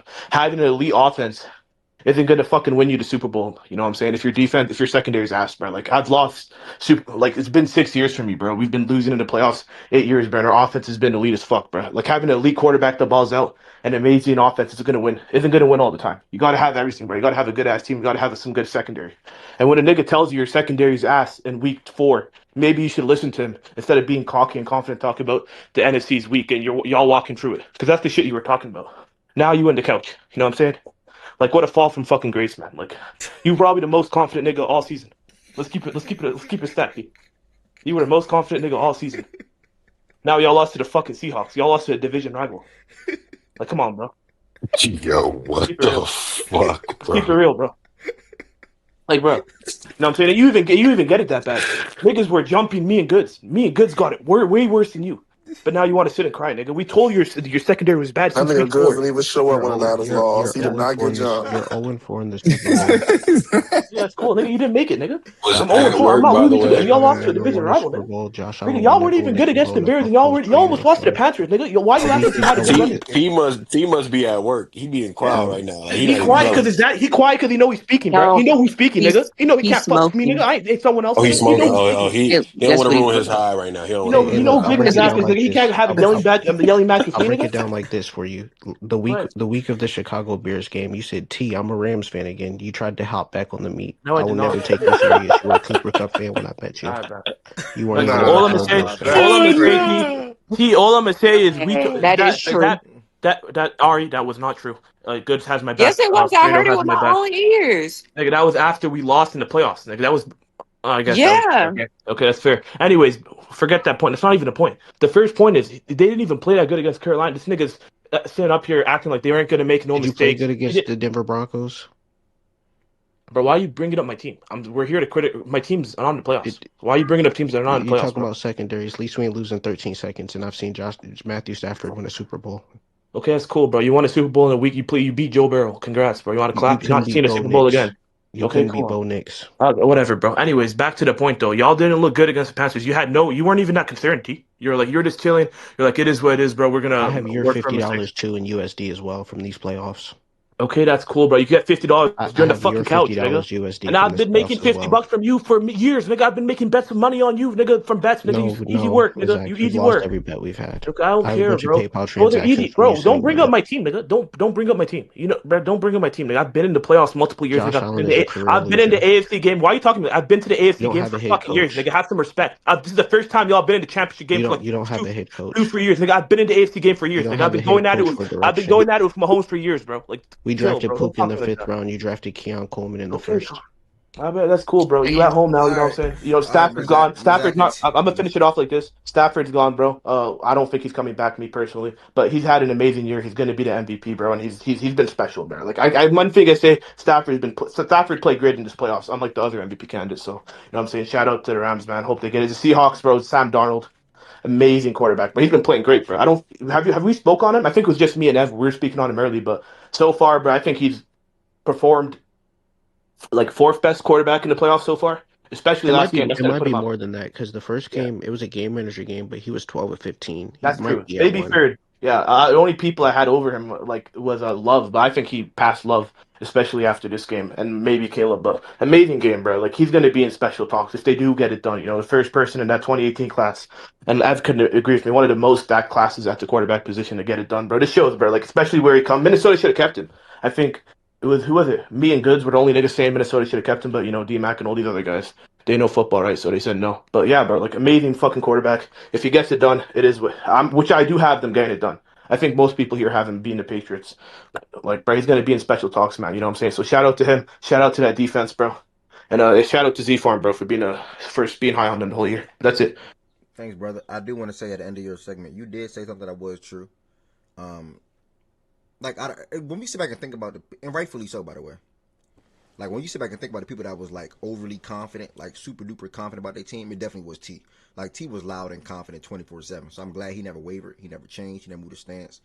So that was something good to point out. Now obviously, it ends up with a loss where you have to sit on thinking on that for the next couple of months. Shit, probably even longer than that, because you were so damn close this year. But like you said, y'all got 2 first-round draft picks, and I unlike Mazak, I do think Stafford plays another year again, and I think you guys will be really damn good regardless again next year as well. If I have to predict the Super Bowl odds for next season via FanDuel, it'll probably be Seahawks in LA at the top, in my opinion. I wouldn't be surprised with San Fran getting the defense back if they're high in the odds too. They're not gonna be able to Broncos though. They'll be top 7, I think probably. I think it'll be Seahawks, Rams, Broncos. They might show some Chiefs love. I don't know. I'm gonna hold off on that real quick. Seahawks. Depending on how early Pat. It depends on who we get. Cause I think we're gonna get Brees Hall. You know those. It depends on who else we get. You know they love that new Jesse Minerai. Oh, you forgot the Bills are always some love. They're gonna show the Bills some love too. Yeah, and the Patriots. I think the Patriots are gonna be top 8. I would say top 10 probably. Top 10. I think gonna be a couple teams over the Patriots this year. As crazy that may sound. Like I know that's like a little wild, but that's tough if they make the bowl and there's teams ahead of them in the odds. Hey, but the thing about it is odds don't mean shit. Look at the Ravens fans. So it really don't mean nothing. That's facts. That's facts. So hey. Damn. Wait, why are you saying damn? We beat you in a bowl. I think the Patriots will have that. Yeah, bro, I can't say damn. Bro, you know how many years ago that was, bro? And you know you lost 2 more Super Bowls after that, right, brother? Yeah, that's perfectly fine, bro. You have 3 bad heartbreaks, brother. 3. Yep, and you have an MVP quarterback that has never won shit and will never win shit. And you Congratulations. have Brock Purdy, who never won shit and never will win shit. And CMC. And guess what? And guess what? And Shanahan, and guess what? And defense. You know it's gonna break your heart when Lamar Jackson put on the Niner uniform, nigga. It's gonna break your fucking heart. I can't wait, brother. That's your comeback? That's like what? Yeah, that's the comeback. That is nasty. By the way, you lost your. I can't even imagine that nigga. You want Lamar? You lost your. Since when? Oh, I thought that was shit. Okay. You want Lamar goods? That's what you want. I'm not gonna lie. I'm gonna say, why wouldn't he? Why wouldn't I want Lamar? That's not a shade to Lamar. It's the nigga that's saying it, bro. Yeah, it's him. So don't do too much before I go there. It's like how you would react. It's like how you would react if Process said, "I want Lamar." After all the shit that Process then talked about Lamar, it's more about that. Now everybody wants Lamar. Yeah. I thought you were happy with Brock. Good. I'm very happy with Brock. It's just that no, you're not. No, you're not. I want Lamar Jackson. People I want Shanahan to get a top 3 quarterback in the league. Oh, okay. Period. Lily, why you getting on? I thought he was one. Why you getting on goods when you told me you prefer Jordan Love over Lamar Jackson now? Wait, what? You said you'd rather have Jordan Love over Lamar Jackson for your team. No, I'm not doing this with you. Oh yeah. Hey, nah, you said that? Yeah, she said I that. never said that. I literally never said that. She laughing, bro.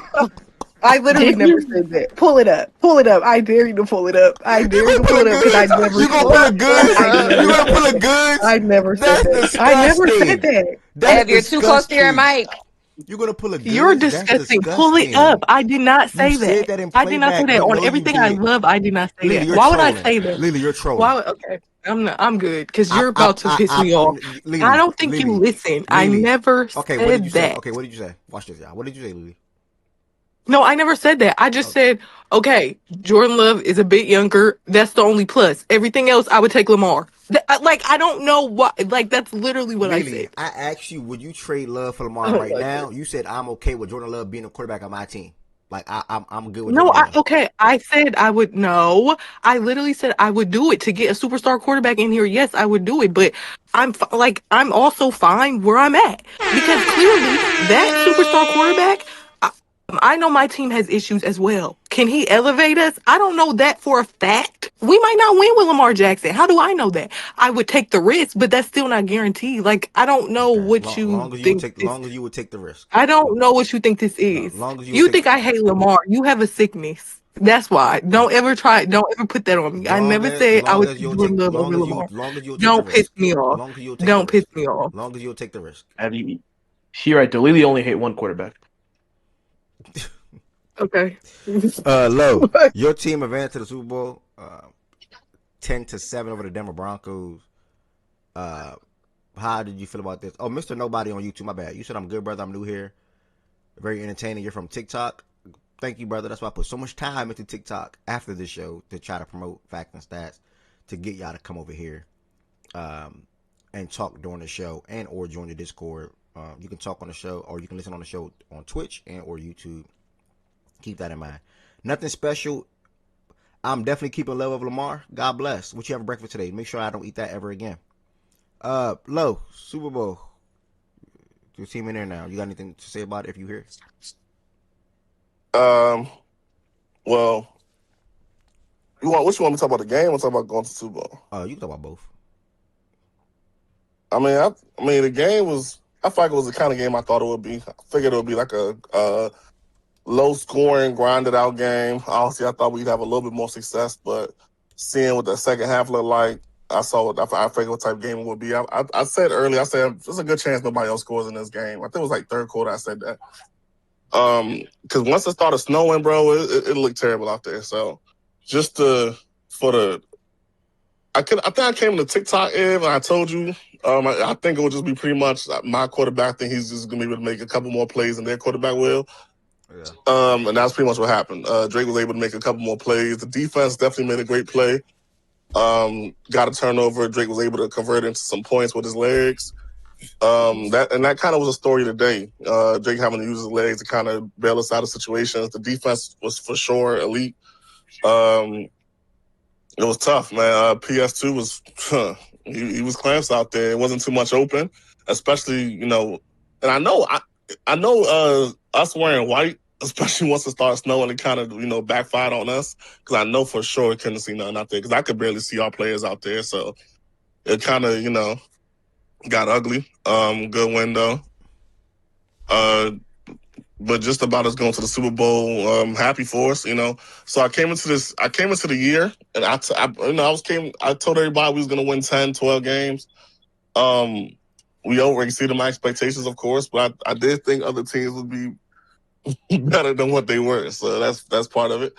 So when the year started, I came in saying I felt like we got better in every aspect, right? We added a playmaker, we added something in everywhere, right? Every level of the game, even at coaching, right? And we got Josh McDaniels back, who Josh McDaniels has always been a very good offensive coordinator. It just it didn't work for him as a head coach. So I just I'm super excited to be able to get back to the Super Bowl, man. Since 2019, last time we went back. Get back to Patriot football. Seattle, really good team, really good defense. They also are able to make plays. They also have a very good wide receiver and running back. It's gonna be a tough one for sure. Of course, I like us, so obviously, but this has been a successful season for me, no matter what happens here. So, but I'm definitely still going for the win. Much appreciated, my brother. You gotta go on mute, Goods. We damn near at everybody now. Jordan Wood, did you want to chime in on either one of these games from yesterday? Good, you gotta go on mute. That? Say it again. Did you want to chime in on any one of these games from yesterday by chance? Kinda, I guess. Shout out to Sam. He definitely played better than I thought he could in these offs. Proved me wrong in that respect. Thought the Patriots would be solid coming into the year. Didn't think they would be able to close. I never thought they would be in pretty much every game. Didn't think they would actually close the deal in as many games as they did as a young team. So a lot of credit to them and to coaching. Glad happy that, sad that Charbonnet got hurt, but happy that K9 was probably finally able to show what he is and should be as a feature back. And yeah, that's it. Everybody else said everything else. All right, much appreciated, brother. We're going to go ahead and wrap up this NFL talk. But we got one question. I'll just let you attack it, D-Mac, and then you can just say whatever you're about to say. Oh, okay. It's a question on YouTube. Mm-hmm. Why do sorry, let me scroll up. He said something like this. Why do you think NFL teams recycle head coaches? Because circumstances change. You never understand when you put yourself in a good position to to all of a sudden upgrade. I mean, literally, you can look at the AFC champion this year. Mike Vrabel was pushed out of Tennessee because he lost a power struggle, and that team had consistently overperformed the talent on the squad. He gets to the Patriots, he gets himself, a dynamic quarterback, elevates the roster around him, and they're in the Super Bowl. It's that simple. Now, look, it doesn't always work. The team in your division, Ev, I do not understand that hire. We can talk about that at another time. But that's the reason why you put yourself in a better position. And even I'll say this: you look at the Giants. Maybe Harbaugh was the end of the road as far as the Ravens were concerned, but they need a professional head coach. They've been looking for that for so long. So to be able to get that guy in there who's going to be a culture setting guy from day one to be the head of the program, that does matter. So that's really all it is. You think that we're putting you in a better position to succeed. Maybe you didn't have the right ingredients as far as the roster is concerned. Maybe you bring the leadership quality that we need to. And then at the end of the day, maybe you just learned lessons from your last stop and you can be better than you were previously. So that would be the reason why. Great, good response, brother. I think you were about to say something too before you moved. Yeah, the only thing I wanted to wrap up on is Ari did mention the tweet, or she just put it in here, that both of these teams were both 60-1 preseason odds, and that's the first time in Super Bowl history that both teams in the Super Bowl were 60-1 or longer odds. And I did go back and check because I was curious. Nobody had either the Seahawks or Patriots in their preseason predictions as far as facts and stats was concerned. So an unpredictable season. An unprecedented Super Bowl matchup. And I do think that we will end up getting an entertaining game because I know Vrabel will have those guys ready to go. There's talent on the Patriots side. And even though I do favor the Seahawks, I do think that we'll get some fun, football in 2 weeks. 100%. That game will come down to two things. And we'll talk about it more tomorrow or probably going forward. But it's the defense continue to be excelente. And then is Drake May turning back, not even a clock, but as far as like years, but just going back and having his regular season type performances that he had this year. He's going to have to throw for some yards in this one. In the run. Man, it's a lot. We'll see what happens. So we'll see. But thank you, everybody. Hey, real quick, Ev. Yeah. Anybody that reps the blue and red, my phone line is open. That's all I'm going to say. That's it. That's all I'm betting. Phone line went over. Anybody that reps that shitty blue and red, yeah, I'm not betting them. How your phone line open now, but it wasn't open when you played the Ravens? I knew it was coming. I'm not betting a -10 with you when I can bet it with FanDuel. If you give me plus anything, if you give me team in Baltimore, Maryland, I ain't betting with them niggas. The Patriots played his own team. He was nowhere to be found. Now he wants to bet on the Seahawks. Now what?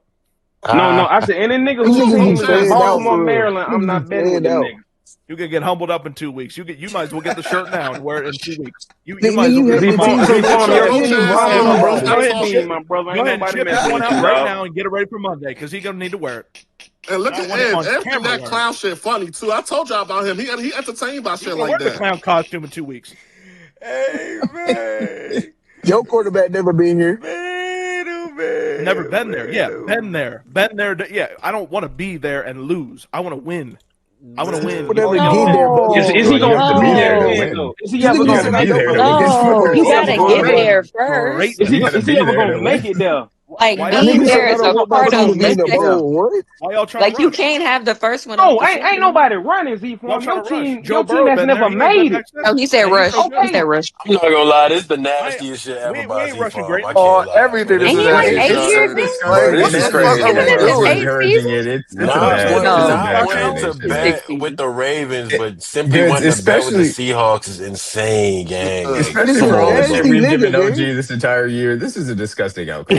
This is such a terrible gimmick to encourage. You have one of Todd Gurley jersey. I don't even know why you're. This is awful. Yeah, absolutely. Not even caring though. My bets. That's how that goes. Z-Farm. I pay my bets. Sit back, not even caring though. To have your meat bunching pom poms on for Ravens fucking Ravens can't win a damn game. That's disgusting.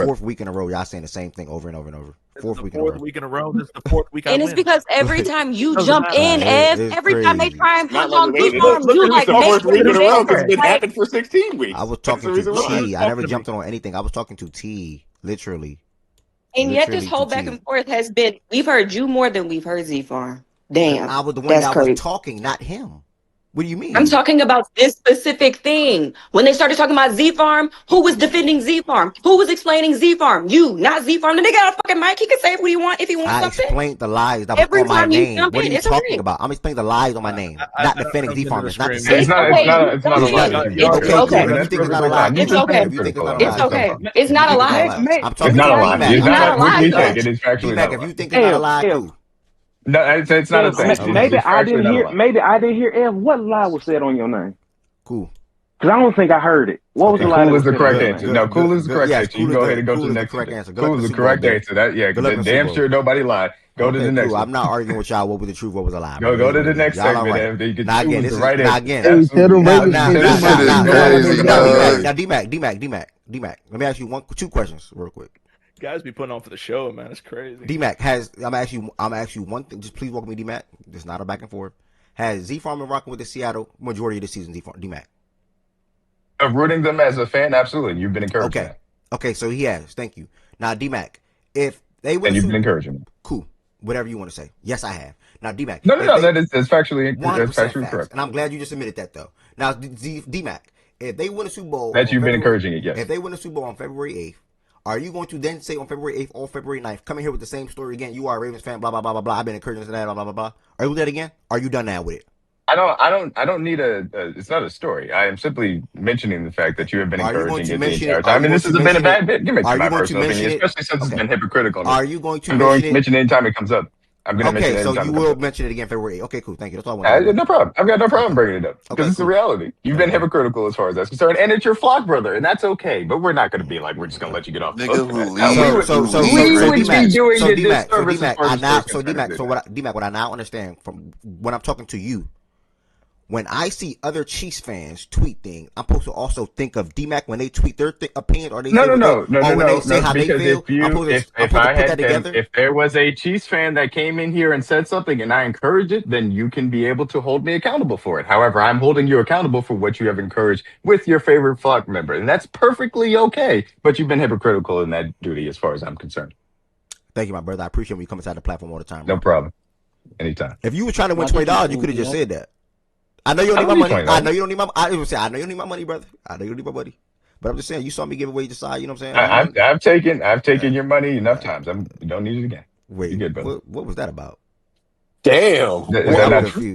I'm confused. I can't recall. I can't recall. I honestly can't recall. You can't recall? Nah, it couldn't have been too much money. Sure. Nah, it couldn't have been too much. You enlighten us. Look, you big bucks, so I know it wasn't. No, I'm not. No, you're big. No, you're big bucks. So I know it wasn't a lot of money. You're big. Hey man, you giving Josiah $20 a day? You big bucks. I can't compete with that. I'll be honest with you. I know it wasn't big bucks. I can't believe you actually said that shit. Though. Yo, Kenny, respectfully, you like the Jets and the Nets. Like when you be up here, like I be trying to you be trying to squeeze stuff in. I'm not even talking. I'm not even talking about that game. All right, I'm talking about you giving this nigga $20 per.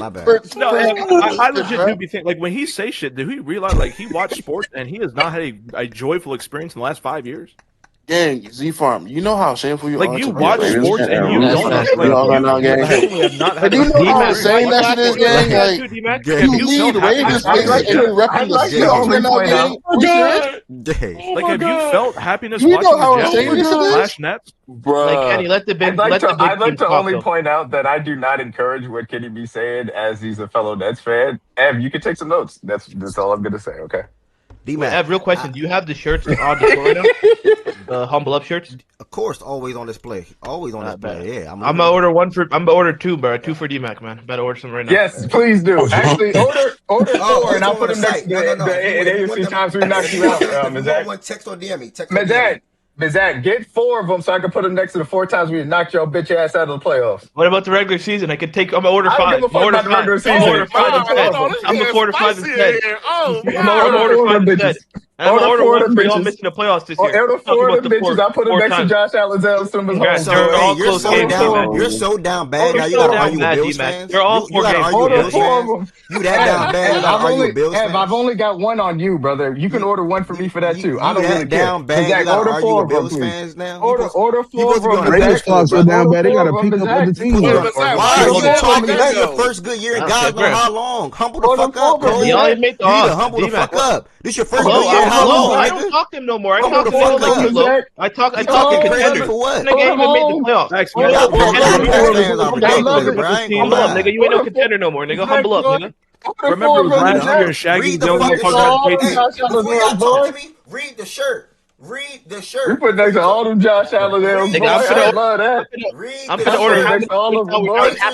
I'll make sure I put them on the back. I'm gonna order how many points we're down in halftime. I'm gonna order how many points we're down in halftime in the bowl, nigga. I'm gonna order how many shirts we're down in the bowl, nigga. You can put 4 for the turnovers that Josh Allen had the Broncos. You can put 4. We can put 4 that bitch like Jay-Z, boy. We can do whatever you want to.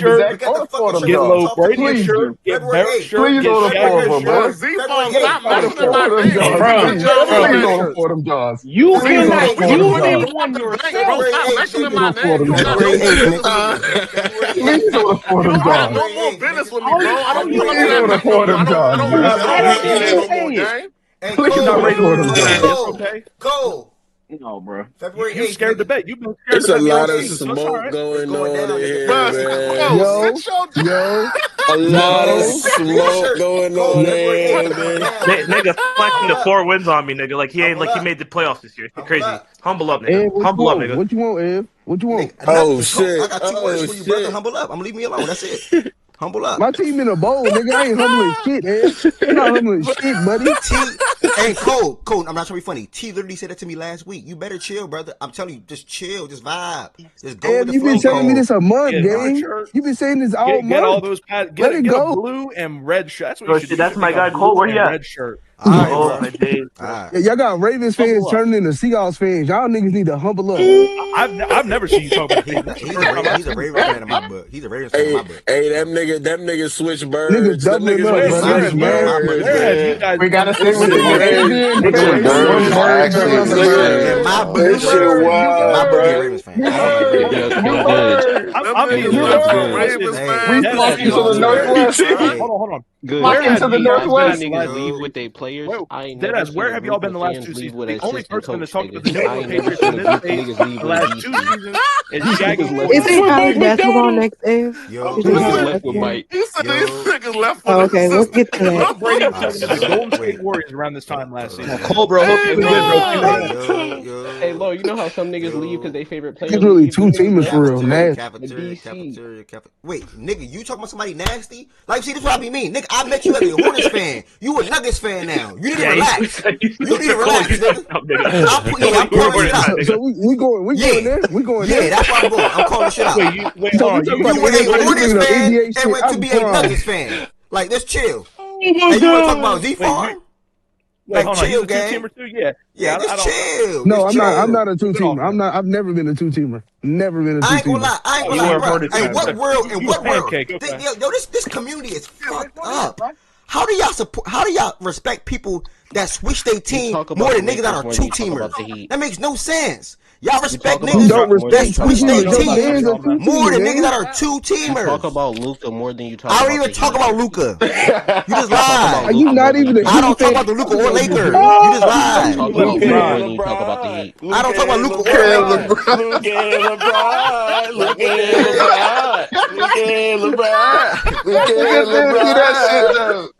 Hey, nah.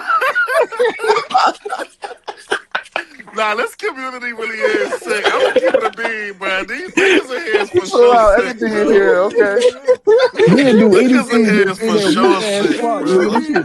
This shit bad. Nigga, that shit went platinum last year. I don't give a damn. That shit went platinum last year. That was a good little ride. I ain't gonna lie, that was a good ride. That shit over with now. Oh god. Luka and LeBron. Hey, Mo, I'm dead. All right, y'all. Hey, that's all right, man. Listen, I'm the real Mr. Hold Niggas Accountable. Shout out Jay Will. Oh my god. I need that on the Nigga, no, you're not. No, you're not. This shit can't get worse, Humble bro. the fuck up. Humble the fuck up, y'all. Y'all see it. Humble up. I missed the humble up. All my ops are dead. All my ops are dead and gone. Lily dead and gone. Jada dead and gone. T dead and gone. Risha dead and gone. Amadou dead and gone. D-Mac dead You're a and gone. citizen, by the way. Yeah, all you had to do was have a All my suicide vest on to dead kill and gone. everybody, because you're All my dead ops too. dead and gone. All my Yeah, ops meanwhile, dead you're and dead. gone. You're dead. So I don't want to Nigga was a suicide bomber to get it done.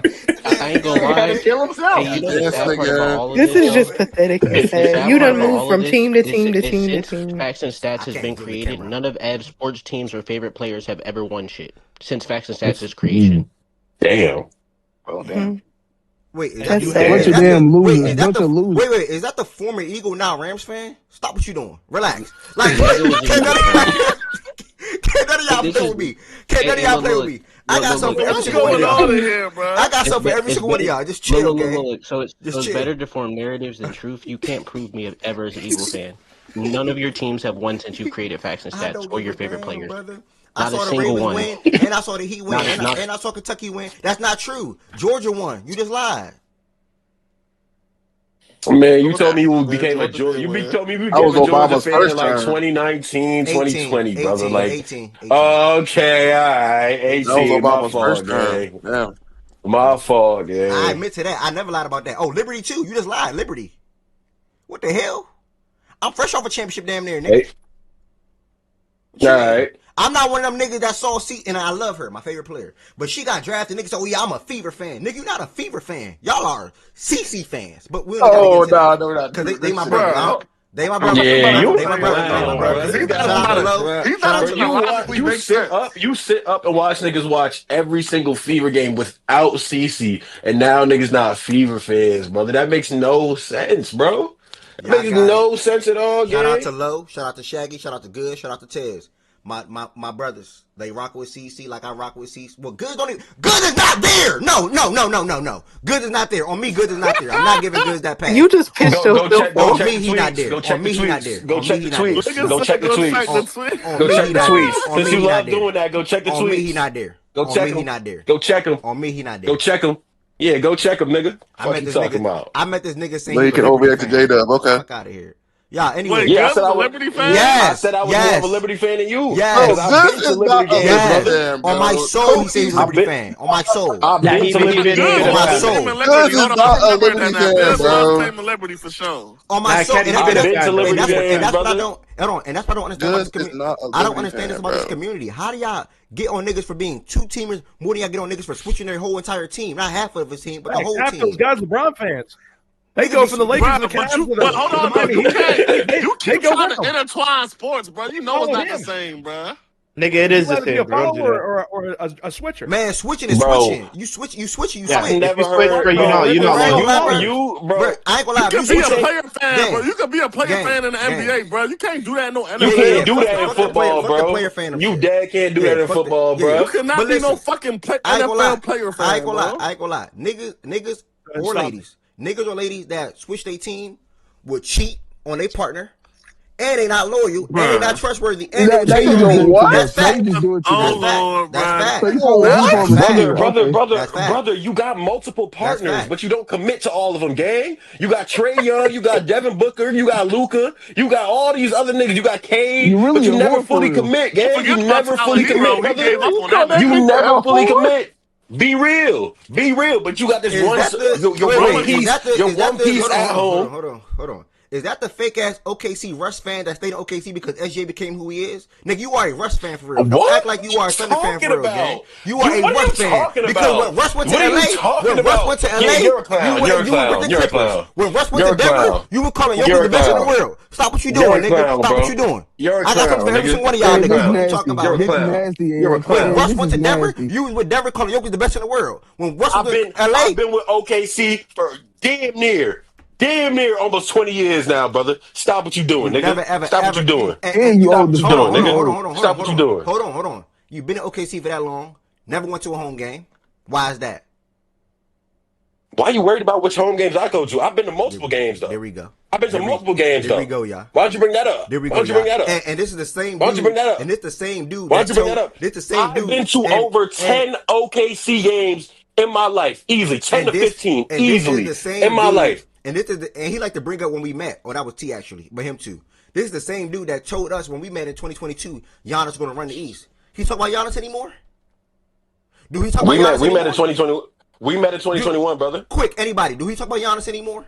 We met in 2021. No, he does not. No, he's not a fan of Giannis. He's done. He's done with Giannis. Thank you. He been done with Giannis, bro. Yeah, Giannis. What are you talking about? He can't do it no more. What is there to talk about, though, gang? Now is what it is. Okay, but you're a flip flop. Just like you don't speak about the Heat, I don't gotta speak about Giannis, nigga. You don't speak about the Heat, I don't gotta speak about Giannis. How about that? Yeah, take that smile off your fucking face, nigga, because you know it's true. No, nothing is going on with these niggas. OG just text me. What you talking about, nigga? OG must be hearing the word. Where the hell that nigga at? Pull up, OG. Don't hide, nigga. Don't throw rocks and hide your hands, nigga. I stand on all 10, nigga. Hey, you need a shirt? Tell me your fucking address. If you need a shirt, tell me your address. Because you try to ride from the Cowboys to the Texans and say, oh, I'm in Texas, I can do that. And then you lose in the playoffs and it don't say shit. You don't talk about basketball anymore because the Rocket shit ain't as pretty as you thought it was. Now you on Twitter crying about Ime and Jabari Smith every fucking day. Every game it's only them two niggas. Yeah, I don't got no cut cards for nobody, OG. Pull up. Pull up. I can't believe this nigga is doing this. Crazy. This is crazy. Z-Far can do it perfectly fine. This shirt right here is staying on display. Y'all know how shit. Y'all know how shit stay on display or shoot. Y'all know how shit stay on display at like shoe stores and shit like that. This is staying on display. Like this is never moving. Humble the fuck up. I don't got nothing to say to y'all. Look behind me. And I'm mad at whoever come on the stage. And I wish like Byron can't say shit to me. Nigga, fuck that shirt. Fuck that shirt. Fuck you and the Patriots. February 9th. Come in here Monday morning. Tell the Ravens to make a bowl. Come in here Monday morning. Nigga. We did that in one. We did that in one. Losers, nigga. Lamar never taking the bowl. Nigga, we're actually undefeated in the bowl. We're undefeated. I forgot I'm just hesitating. We're mega winners. We're the winners. Oh, he obsessed with what are you doing? Jordan, what are you doing? What are you doing? What are you doing? What are you doing? Counting the turnovers, Jordan? Everything, bro. Anything you can imagine, bro. Anything you can imagine, bro. My new Tatum game. However bad you think it is, just work, bro. This nigga's a clown, bro. That nigga's a clown. New Tatum, brother. That nigga's a clown. Heaven said, what's up, Mo? All right, y'all. Next thing on the show today, again, shout out to, that was a great 3 hours and 11 minutes of football. Shout out to on a serious note, shout out to the Patriots. Shout out to the Seahawks. Again, both teams had, shout out to these last 4 teams, actually. Sit back, I'm going to wind it back real quick. These been the best in the entire season, for majority of the season, 90% of the season. These been the 4 best teams in the respective conference. In the respective conferences, I'm sorry. The Seahawks and Rams been at the top 2 majority of this damn near all year. The Rams had some bad losses toward the end of the season, like the Panthers and They finished out 12-5. But the Seahawks 14-3. You got, I think, the Broncos and Patriots both went 14-3. These arguably been the 4 best teams all year when it comes to their respective conference. So 2-2, and they met. That doesn't really happen too often. 4 best teams, just period. Yeah. I would argue our team's up there too, but yeah, you could say 4 best teams. Let's lead that out. I'm having a serious conversation real quick. The Bills, no. Just hold on. That's like me saying the Ravens. That's like D-Mac saying the Chiefs. No shade. That's like Lily saying the Packers. No shade. Y'all get the gif? Y'all get where I'm going? All right, I think we get it now. Actually, the Patriots are cool. The Patriots are a cool team or whatever. Like, they cool. Like, I'm just, yeah. Cool. Shout out to the Patriots, though. I don't know who you would argue to say would be over the Patriots, though. I think that's the thing for me. There's no argument. I don't know who you would say. In the AFC, no. I mean, AFC, nobody. Well, you think you guys are better than the Patriots? I think we damn near close. Go ahead and lie and say yeah. Go ahead and lie and say yeah. Go ahead. I don't think it's like a big gap between us and them niggas. I'm not gonna lie. Yeah, I think the Patriots. I think the Patriots are a really well coached team, though. Well coached. I just don't think they have any superstars. I don't think they're the big gap. I'm saying the same. I don't think they got any superstars in that roster, though. Except for Drake maybe. Not a superstar? No, he's not a superstar. Not last night, nigga. Cole, speak on him last night, nigga. No, he wasn't, nigga. Stop lying. Wait, hold on, y'all. Drake May is not a superstar. Whoa. Like, hold on. Whoa. Like, he got to pipe down, man. Like, I mean, Gonzo. They have a top. Yeah, they have. That's what I'm about to go. Well, Gonzo probably, yeah. Gonzo, even though Gonzo ain't really played like it this year. No. He's a superstar corner. Hold on, real quick. Thank y'all, real quick. Heaven sent, yes, you did not hear about the Patriots a lot this year because the Patriots, and I was at the forefront. I was not at the forefront of this. This was This was done as a collective, real quick. So I'm going to walk down to the power rankings real quick, and they just weren't getting respect this season. We didn't believe in it, and I'm saying we for a reason because I wasn't here by myself. We didn't believe in the Patriots. The Patriots didn't get no love from a rankings perspective until they didn't crack the top 5 until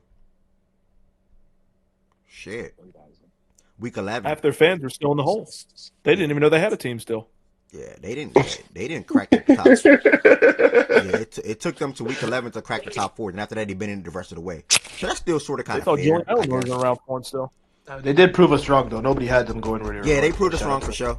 Drake May stepped up big time throughout the season. The whole entire team stepped up big time throughout the season. So shout out to the Patriots. I'm going to give Nate the floor real quick. Nate just pulled up to talk about, I guess, the Seattle and Manchester. Congratulations. Nate, the floor is yours if you want to chime in and talk about your this game yesterday that you guys had and how you feeling headed to the Super Bowl. Well, I was just coming to listen to y'all say, hey, man, I've been here. Whoa, super blender. Like, yeah, I was just listening in. So. Huh?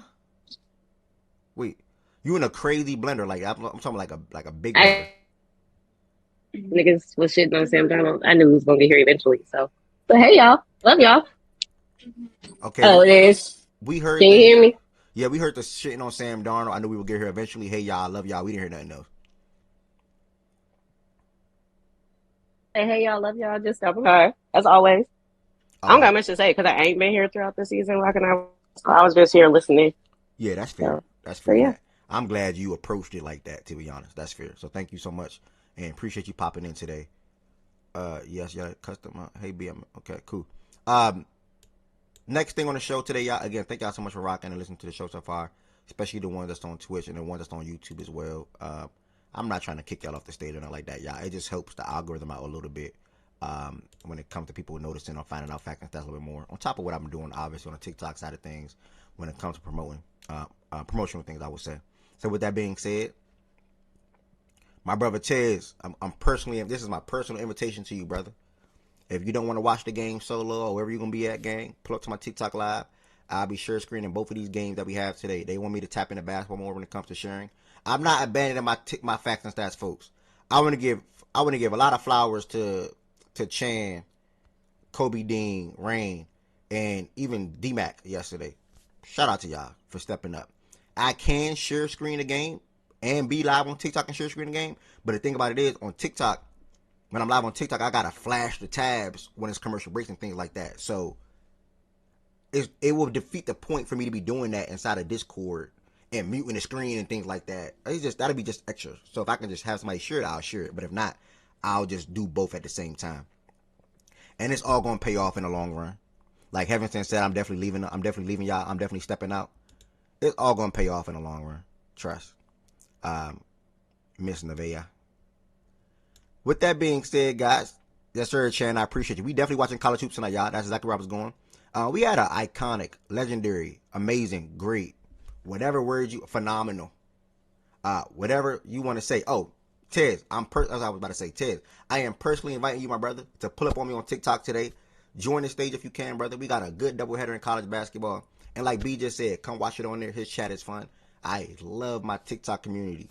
I love my facts and stats community.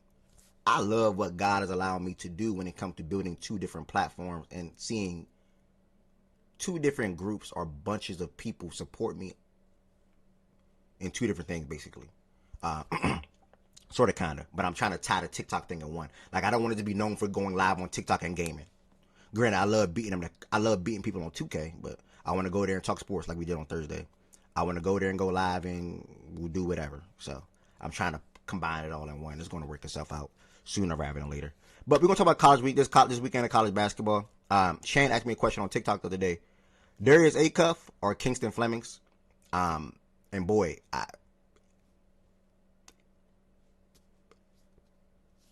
bro, if you're not into college basketball and you want to get into college basketball, and I've been saying this, and Ted's been saying this, and many more people have been saying this, these past two seasons was the season to do that.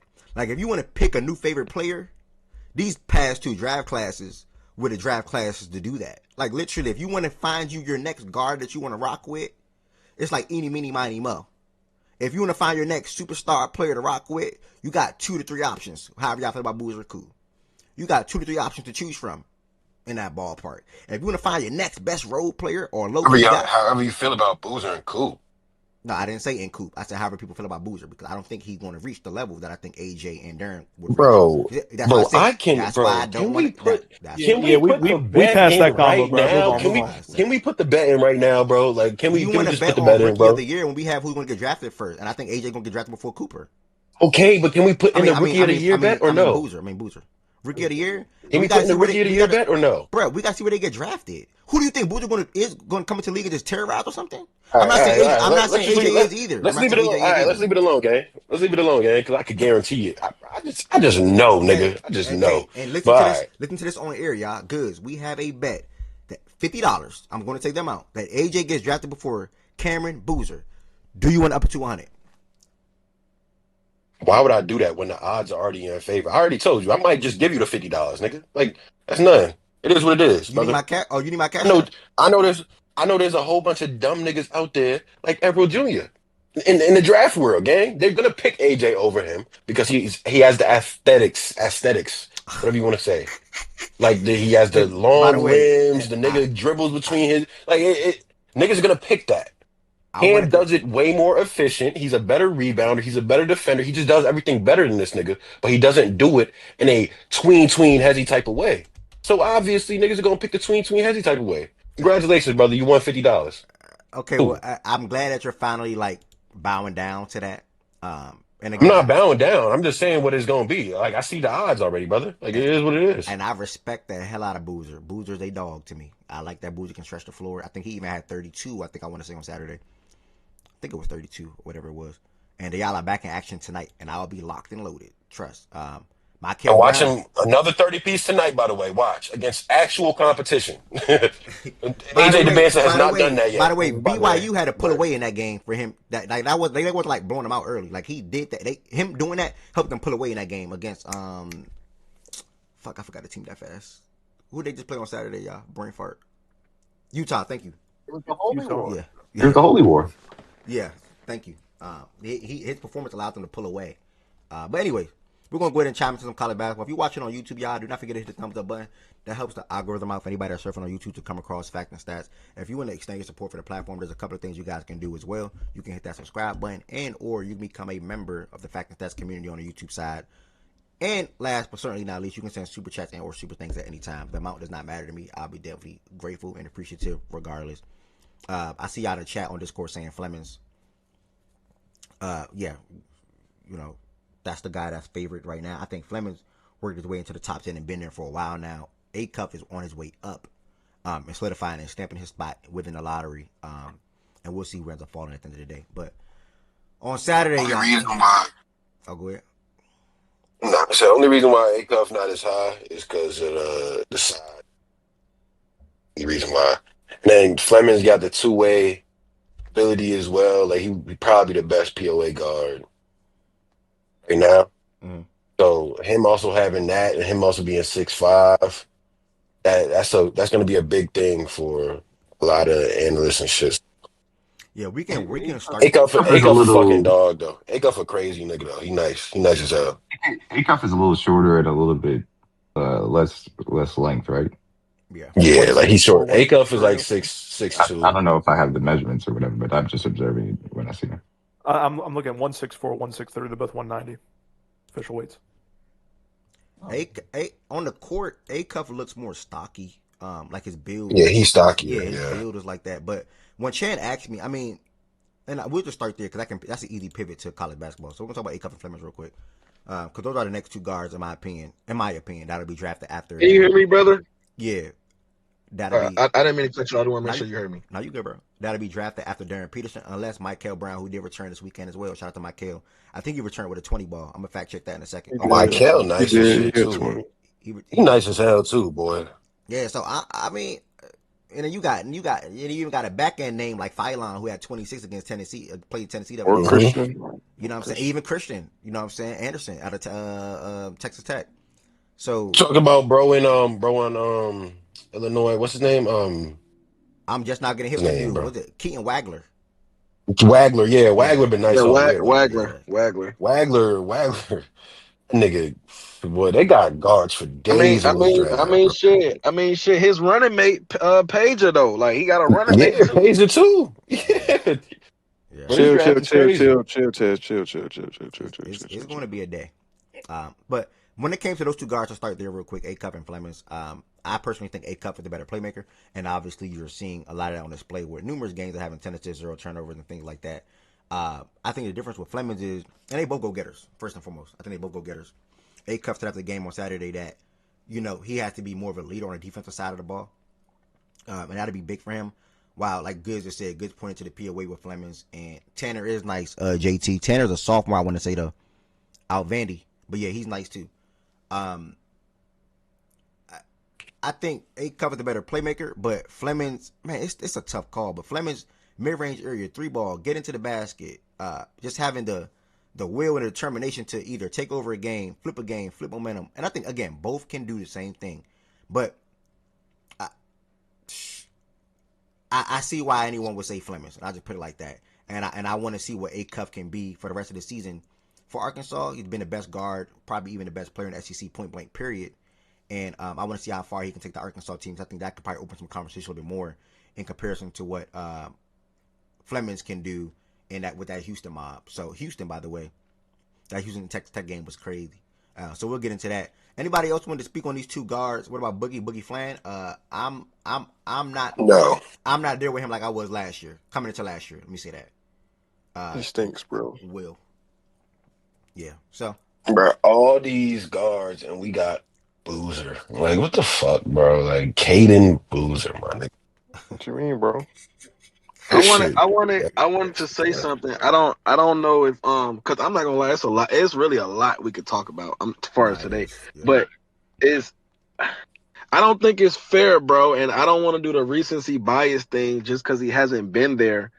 But I don't want to just cap it out at Acuff and Kingston, bro. I think Mike Hill is still in them convos, bro. I'm gonna be honest. Like he's still in them convos, bro. Like he is nice. Hey, he nice as hell, bro. Like he nice. Nah, he is. Why don't I hear about that dude, that fake Luke out of Virginia or something like that? What happened to him? Virginia? Yeah, he just fell off a cliff though. Like tailed off. Yeah, he fell off a cliff. But the thing about him is like people said he did this shit in the Euros too. Like he started off hot and then he just tailed off during the same season. Like he does that a lot. He's a really talented player, but he got some shit that he needs to work on, bro. Yeah. That's why we didn't hear overseas about him player, like bro. that. Came into the U.S. Different brands of basketball, different styles. Got to adjust. But he started out real hot. They played Louisville. That's actually who they played. They played Louisville. He didn't really, he was just out there for real. They don't really run shit through him though. But he just kind of be out there just floating around. Okay. All right. Well, we're gonna go ahead and kick off Saturday's slate. Anyone else have any other comments on Acuff, Fleming, or even Michael before we get into these games that took place on Saturday? Michael body not like them other two. That's why he not in them talks for me anymore. I know he's still nice. Like he's still lottery top 10 type nice, but them other two, I'm taking the bodies, NBA ready bodies. If the talent, You don't think Michael and Kingston got similar body type? I feel like I feel like Kingston's a little more built and physical than Michael, but it's not crazy. But give me King. I also think Kingston is just better than him too. So like, yeah, I think that's where it's at, bro. I think it's fair. I think it's fair to say that now. Like, like I said, I still think I don't want to, because Michael is bro. He's nice as fuck, bro. Like, and so I don't want to make it seem like he's out of the conversation. But I know the recency bias, not with y'all. I'm saying in general, even with the media and things like that, that he hasn't really played a lot this year. So it's going like his talks, and his hype is kind of it's going to go down. Like that's just what it is, and it ain't due to his talent or play. It's just he hasn't been available. You're not available, I can't talk about you. So, but I think it's fair to say like, bro, Kingston Kingston the one, bro. Like I think it's just that simple. He's the one. Let me ask you this. If hypothetically, as a prospect, because we know how his NBA career played out, just to kind of get your gauge about how you rank these guards in relation to each other. I appreciate you pulling up, bro. If I plot, and I'm including Darren in this as well, as far as like point guards, even though he's not a true point guard for real, but we think he was going to play point guard in the league. If I plot Markelle Fultz in this draft with all these other guards, how do you rank the guards? Markelle Fultz? Yeah, if I pop him into this draft with Fultz in college, oh my god. Oh shit. Nigga Markelle was a motherfucker, boy. You talking Markelle at Washington? Yep. He was real Darren Peterson, like I ain't gonna lie. Yeah, like he was. He was, and then I take it into account too. Like it's a good question. It's a good. Can you hear me? A good name, yeah. Can y'all hear me? Yeah. Yeah, I can hear you. Oh my fault. I thought my shit was going out. It's a good question. That's actually a good ass question. He's all of them. I still probably go Markelle. Like I probably still would, but if let's say hypothetically, if he was the same size as the rest, I think his jump shot to me would have tailed off, and I probably would have. I mean, not like his jumper would have lacked it for me coming out, and I probably would have went Kingston over him. But the fact that he's just the fact that he's just bigger and you know what I mean, like it's easier to plug and play that over the guys that's there now. I probably would still have him like at the top. Man, Yeah, It's tough. It's tough. Flemings It's was tough to not answer fucking with because, Markel at college. Respect the Flemings, bro, bro. He it's wasn't tough. fucking with Markel. It's tough though because the I don't comp. I don't want to bring know, up bro. comp, but me, the comp I don't definitely know, matter. bro. I don't And then know, bro. Markel, Early we on, gotta be honest. Markel shot like 40% from three in college, nigga. That It nigga wasn't a like lot of shots though, bro. it It was was yeah, but falling, it but it wasn't a wasn't. lot. Like so, it's like it's tough. Markel was really more of like a slasher, And he was one of the best and at he that. was getting to it. Kingston he was all around allowed though. to get to it though. Like Yeah, he was allowed to. Yeah, Kingston Like all Kingston around still though. got a Like little bit of like Kingston still doing like they let Kingston him go got more green as the light. season goes Bro, on. all three of them guards got green light. Y'all see the shit that E-Man be shooting? They all got green light. No, I don't Yeah. feel like. But I mean, I don't feel like it's think always it's been that way fair. this season. I don't feel like it's always been that way. I don't think it's I said at not the fair. beginning, Kingston didn't have no green Yeah, light that's like fair. that. That's fair. That's fair now. I heard where Goods was about to go, and I wish he would have went there because it's not fair to do, but it's just facts. Like it's just a fact, but it's not fair. You also got to take into account what conferences these niggas played in Yeah. too. Like you man, this nigga Kingston's in the Big 12 right now, and I've been saying it all year, bro, since the first week. Big 12 is the best conference in basketball. You know what I mean? Markel Fultz went to Washington. That's what at that time there was a Pac-12 at that time. So do you it's just kind of how you want to gauge it. Like, do you think at that time what that was 2017, 18-ish? Was the Pac-12 weaker than the Big 12 now? Like, and so if you want to plug into them now, how do you think with the more talent coming in college basketball, how would Markel play then? Now it could still be the same because I think he was just that fucking good. But like I said, it's not fair, but it's just a fact, bro. Pac-12 and Big 12 now, that's two different types of basketball. Like, and it's harder. It's harder in the Big 12. So it's kind of how you want to gauge it, bro. It's all perspectives at the end of the day. I don't think it's really no wrong answer, to be honest. Yeah, I think I was slightly. It's tough because he was tough as fuck in Washington. That's why I brought his name up in particular because I'm just thinking as a guard prospect. I don't want to be too recency biased. I think from my eyes, I would take Kingston, but that's also because me and Markel was never. I was high on Markel, but I was never like, oh my, like I was never like some people talk about this dude as some crazy. Like I was never that. I thought he was the best prospect in the draft, but I was never like to some of the heights that other people were talking about him too. So that could be some of it as well. Just my perception of him in general, even when he was at Washington. But I would probably lean Kingston slightly, but it's borderline. That's why I brought his name up. Wackham, good to see you. I'm not gonna lie, Wackham, good to see you in here, bro. Hey, let me say something back to that real quick. I ain't gonna lie, and bruh, the talks around Markel, I'm telling y'all, bruh, it was, and we all know up here, it was real. Like, bruh, he was the best guard in college basketball. He was insane, best player. He could not be fucked with. Anywhere he wanted to get to on the court, he can do it. And the difference is he had a jump shot at that time. His jump shot was way more fluid than what we saw in the NBA. Markel was like a one-of-one type of guard coming into the league, bro. Like what people were saying about Darren Peterson right now, this was what we said about Markel Fultz. It was that crazy at the time, and that's not the same. I agree. That same thing is not said and won't be said about Flemings, and that's not a knock to Flemings at all. That's not a knock to Flemings at all. But Markel was just on a different level, like a tad bit. Overall, that's facts. Overall conversation, that's facts. The talk surrounding Markel wasn't DP though. Like niggas think DP is legit. Well, social media is bigger now than what it was then. Like everything is just bigger now. But facts. Niggas do think Darren is just. Yeah, I'm about to say that's social media based though. Good, we talking about what we actually know for real. Facts. You know what I mean? I remember the talks around that nigga, bro. Like I used to be like, nah, he stamped. Like people was like, nah, Tatum should be up. I was like, nah, bro. Like it's Markel, nigga. That nigga Markel was crazy. That's a great name to bring up and throw into this conversation. I'm glad you didn't say a name. I'm not hating on the dude at all, nothing like that, because I was a fan of him. I'm still a fan of him. Hope he return to court, be healthy. But I'm glad you didn't say a name like Scoot, because Scoot would be on the back end. But again, I'm not hating on Scoot. I'm a fan of Scoot. You know what I'm saying? I hope he can continue to have a good career. Well, Bro, have a can good y'all career in stop general. disrespecting Scoot Gang?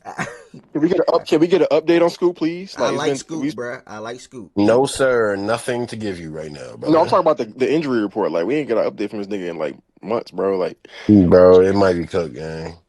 Yeah, Mish, you missed it at the moment. I'll circle back in a second. But let's get to this college basketball Saturday slate real quick. And again, we have a doubleheader to watch tonight, y'all. You can even watch it in Discord. Right here, Chan will be sharing the screen. It's 7 p.m. Speaking of Michael Brown, this is a guy that would go, and most likely will be going lottery in the draft. Going against Cameron Boozer, a guy that'll be going top 3 in the draft. So that Louisville will take a 14-5 record to play Duke, sitting at 18-1. And in the game, I'm looking forward to watching even more, to be honest, is number 1 Arizona going against BYU. AJ, Koa, Pete, both guys will be going in the lottery as well. Or one is even probably going 1 or 2. Either way, top 3. So we got a doubleheader on ESPN, 7 and 9 p.m. You can watch it in the Discord if you want to pull up and show love. Or not even showing love. You want to pull up and talk with me or watch with me on TikTok. Tween did it yesterday. BB in there. Chan be popping in there. And many, Rain be popping in there. Fake Shaggy. And many others that's in this community right here. Y'all can't, I saw Jordan Woods in there yesterday. Y'all can do the same thing. So just pull up on TikTok, Edward Jr., and or watch it in Discord. If you do pull up on TikTok and you want to join the stage, you can join the stage, y'all. Y'all can join the stage and talk with me as well in there. I think I saw Good pop in there yesterday too. Matter of fact, forgot to say that. So yeah, just thank y'all for all the support on both aspects, the Fact and Fact, and also Edward Jr. on TikTok. I'm rapidly growing, man. 5,000 plus, like 5,100 followers or something like that. But speaking of Koa Pete in Arizona, I'm gonna start at the top real quick. Oh, wait, already mentioned me. Hold on. I said something to you already. Arizona got the win over West Virginia real quick. They moved to 20-0 on the year, 7-0 in the Big 12. Just Koa Pete, to shout out to him real quick. I'm keying on the box score for him real quick. He had 17 points, 1 for 1 from 3, 7 rebounds. Braden Burns, another freshman actually. He had 22 points, 4 for 8 from 3. And they've been really damn good this year, bro. There's really nothing to say there. I liked Arizona a lot last year. I like them even more this year. Just simple put. So, any game I'm going through this slate as I'm going down, just feel free to cut me off. Obviously, I could have started off with Kentucky game with Tez and myself up here, or I could have started with Duke. But I just wanted to hit the top real quick and work the way down. Hey, did the new rankings come out today? Yep. Are we ranked? Yeah. Nope. Yeah. No. We're still not ranked? Yeah, I was surprised. Why would you be ranked? I was surprised. I'm not gonna lie. That's crazy, bro. But why would you be ranked? I can't lie, bro. It's cool, bro. It's cool. I ain't gonna lie. I ain't gonna lie. I kind of knew it last week. We on now. But this week I was super surprised. But it's cool though. No, so why would you be ranked though? Nah, y'all not ranked. We're in a 5-game win streak, bro. Maybe because they beat Ole Miss, BJ. Bro, we're second. Bro, we're tied. Never mind. I get there. Don't worry about it. Well, they like the clowns again. I'm just curious, bro. Hey, BJ, you better win your game tonight, BJ. You said what? Win your game tonight. No, y'all not ranked, Barry. I mean, hey, y'all got votes though. Tough task, but it ain't nothing we ain't seen before. When you number one in strength of schedule, you get games like this. You know what I'm saying? When you're a bottom tier school playing a bunch of Josiahs and T's, like you can have all the wins. Like you don't play pros, like we play pros, so it's a little different over here. Hey, BJ, chill for them 2 words. Come on, bro, just chill. I don't care, bro. Call it what you want. Don't care. Y'all keep saying that to the same. Y'all, I'm not trolling. Stop saying I don't care to humble up. It's really going to come back and bite you in the behind, bro. Stop saying that, y'all. Brother. What can you? No funny. You no funny. Guess what? Wait, the last time we seen y'all, you know what happened. Oh my god! And guess what? The last you know what's so funny? That's the only game from last year they don't remember. I swear, I'm telling you. I mean, I went to sleep. So I don't know. I went to sleep on that game. At that point, that game was boring. Like I don't really care. I went to sleep. Nigga, they can tell you. They can tell you what went wrong in every other game. Game 40. I don't remember that game. They leave that game. I don't remember that game. Yeah, that shit was so long ago, bro. Oh, second game though. This like actually, Jordan. Like, come on, bro. This was actually a good game. I had to watch the hell out of the end of this game because I had UConn money line, and I thought I was about to get sold. But by the grace Hey, of Brody, God, I had that motherfucker spread, bro. by the grace of God, this game went into overtime, bro. And UConn poured out the win. Shout out to Villanova for how well they played throughout the majority of this game. Literally the majority of the game. I mean, UConn, they were home. They kept trying to get going, trying to get things going, but Villanova answered every single time. UConn tried to climb back and take the lead, and ultimately they was able to do that. Some big stops down, big stops down the stretch, big shots also down the stretch from Alex and Solo Ball, and they kept continuing to feed Terrence Reed down low, and Villanova just didn't have the size to match up with him down there. What did he do from Georgia doing? He had 10. What is he doing in a year? He only averaging 10 on the season. Okay. Shit, I would take it. He was supposed to come here too. Okay. I guess he's just fitting in, but they got a good little team over there. So, I mean, shout out to UConn all in all, 19-1, 9-0 in the Big East. This was a good game to watch down the stretch, and I was definitely impressed, and I'm glad they was able to cash for me and BJ. Again, while I'm going down the stretch, if y'all want to just stop at any game, feel free to stop. Now, this next one, I almost bet Purdue. I think I did actually. And I lied bet without even watching it. Can't remember. But if anybody tap into his performance, I saw the clip like of what he did, the shots he was making and things like that. But I didn't see the actual like game. Like, you know what I'm saying? If y'all get what I'm trying to say. But clearly him and Braden went at it for the most part. Illinois only had one other guy in double figures. That's David. David might be a freshman. Am I mistaken on that? Yeah, David is a freshman too. Averaging 12 and 8 on the year. So him and Davis only won the double digits, and obviously for Purdue was Braden and Trey leading the way. Illinois moved to 17-3 on the year, 8-1 in the Big Ten now, while Purdue dropped to 17-3 on the year and 7-2 in the Big Ten now. And this guy, for anybody don't know, I hit Ted on Saturday. Like, bro, I wouldn't even hip to dude. Chad just came here today and said the same thing. The dude was a freshman. Allegedly, he was. Let me try to see if I can find a tweet. He was a 3-star. Let me see if I can find a tweet. Hold on. Three-star, number one player in the state? Yeah, so it was something like 3-star. Had to work his way all the way up to where he is now. And that. Man, I can't remember. What the tweet said. But he was number one in the state, you said, or you assuming that or guessing? No, I think that's what it was. 3-star is number one because he from a small, like, the state, not really basketball heavy. And I think he's like the top player in the state, something like that. Okay. Yeah, Keaton Wagner though, y'all. College basketball fans, myself, Chan, and many more will be more keyed in on him. He's a freshman, another guy that's coming out of this freshman class. Highly touted guard. Get a lot of respect on his name now. Let me see if Tinkathon updated anything with him. I hate to refer to Tinkathon as the first option, but let me just see real quick.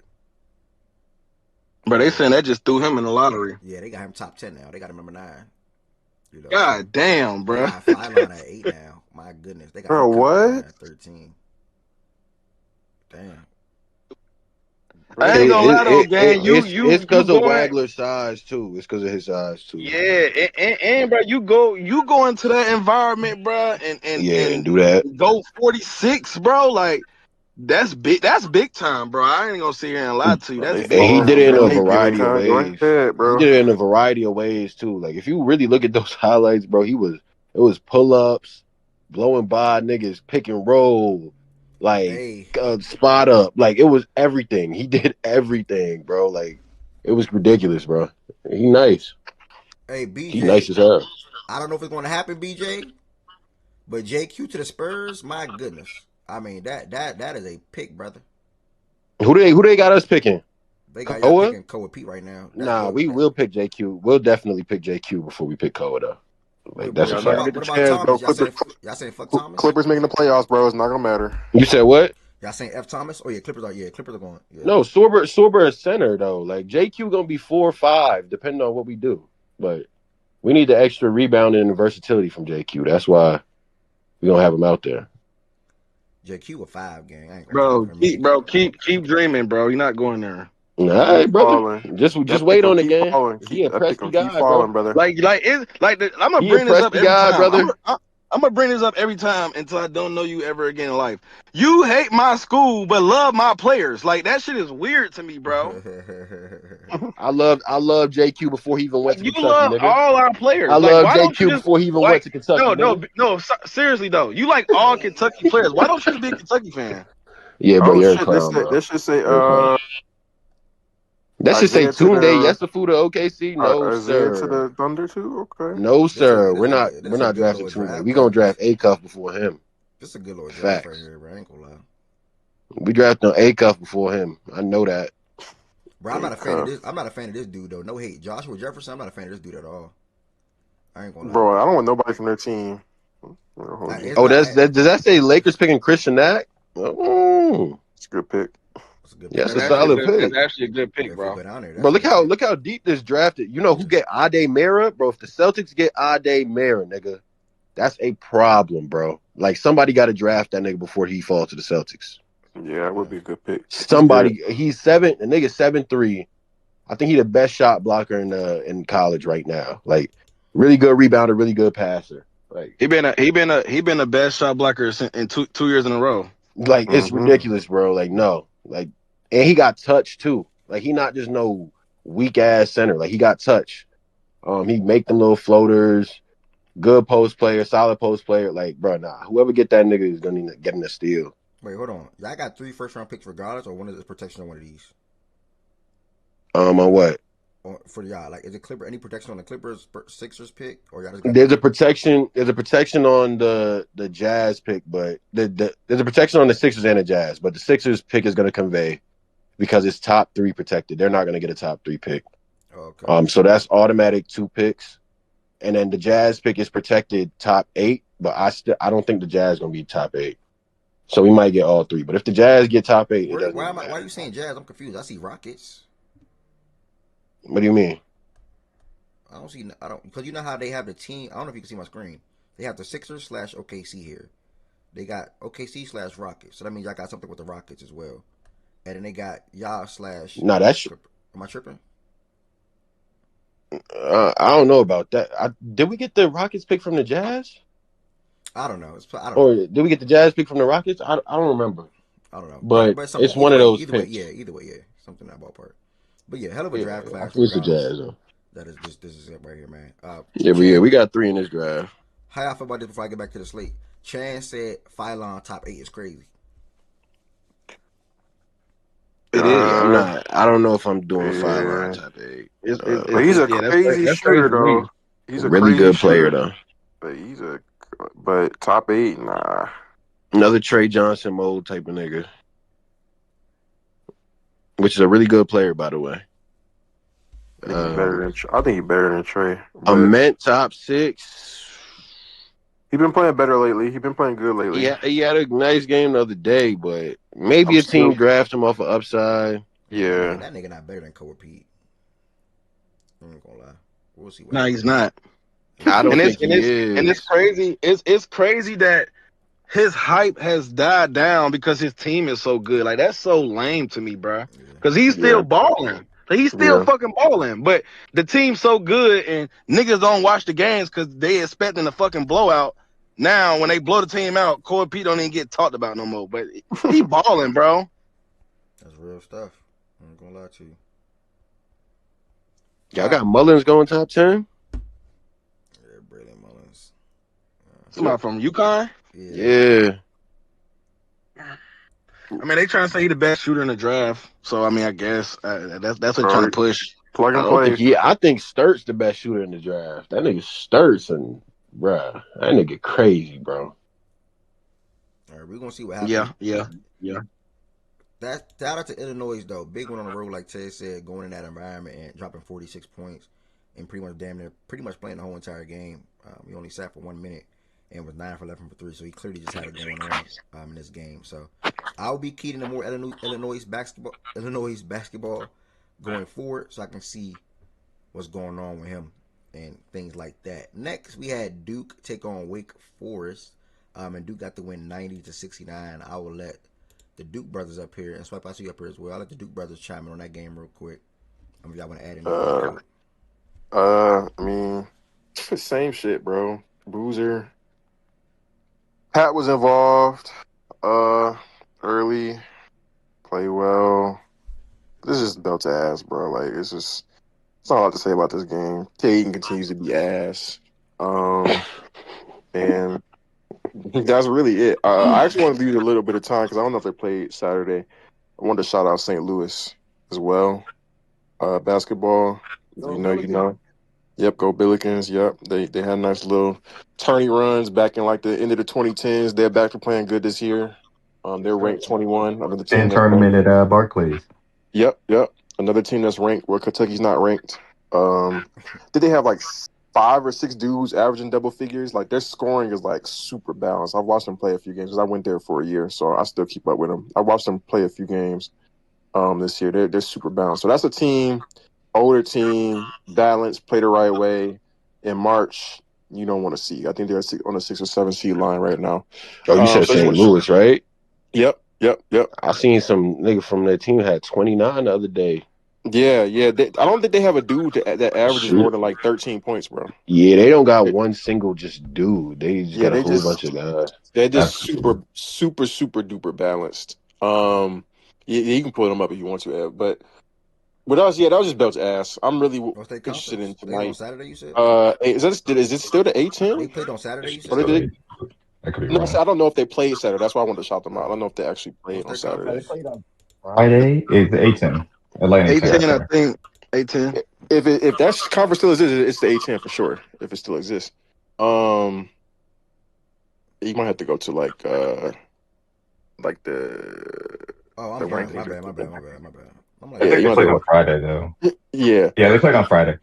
Good, very good basketball team though. Don't want to see them in the tournament if you are a younger team for sure. St. Louis shout, okay. Yeah, they play good ball, bro.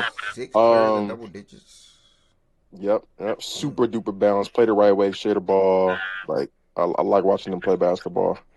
And I bring them up because that's a team like you face a team like us where turn the ball over, freshman laden, freshman relying on a couple people, you can get got by them. But with our team, like I'm interested in tonight more so. That Wake Forest game was whatever. I'm happy to say we covered the spread, but I want to see how we defend Michael tonight. Because theoretically we should be able to put him in not a box, but we should be able to defend him well. We have the personnel to defend really any guard, top level scorer well. So that's what I got my eye on for sure, because that's going to tell me a lot about tournament chances. I'm looking at how we defend all these high-level guards that we run up against. So, Michael, hopefully he don't get off. As long as he don't get off and we win the game, whatever happens outside of that, I'm cool, because our calling card this year is going to be defense. It's going to be defense and score just enough. It's not going to be high-powered scoring like we thought it could be coming to the season. So, profile. Yeah, we go as Boozer goes, bro. Literally, like. He's everything to this team, rebounding, scoring, passing, like he's everything. And then the occasional Isaiah Evans scoring outburst. Still got to fix the slow starts. I don't like how we started off in the Wake Forest game. Got to fix that. But other than that, bro, like another belt to ass, bro. This team, other than that comeback earlier this year, this team has been really solid, bro, winning against damn near everybody. Just gotta stay on that same pace. I do want to see us against some of these other teams, but hell of a team, bro. Hell of a team. I still think we're missing a guard play, but you can't really complain much when you got one loss. So we're so spoiled, bro. Like, can you imagine, bro? Like, it's teams up there like 5, 6, 7 losses, bro. We complain and we got one loss and got a great resume. Like, exactly. In the one loss, we was up by. What, damn near like 15. They came back hot shooting. To a good team, yeah, to a really good team. That's every year. Y'all have nothing to show for it. Oh my god! That's not Kentucky every year, fans saying we have nothing. That's not every year, by the way. Oh my god! Y'all niggas don't even got 10 losses combined in the last. Bro, y'all don't got 5 years. Bro, y'all have not hung the last 5 years, and you niggas cap out at Elite 8 every year. Bro, when the last time y'all hung a banner, gang? When the last time y'all hung a banner, gang? 14. I was alive. Bro, I'm not even talking about. I'm talking about Final Four. I'm not even talking about championship. Like y'all ain't made a I was Final Four alive, bro. ever game. Like that shit not embarrassing. I It's been told like you. 11 I told years. you what we on. I told you what we on. General Wealth. Generation Wealth. Generational Wealth. Okay, I got no pushback to that, General bro. Well. I got no pushback, game. Go Yeah, ahead. I know. When generational wealth pop up, you niggas ain't in that convo. Just scoot over. We about to see this next generation, buddy. Look, come back 5 years from now. We're gonna see, bro. You gonna have a whole nother coach. You might have 2 coaches by then. Y'all niggas are clowning. Nah, you not lying though. You not lying. We might have one for real. All right. Next we had Texas versus Houston, which is a hell of a game. Hell of a game. One shout out to how Houston came out, but shout out to how Texas Tech answered, feeding off their home crowd. We got Ari up here to talk about this game, and then we'll hear what the rest of the stage got to say. I'm gonna go use the bathroom real quick, y'all. I'm gonna join my phone real quick. I'm probably just gonna make 2 sandwiches real quick. She's taking her 5.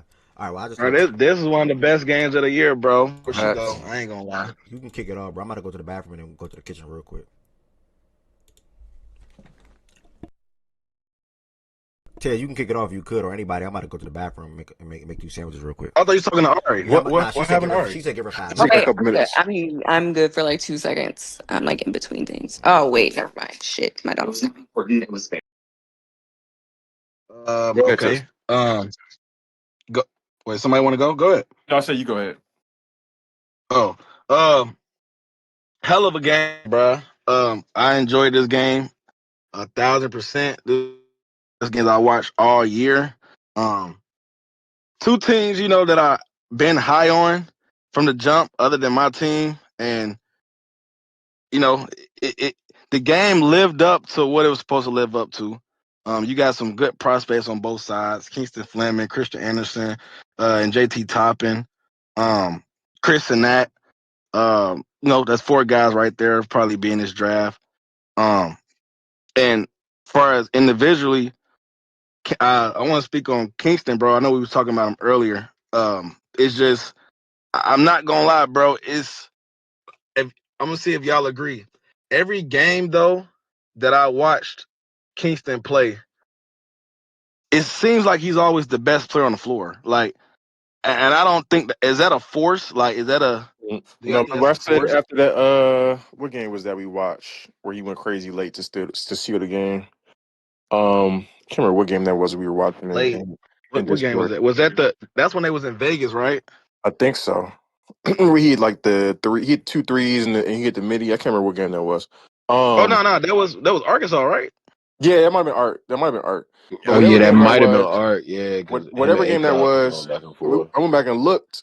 If you look at all their best opponents that they played this year, he's hooped and been the best player, and damn near all of them, like you just said, and like against their best competition, and them damn near have been his best games of the year has come up against the best competition. So yeah, you got to pay attention to that. Continue.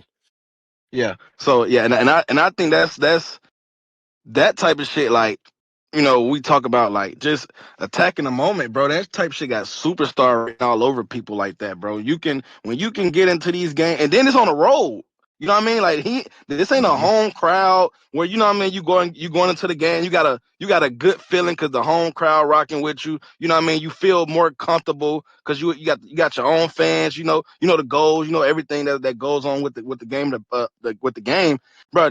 He went into a crazy ass environment, bro, and did this as a freshman, bro. Like.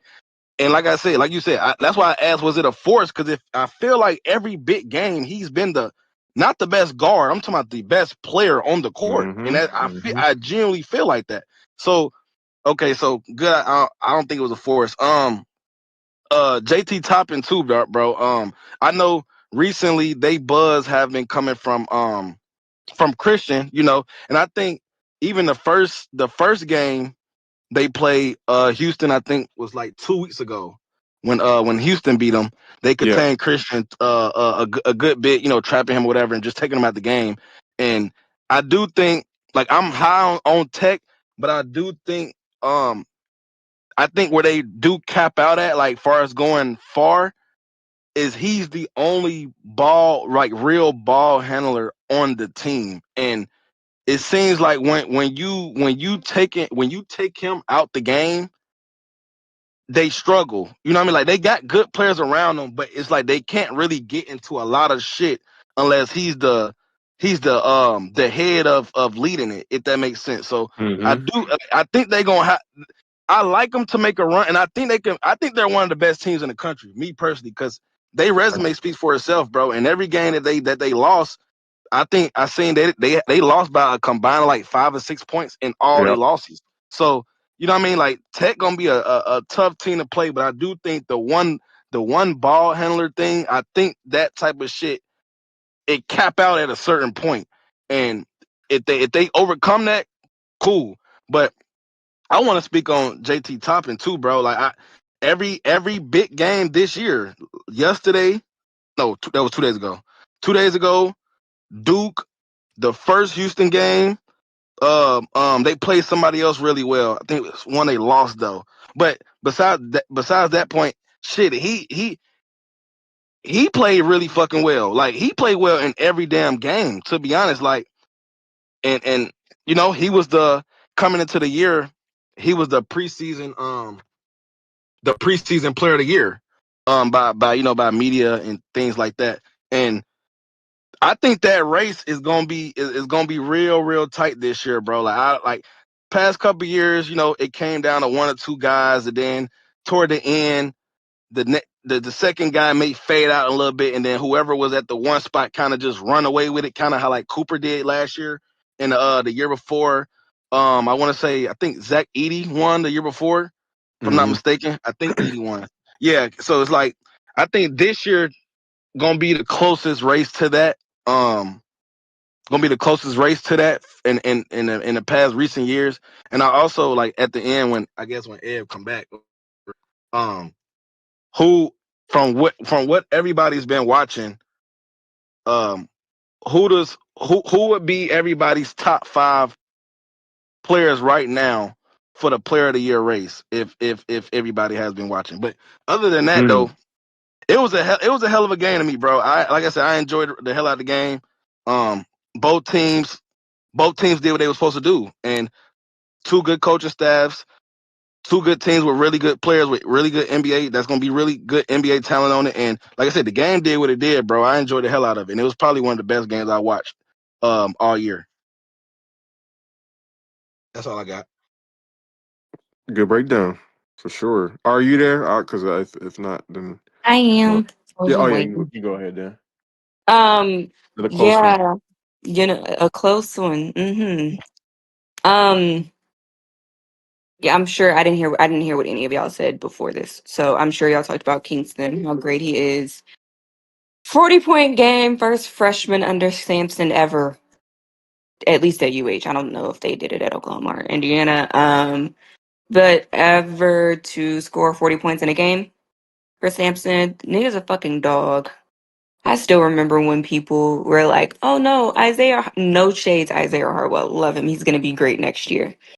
Oh no, Isaiah Harwell, he's going to be better. Oh no, Kingston didn't deserve to be a McDonald's All-American. Fuck off. Like, he's fucking great, okay? He's amazing. He's awesome. So, shout out Kingston Flemings. 40 points. He was really all over the place. And I think that's what I think that might be what I appreciate the most out of his game is that, like, I had always been a little hesitant about UH adding shooters because I was like, sometimes them shooter niggas just like to shoot and like they don't do fuck else. And like I can't watch that kind of basketball. Like niggas that shoot and just like then if they don't have the ball in their hands or like they're not making a play for the ball, they're just like, you know, they just kind of like mosey around. Like I just personally I can't deal with that. And he doesn't do that. You know, he gives it his all on both ends of the floor, very similarly to how he did in that game versus Tech. Obviously, you know, the foul on the 3 when we were down 2, you know, possibly to tie the game at the end was rough. You know, the offensive foul, shouldn't have kicked his leg out like that. And then, you know, the turnover that he had was rough. But what more can you ask? The dude had 42 points. Like, he can't do every fucking thing out there. I also want to shout out Emmanuel Sharp. I almost called him Emmanuel Wilson for some reason. Emmanuel Sharp, E-Man had 20 points. 20 points. That was really it. He played solid defense for E-Man. You know, if anybody watches him, he's not a really big defensive guy. However, I'm really fucking pissed off with everybody else on the team. 62 points came from 2 players. We only scored 80. I don't want to say only, but we scored 86. So that means 24 points. You telling me the rest of the 1, 2, 3, 4, 5, 6, 7. 7 players that got burned in that game, none of them couldn't all combine more than 24 points? To me, that's unacceptable. And it's not fair to Kingston or Emmanuel. They busted their ass. I'm looking at the shots. Melo only took 6 shots the entire game. What the fuck? Nigga normally takes 10. You can't tell his ass to stop fucking shooting. JoJo only took 1 shot. What the fuck are you there for? You're big for nothing. Because we got killed on the offensive glass. Killed. These niggas out rebounded us by like double. I'm almost positive. Let me make sure. Yeah, No, we had they had like 28. 20 offensive rebounds for sure. Y'all had like 10 Yeah, or something. they had 21 offensive rebounds. We had Oh, there 11. you They go. had 44 total rebounds, and we had 28 total rebounds. What the fuck are you doing? Oh yeah, you are 44. You would never win a game like that. Yeah, You would never win. Never, They bruh. got bitched. They got bitched. Never. Like our bigs. I love Chris. Love Chris. Our bigs got bitched on the board, like on the glass, bruh. They out rebounded us both on both ends of the floor. They had 21 offensive rebounds and 23 defensive rebounds. Nigga, that's the shit that we normally fucking do. Like y'all got bitched. And then y'all wasn't scoring on top of it. I can't find how many second chance points they got, but I would love to see how many second chance points them niggas got. So that means y'all niggas was not fucking shooting and not fucking rebounding. What the fuck were you doing? Fouling. Like, that shit agitates the fuck out of me. Like, watching that game, that's why I was so fucking frustrated. And if you did see my tweets, you would have saw that I said something along the lines of, I don't think Tech is as good as us. I think they're a good team. I don't think they're as good as us. Because the fact that you can kill us like that on the glass and only 2 people on our team has double-digit points and you only win by 4, bro, you're not as good as us. I'm sorry. And so, like, that's the kind of game, like, that shit just really irritates me. I was irritated the entire game. When I wasn't watching Kingston and happy with Kingston, and when I wasn't watching E-Man and happy with E-Man, I was just fucking sick of everybody else. I was, because, like, what the fuck are y'all there for? You don't play that way and think you can go on a march and win. You don't play that way and think you're going to compete with fucking Arizona, Iowa State, though I think they kind of made, No, they suck. BYU. They suck. You don't want to Like, miss them. They suck. They you're suck. not gonna compete. You're not gonna compete with fucking Michigan. You're not gonna compete with fucking UConn. You're not gonna compete with Purdue. Who I also thinks kind of mid. You're not gonna compete with Duke, bro. Like, you're just not gonna compete with the teams that are really doing this shit. With the teams that we actually probably will see in March. Y'all put up this bullshit. Y'all niggas ain't winning shit, and y'all left a freshman out there. Like, I've never seen a 42-point game get wasted, and it got wasted because everybody else, Milo's, Chris, and JoJo, they took a combined, let me go back. The 3 of them took a combined 8 fucking shots the entire game. Like, that shit don't make not a lick of sense to me, bruh. Like, Milo's, you're supposed to be the senior. What are you there for, my nigga? You should have just went into the draft at that point. If this the shit you gonna give me, the fuck I need you for? What are you bringing to me? Except for fouls. Like, that shit be agitating my soul. Like, that game agitated every single part of me, bro. Because that game was more than just fucking winnable. Like, that shouldn't have been, like, we should have won, realistically, by at least 6, maybe 8. And it was there for the taking. But no, you let a freshman and E-Man carry the entire fucking load of that game. And then you couldn't even, like, contribute rebounding wise. Like, I'm like, that game was it. Shout out JT Toppin. Shout out, what's the nigga, Anderson? That's his name? I forget. Anderson on their Yeah, team? Christian. Yeah. Christian Anderson. That nigga nice. You know, they have a team full of nice niggas. Don't get me wrong. Like, this isn't shade, but, like, I know what the fuck I saw. And I know if UH got at least anything, from any of our other 3 starters, even a little bit more. Like if Milo's gives us his average, I think Milo's average is like 12 points a game or 15 points a game. I can't remember. It might have went down since the last time I checked. But if he gives us his average, we win that game. If Chris gives us his average, we win that game. If JoJo gives us his average, we win that game. Like, and so you tell him you can even do that in a big ass fucking game? Granted, you're on the road. It's in a hostile environment. Them niggas storm the court because like a bunch of fucking fans. All that other bullshit. Wait, I left on that. They stormed the court. They stormed the court, bro. Tez, you don't know how sick I was. Bum ass Right, niggas. and I'm not gonna lie. Court.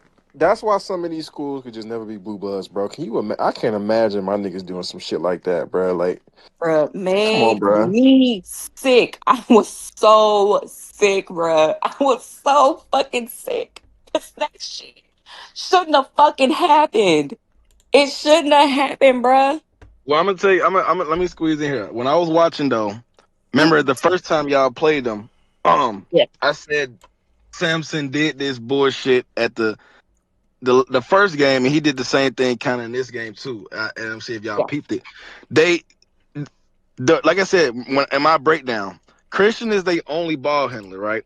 So if you get him out the game, they're kind of limited in what they can do. But the problem is, he's a good fucking passer. So when good passer. He's a really good passer. So when you do that to him, look at Atwell and Petty.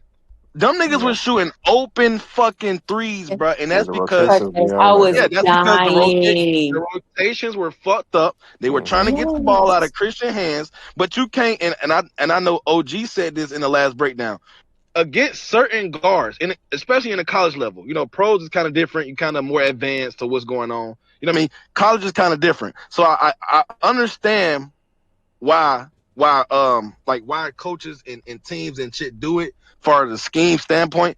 But a guard like him, a guard like Kingston's, a guard like Acubs and Mike Kales and Darren's, and you know what I mean, them type of guards, you don't do that against them type of guards, bro. You gotta play. You gotta guard. Yeah, you gotta play your game, bro. You can't switch up because you took Christian out the game for like a shooting standpoint, and then he kind of got in. You know how you watching, even on the NBA level, like you watch a nigga like he not really involved, so he trying to force himself into the game, just force some shots up, and he kind of got into that, which is good on Houston part.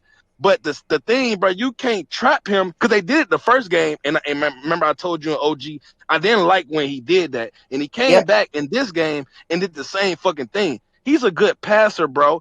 Nigga, you trap him top of the key, he can make that top of the key pass to the corner. Like that's very hard to do, but he can make that pass. He can dribble around the trapper and throw a lob. You know what I mean? He can do that type of shit, bro. And Petty and Atwell, bro, all they shots was open, and I'm just like, I'm watching. I'm like, Samson, you did this same shit the first game, and it didn't work. Like it didn't work the first game, so you come back the second game and do the same fucking thing. The difference is, Atwell and Petty are now hitting shots, and you also got a better JT Topping game. So, you know what I mean? I feel like I don't know. The game plan didn't scream Houston, bro. It screamed like let's try to do something different. Different. And let's see where it go. Like nah, bro. Like hell nah. Yeah, that's how that run. I mean, a large part of that run, that they went on at the end of the first half, was that he was either topping offensive rebound or just being topping scoring, or it was playmaking by Anderson. That's how they stretched the lead in the first half. So I mean, I know Houston tried to come back in the end, but what you just spoke to was how the game flipped in the first half, and from there it battled back, and it was just literally the exact same shit happened at the end. Like literally the exact same shit happened at the end of both quarters, and I thought he would notice it at the end of the first because we were up. Like we were up, I would say like 3 minutes going to halftime, and I was like, okay, it'll be whatever. And they went on this crazy ass fucking run. Yeah, I think And that I'm was at like like, bro, do 5. y'all just not It was like what the fuck trash, are y'all man. doing? That Now, was at like granted, 5, and they flipped it. Let me look, I want to say it was almost a 10-point swing. because I know they went up at least 7 or 8. Yeah, let me I think see. around 6. I think you could be right though. Yeah, I'm looking at it right now. It was They went up 11. Yeah, it was 37-33, and from the time Petty hit that first three with 7 minutes to go, it was It all was there on. from there. It was It was on, on. bro. And like the thing is, It I was felt on, it, bro. bro. I felt It was it. on there. That shit was. I was like, what the fuck going And, on? and he hitting, he coming around screens, fading, and you know what I mean? Yeah, Like he was yeah. hitting He had some like two or crazy three, and shit, bro. he had like 2 or 3 in that run too. Because I know, yeah, yeah. And Toppin went crazy as well during that at the end of that half. They turned up. And then the niggas Them didn't two even turned do the up. shit that Tess that I've been screaming at them to do.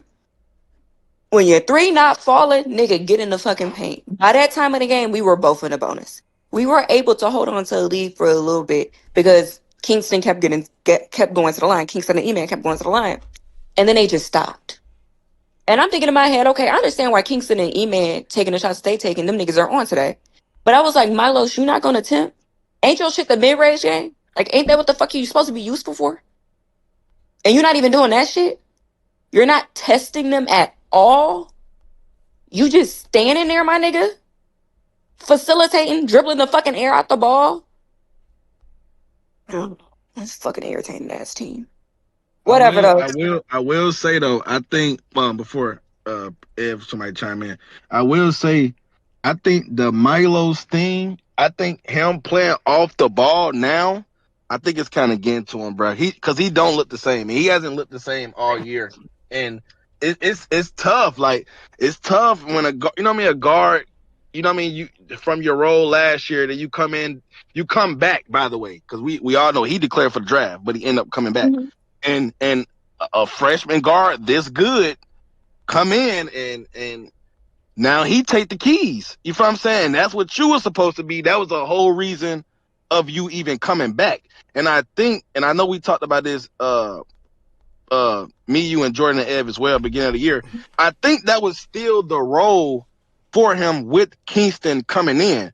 But I think it got fucked up with Kingston being Samson so even said good. it was. Samson literally said, "Well, 2 weeks ago, after the first Tech game, he said this is the most that I ever thought. This is the most that I've ever played a freshman guard." And he said it's not something I'm used to. It was also not my plan coming into this. But he's so fucking. He was talking about it in his praise for Kingston. Everybody know that, bro. Samson don't like. First off, Samson don't like playing freshmen. Period. 2, a freshman guard, a lead Yeah, he guard. don't like nothing, bro. He don't like that shit. No, he don't. He don't. Yeah, he old school. He He's so old old school, bro. school. But the But thing I is, it think worked for him in that's the where it past. messed Like, up I though, get it, Ari. I'm gonna but be honest. no, I'm You dead heard me? ass test. I legit, I said it to like some of the Houston fans, like my friends that all go to you, that we all graduated from UH. I said it to them after the game. I said I think Milos needs to come off the bench, but Samson's never going to do it. He's never going to make him come off the bench unless he like is forced to. I personally think though Harwell has not popped as much offensively, I think it's from lack of just like playing time because he only gets like maybe 12 minutes a game. He's never gonna have 3 freshmen all on the floor together. That's not the way that Kelvin Sampson does things. But I definitely think it would flow better with like Ramon's not good enough to start, but like either Isaiah Harwell or Ramon because Milos just isn't. He doesn't have the same level of energy. He now looks scared. He looks kind of scared to shoot sometimes. Like he's like a fucking chunk master, or he don't shoot. And like that just doesn't flow right. And then also he's not really in the passing game at like the facilitation game as much because that's Kingston. So like they kind of just took everything that he was kind of good for and said, "Hey, there's a nigga better than you. He gonna do it now, and you just kind of be ready." And he's not. I think I agree with you. I think it's affecting him mentally, and I think the nigga needs to come off the fucking bench because I think he fucks up the flow a little bit too much, in my opinion, when it comes to offensively. I think he slows things down. I think he's kind of like that little log that you're trying to get to come along down the river and it's just not coming. That's him. And it's messed up because even if the difference between them two, and I know we've been rapping on this a little bit. My fault. You good. But I know the difference is too, like with him even playing off ball, and if you did put Kingston off the ball, Kingston's decision making is quicker than Milo's, like by a mile. So even if Milo's did play on the ball, the Kingston off the ball shit could work because he's just like he catch the ball and already, like you said with Milo's, Kingston catches the ball and already have his mind made up on what the fuck he wants to do. It's like when Milo's get the ball from playing off the ball, he don't know what he wants to do until he catches the ball, and that like you said, that fucks shit up. Like it fucks the flow up. So I mean, but it's like at this point, it's kind of, it's not fucked because he can still come along. He's a vet, and you expect him to come along. You don't want to kill his confidence as a whole, but it's kind of limited now because Kingston playing so fucking good. You can't take the ball out of his hands. So Milo's, like I said, he gotta come along, bro, and he gotta embrace that role. And you could tell, like, even like when I watch him, like, this is not the only game I watch. He looked kind of mentally out of there, bro. Like he don't. The nigga be watching. Like you ever seen a nigga just watch during the game? The nigga be watching, and he be watching Kingston. I'm like, nigga, are you jealous? Joke, but like, are you so thrown off that like all you can do is watch? Like, are you like he don't like even in the moments when Kingston's not on the floor, you still see it. Like his brain is just not. He's not locked in nearly as much as like you would expect him to be as a senior, but like you would really expect him to be being like this is his second year in the program, in this system. So maybe he checked out. Maybe he checked himself out. But if that's the case, nigga, go sit somewhere. I got a national championship I'm trying to win. The fuck? All right. Great Houston and Texas Tech talks. Thank y'all for that. I heard everything y'all was saying. I was listening on my phone to start. 7th ranked Nebraska took care of business on the road against Minnesota, 76-57. This game broke away in the second half where they went on a run. Gonzaga squeezed out a win against San Francisco, 68-66. 8th ranked. Next we had Iowa State, 9th ranked. Go to play Oklahoma State. They got the win 84-71. And then 10th ranked Michigan State. They blew the hell out of Maryland out. Jeremy Fears had 17 points and 17 assists, I believe. Think you about to say some words on this, Jordan, or are you good? Oh, he just off mute. Okay. I didn't know if he's about to say something or not. The next, we had AJ, the Banter, had 43 points, BYU freshman record, as they defeated Utah 91-78. Like I said earlier, the game was a little closer in the first half. You see at the end of the first half, I'm talking fast, my bad. End of the first half, the score was 42-37. And AJ had a game, man. I mean, when you want to draft a player, this is what you want. A guy like this. 43 points, 4 for 5 from 3. That's not too consistent, to be real. 15 for 24 from the field, 9 for 10 from the free throw line, 6 rebounds, 3 assists, and a block with a load of 3 turnovers. And then the transfer, Robert Wright, also chipped in with 21 points. So, and then Richie, who's been there, had 12. It's a really good win for BYU. The biggest test for them is this game tonight, so I'm not going to say too much about Saturday's game, I'm sorry, as I'm keyed in and locked and loaded and focused on how they're going to look tonight against Arizona. That's a real test. It's going to be a great game, and it's going to be rocking there. So that's pretty much what I got to say there. Where is that game at? BYU home, it looked like. Oh, that shit going to be crazy in there, bro. That's going to be a fun one. It's going to be crazy. Not going to lie, low-key hoping for BYU to win because I'm a hater. I got 2 questions after you wrap up this slate. Okay. UNC took care of business against Virginia, where they traveled to Virginia, got the big one on the road, 85-80. Caleb Wilson had 20. I didn't tap into this game much, to be honest. Caleb Wilson had 20 points. Let me see what he did in a rebound perspective. Oh, he didn't have over 7 boards. He probably had 6. Oh, I watched the second half. I watched the second half of this game. Well, they fought back in the second half. You want to add some words like what shifted the game or anything like that? Yeah. They really just clamped down on defense, bro. Stevenson, they transferred from Bama, played a big role, and they come back. They went on. Like I said, they got some stops, went on the breaks. Got some easy points. Stevenson contributed, and then down the stretch, they gave it to your best player, and I mean he he do what he do. I think it was 1 point. They was up 2 or 3, something like that, and he came down and got an and 1 or something, and kind of just ultimately ended the game. But it was kind of back and forth though. Like they came back, took the lead. Virginia took the lead again. It was kind of a back and forth game, but they just got a little bit more stops at the end. They converted on all their stops and ultimately just won the game. Things like that. It was a big win though, and it was on the road. It was a win that they needed. I think they came off a loss. I think Virginia was second in the ACC after Duke.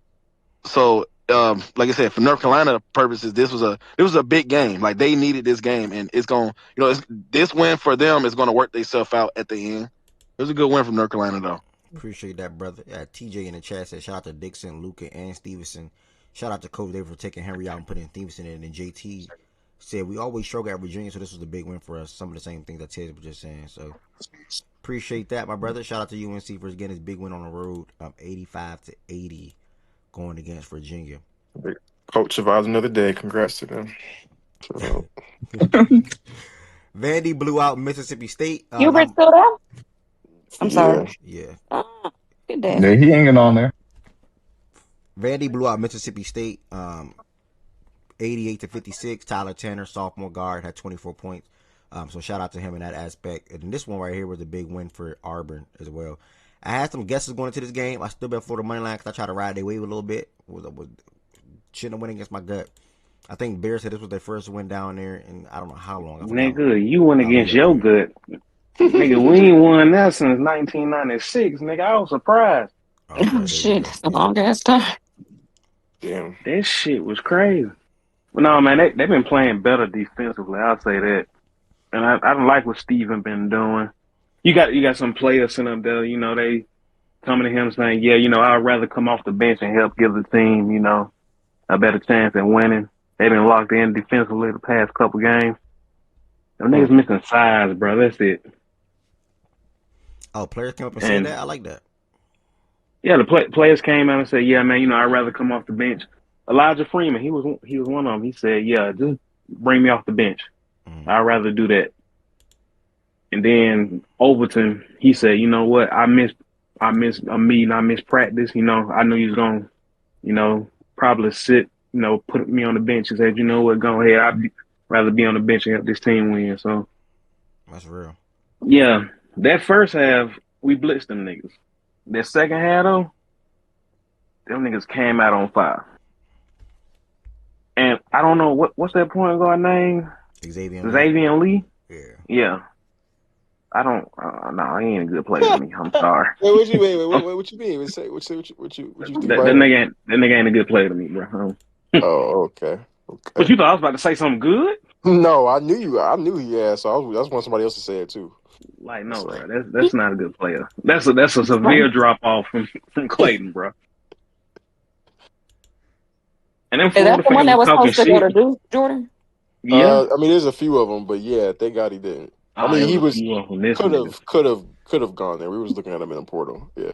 Okay. But yeah, that was a good game.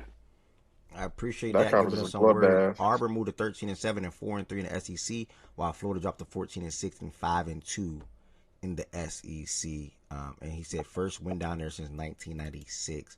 I see Thomas had a big game for Florida, but they didn't get any production out of their guards in the backcourt, Boogie and Xavier. So, and meanwhile, was it Keyshawn? Keyshawn? Keyshawn, I'm sorry. Is it Keyshawn or Keyshawn? Spelled Keyshawn Hall. Yeah, Keyshawn Hall, averaging 20 on the season, had 24 points in that game. So shout out to him. This next game, Tennessee on the road, got the win down there in Bama. Nate Ament had his best game arguably of the season. 29 points, 10 for 20 from the field, 7 boards, 3 Finally, assists. shit. Nah, for real. And Gillespie, transfer from Maryland, had 24 points, and he just having free. He's having free. I didn't hear what you said, but I guess you corrected me on how to say it. He having freedom to just shoot up a lot of shots in the season. He's going to score a bunch. He's going to knock down some shots. He's going to get to the free throw line. And he did that in this game. 6 for 8 from the free throw line, 8 for 20 from the field, 2 for 9 from 3. And those two guys, similar to Ari saying about that E-Man in Kingston, these two guys right here combined for 53. Looks like 53 out of 79 points. But difference is they got the win. So shout out to those two players. They did what they needed to do to be able to carry that Tennessee team on the road. And on the Bama side of things, I mean, simple put, the shots are falling from the outside. They can damn near be in the game with anybody or beat anybody. If it's not falling, there's games like this. It's that same simple team, bro. It's that simple game. Like the same team. What's that Let me dude tell you name? something, bro. What's that dude name? Latrell. Yeah, okay, Latrell. Yeah, him. He sucks. Like he played well in that game, but I've seen a few games this year. He sucks. Like he's not good. I don't know. I want you to look closely to the nigga on the bench, number 14 for Bama, who had to be a little bitch and come back from the G League after playing for Bama for 2 years. Boko? Charles, dude. Yeah, Charles Bediako. I don't care what you say. Yeah, that was his first game. That was his first game. Came back and y'all asses still lost. I don't give a fuck. And he played, and it's so lame, Bear. He played 25 minutes, bro. Yes, bro. Like I don't care, bro. And them niggas in Bama love to say, well, Auburn and all these people, they got niggas out of Europe. We got niggas out of Europe. Y'all nigga went to the NBA, got drafted, signed a contract, didn't do shit in the NBA, came back and bitched and had a donor from Alabama. A judge who was a donor for Alabama signed off and said that nigga could play. And y'all niggas still lost to Tennessee. Yeah, I don't. You put the SEC standards. And I'm glad a lot of coaches are speaking out on stuff like that, like Coach Kyle, Rick, Tom, and more. I'm not a fan of that at all, bro. It's a bad thing for college basketball, bro. It's horrible. Samson doesn't like it either. John said some shit this weekend. It's terrible, bro. It's literally terrible. That's horrible, gang. And what make this shit so bad? That nigga said something about it before. Oh, NATO? Yeah, NATO said something about that shit, but now all of a sudden it's all right. What'd he say? He said the rules are the rules, and what we play by the rules or some shit. Some weird shit he said, bro. He said, what did he say, bro? I'm trying to find a quote, bro. What did he say? Some weird. The rules are the rules, and hold up. This conference is a bloodbath. Yeah, is it? It is like it's just. I'm not saying it's the best conference in America, but no, I said, is it? Like I know that probably sounded suspicious. Oh yeah, no, it is. It is. It is. We Arkansas came to us. I didn't even think we were gonna win that game. We played them niggas too. Okay. No, I'm talking about us. Y'all different. We beat them niggas ass. You can go all the way down to Ole Miss, and you're gonna get a tough game. Yeah, I'm about to say because the problem with this conference is like Texas is playing good basketball as of late. And Texas beat freaking Vandy out at home, and then they just beat Georgia in their crib. Like in Texas, bro. Like Texas, they work. We gonna have to play Texas, Vanderbilt, and Arkansas 3 straight games later on, man. Oh my goodness. Y'all should go look up. Y'all should look at no shade. Y'all should look at Arizona's next I think 3 games or 4 games. They got a comp, right? Wait, D-Mac. Mizzou, we're the best. Man, y'all escaped crazy this weekend.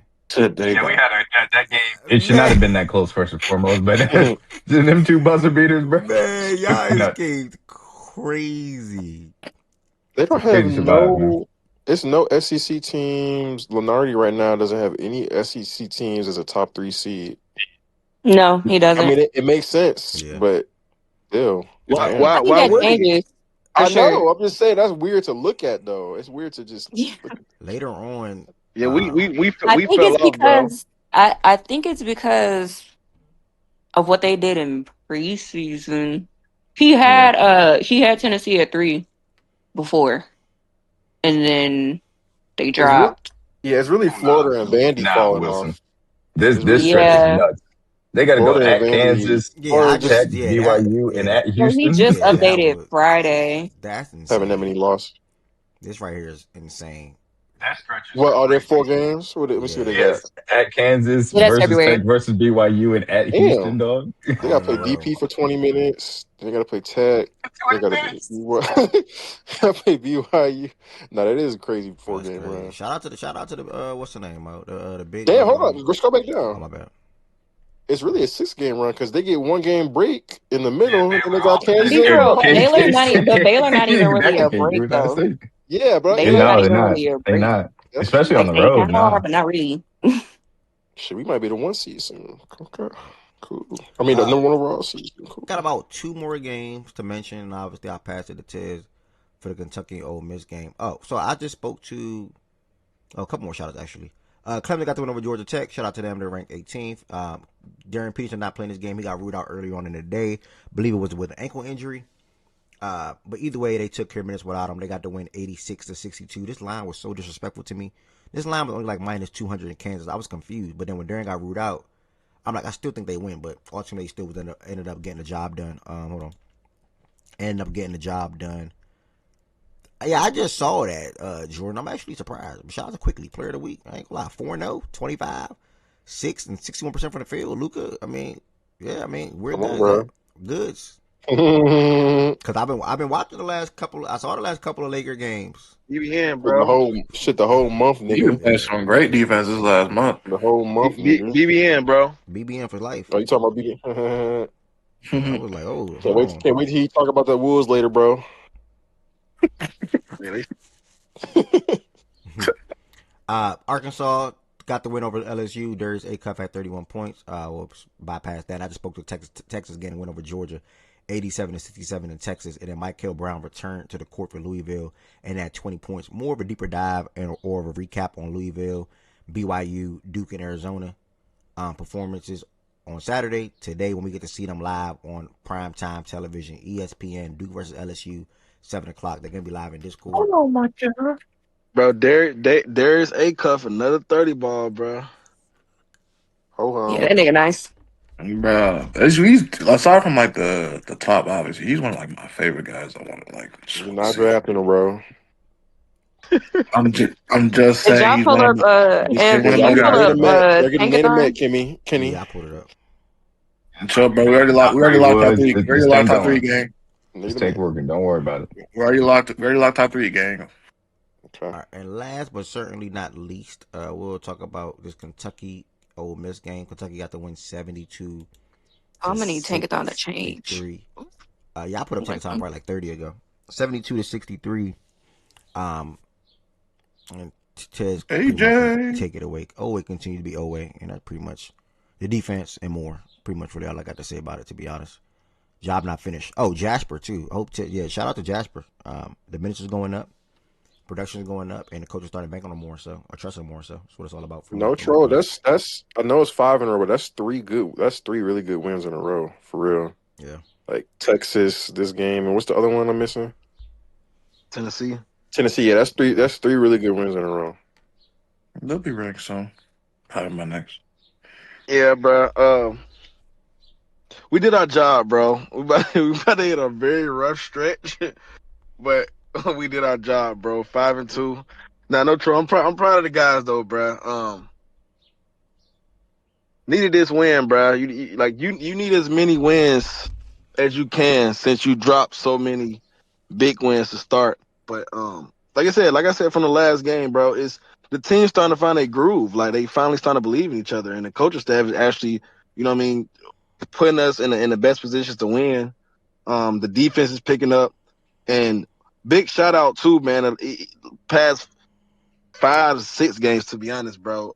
Otega Owe, bro. Like I'm proud of dude, bro. To be honest, like we talking preseason player of the year, SEC. So in this SEC run right here, past 5, what we 6 games in, 7 games in. Yeah. He's playing really fucking well. Like his efficiency is up, his scoring is up, rebounding up. He's actually playmaking, and I think he averaged like 2 steals with a block. So I mean, bro, I'm impressed, bro. This is who I thought he was going to be, and I'm upset that I didn't see it against Louisville. I'm upset I didn't see it against Michigan State. I'm upset I didn't see it against Gonzaga. Gonzaga, Michigan State, Louisville. Who else do we play? We played somebody else. We played 4 teams. What game you talking about? Let me see. I'm saying the 4 biggest games that we played. Louisville, Gonzaga, Louisville State, North Carolina.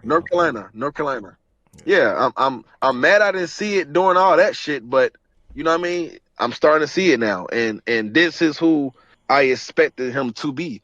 If you are the SEC preseason player of the year, you have to come out here and play like it. You have to live up to what they think you are going to be. And I'm just happy that he's, he's catching his stride, catching his little wave, and he's actually playing like it, bro. So big shout out to him. Big shout out to Denzel Aberdeen too. With Jalen Lowe going out, Jasper really not getting as many minutes. He got to take on the point guard duties. I don't think he's a point guard, but the situation that we're in, he has to play point guard, and he's doing it to the best of his ability. He's also helping take out every game with the scoring load and even with the defense. So, and shout out my freshman, bro, my freshman big man, bro. Like, I still think I think he's playing. I hope he don't, because I don't think he should, but everywhere that I look, I think he's playing himself into the draft, and I don't think he should go. But his frame at 7'1", and as a freshman, they scouts love freshmen, and he's playing at the highest level. We're not the best conference, but SEC is one of the highest levels. So, and he's producing. So, shout out Malachi Marino too. Like, man, he been a big part of this success as well. So I don't want to leave him out. But the team as a whole, bro, they just playing together and playing way better, bro. So I'm happy to that they doing what they doing right now. We got a tough stretch though, bro. We got Vandy tomorrow, and then we gotta go play Opdu this weekend. So there at Arkansas. So that's gonna be some shit, bro. So what I mean? I seen some reports. They say if we win tomorrow, because I think Arkansas played tomorrow or Wednesday too, they was like, with our win streak, and if Arkansas win, either they play tomorrow or Wednesday, they think the Saturday game gonna be like the most viewed fucking game out the whole weekend Saturday, because everybody on the win streak. But I mean, you got a tough 2-game stretch, brother. So I mean? They I hope the boys ready. They gotta be ready. I think tomorrow they're gonna be ready though. I think they're in a good situation right now. I know you seen we tied second in the SEC. Who would have fucking thought? Yeah. Because we're honestly not that fucking good, but who would have fucking thought? From starting 0-2 to going 5-2, and now we're tied for second in the SEC. So, what I mean? It's some good shit going on, bro. But they got a rough stretch right here. This stretch right here, tomorrow going to Vandy, and Saturday going to Arkansas, gonna tell me everything that I need to know for the rest of the season. Is this 5-game win streak a fluke, or are y'all really catching y'all stride for real? So we'll see tomorrow, bro. But I like what I see what they got going on right now. Shout out to the guys. I'm locked and loaded. Who the first game for our doubleheader? Excuse me. If you know. Saturday? Nah, tomorrow. Let me check. Yes. Tomorrow. You mean today? Tomorrow. I don't know tomorrow. I don't know. Real quick. Who that first ESPN? Oh, there's a doubleheader tomorrow. It was today. Nah, it is today too. Arkansas, Oklahoma is the first game on ESPN tomorrow. Oh. Okay. Okay. So. Okay. Nah, I agree with everything. Oh wow, they put Arkansas before us. Then we gotta play Arkansas on ESPN Saturday. Okay. That's fine. Ooh, Michigan and Nebraska tomorrow too. My goodness. Please, Michigan, beat them Nebraska niggas. They are not that fucking good. Yeah, I'm saying, that Nebraska game. Respect Price. That shit is pissing me off. That's just cute, bro. Like, respect Price. Bro, it's some voodoo. It's like some voodoo shit going on their games, bro. Yeah, I'm cool on them, bro. It so is, but I'm not on that, bro. Every time I see them ahead of us, or every time I really see people talk about them, I'm like, they're okay, but fuck. Y'all making these niggas seem like they fucking world beaters. Yeah. D-Mac, you say you had 2 questions at the end of the college basketball season. Michigan State is Friday. It's a great game. Nebraska Michigan State. Where is that game, actually? At Michigan State. Michigan State. I'm not going back up there. I only go there to see Duke. I'll go to Ann Arbor, see you. No, when they go there. I did have. Oh, all right, go ahead. Yeah. No, you got. I was just letting them finish. No, I did have 2 questions. The first, and I did ask it in chat, and I know Woods gave his answer. I just wanted to know how people would feel where Flag would rank as far as this freshman class, or I should say the prospect class in general, obviously including the 3 freshmen at the top. Just because I was curious on how people viewed this, coming off of obviously what was a really impressive weekend for those guys. Someone asked me that. Someone asked me that over the weekend on TikTok, but it was AJ or Cooper. So I'm gonna just say the same answer, and my answer was Cooper, because of the defense, the playmaking, and things like that. And then when you compare him to Boozer, I'm still Cooper. And then when you look at DP, just what I think Cooper will be and how I think Cooper is as a player, I think the most well-rounded, most balanced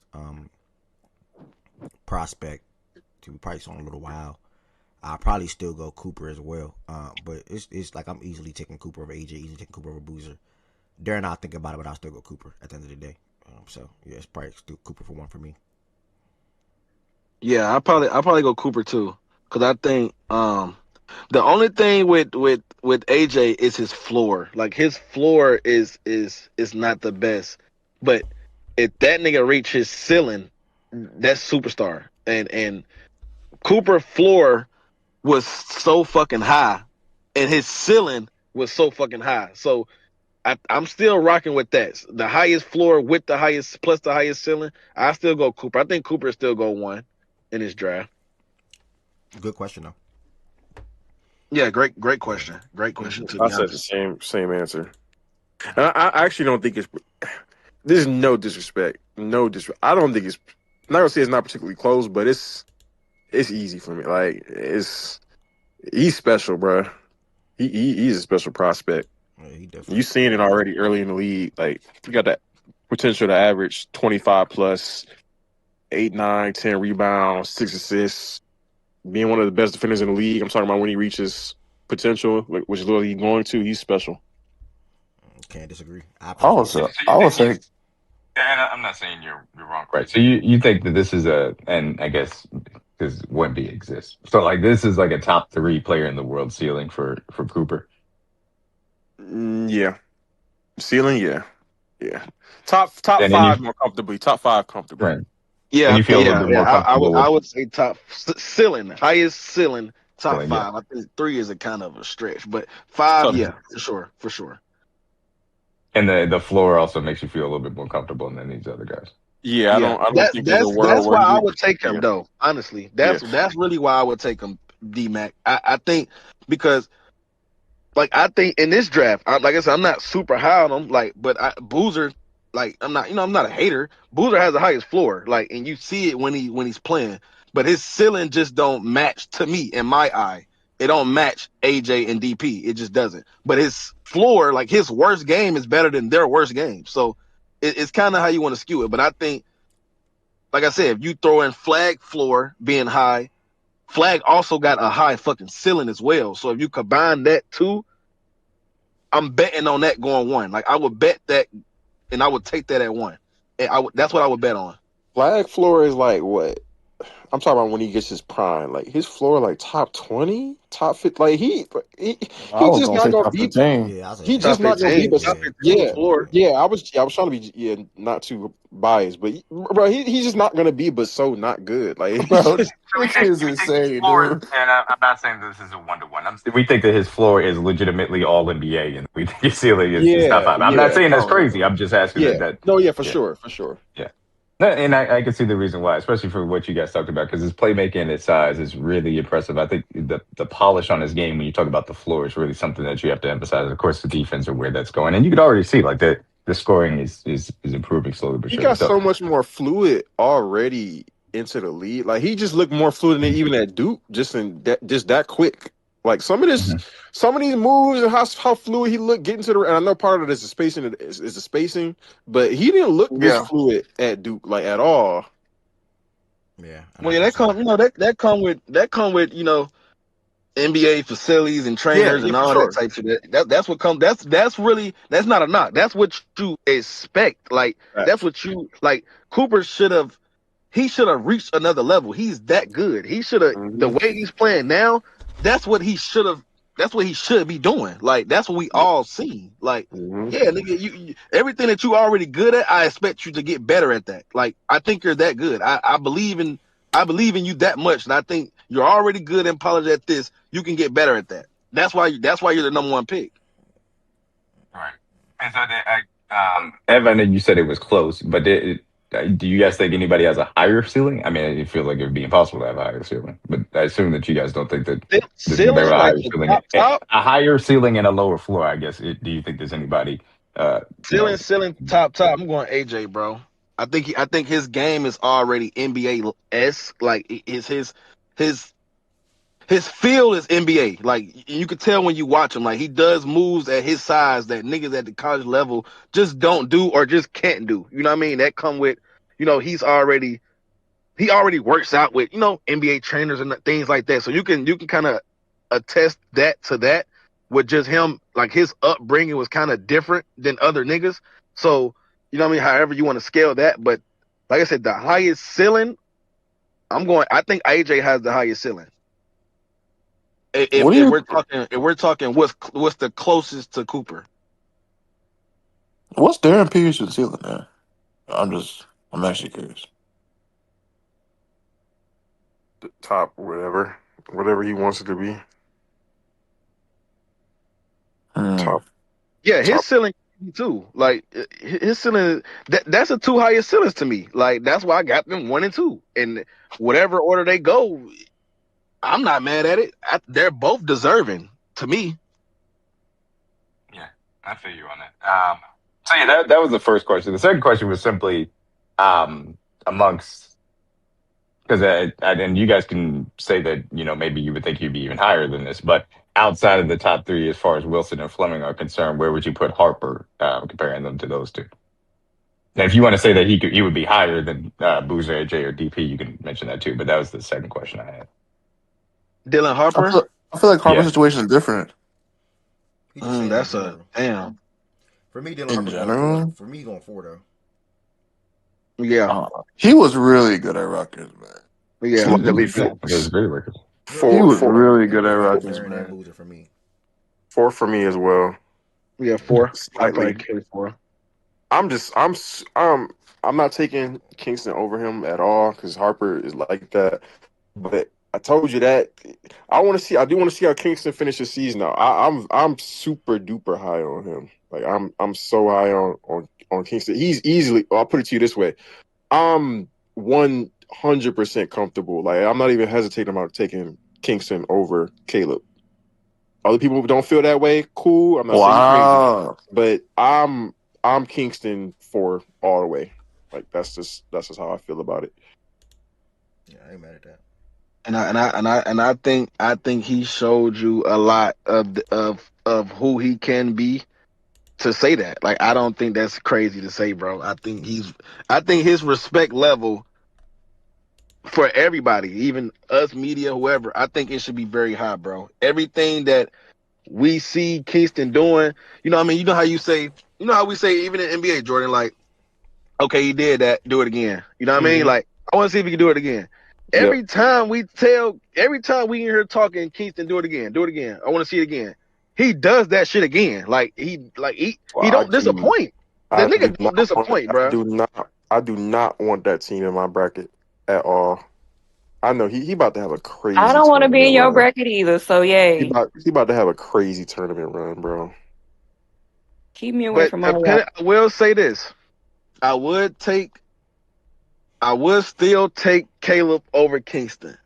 Just bigger player. Yeah. Talent higher. Inside out scoring. Defense around the rim. 6'3", 6'4". Yeah, versatility far as even not even in the paint, even coming out on a perimeter and having to guard like at 6'10". You know what I mean? Like I think I would bet on that just a little bit more. But Kingston to me, he's 5. Like, and I don't plan on going. Like, I've seen enough games now. I don't plan on going no lower. Like, he can only go up for me, like 4 or 5. Like he can, I don't see him going to 6.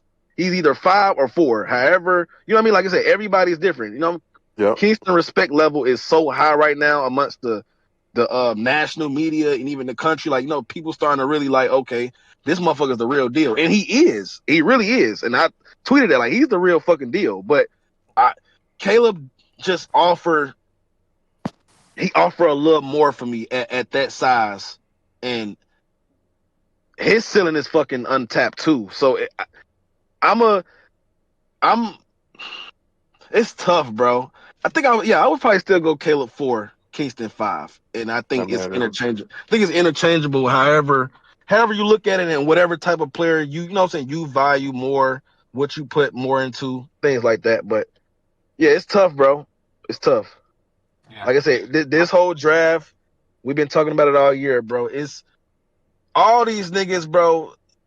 Except the top 3, like all these niggas are in the same tier to me, bro. Like, I don't have a different tier for all of them, because as far as the freshmen, everybody who I have, we have watched throughout the whole year, everybody didn't put on a performance, like, and it's a performance that you can stamp. You know what I mean? It's a performance that you can go back to, like, damn, he really did that. And you know what I'm saying? For all of them, it ain't just a one-time thing. Like, these niggas are doing this every fucking night.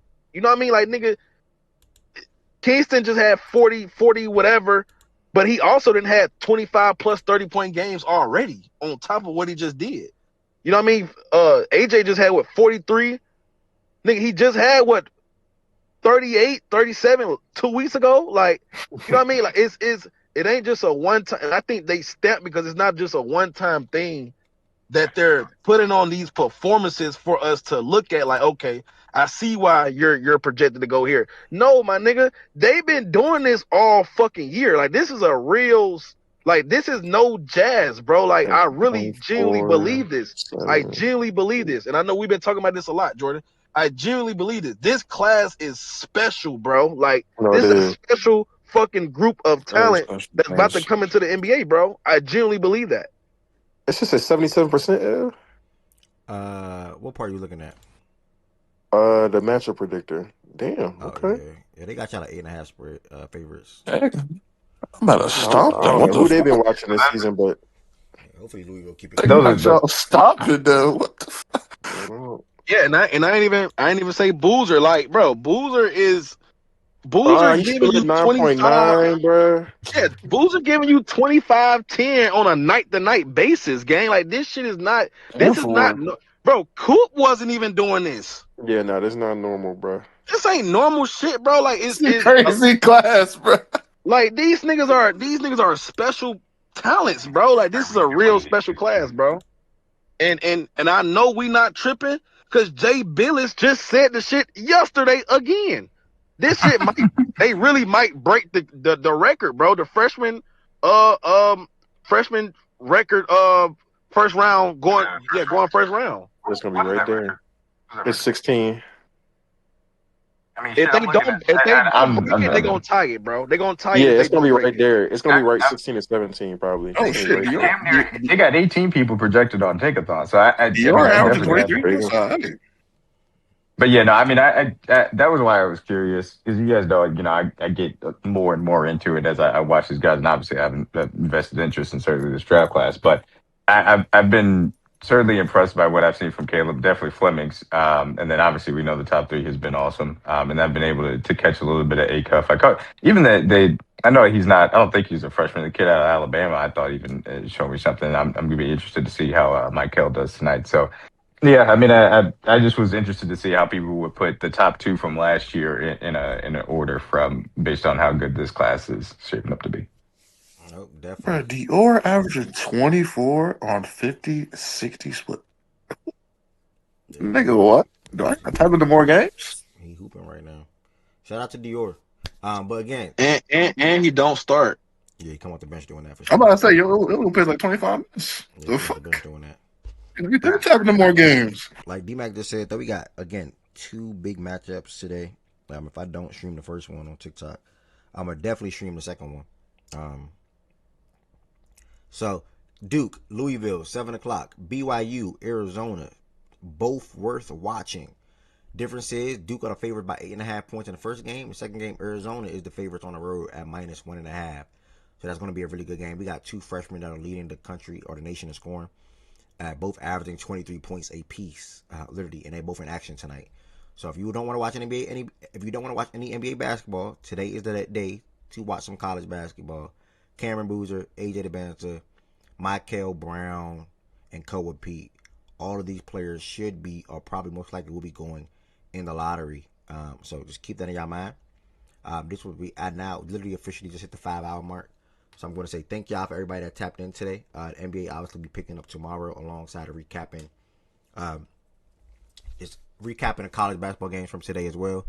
And then may or may not take a peek at something in the NFL. And I'll keep that on my back burner for right now. So everybody that tapped in on YouTube and Twitch and or Twitter, thank you so much. I'll talk to a lot of y'all later on today and or tomorrow morning at 11 a.m. Peace, blessings, and love. Y'all have a great evening.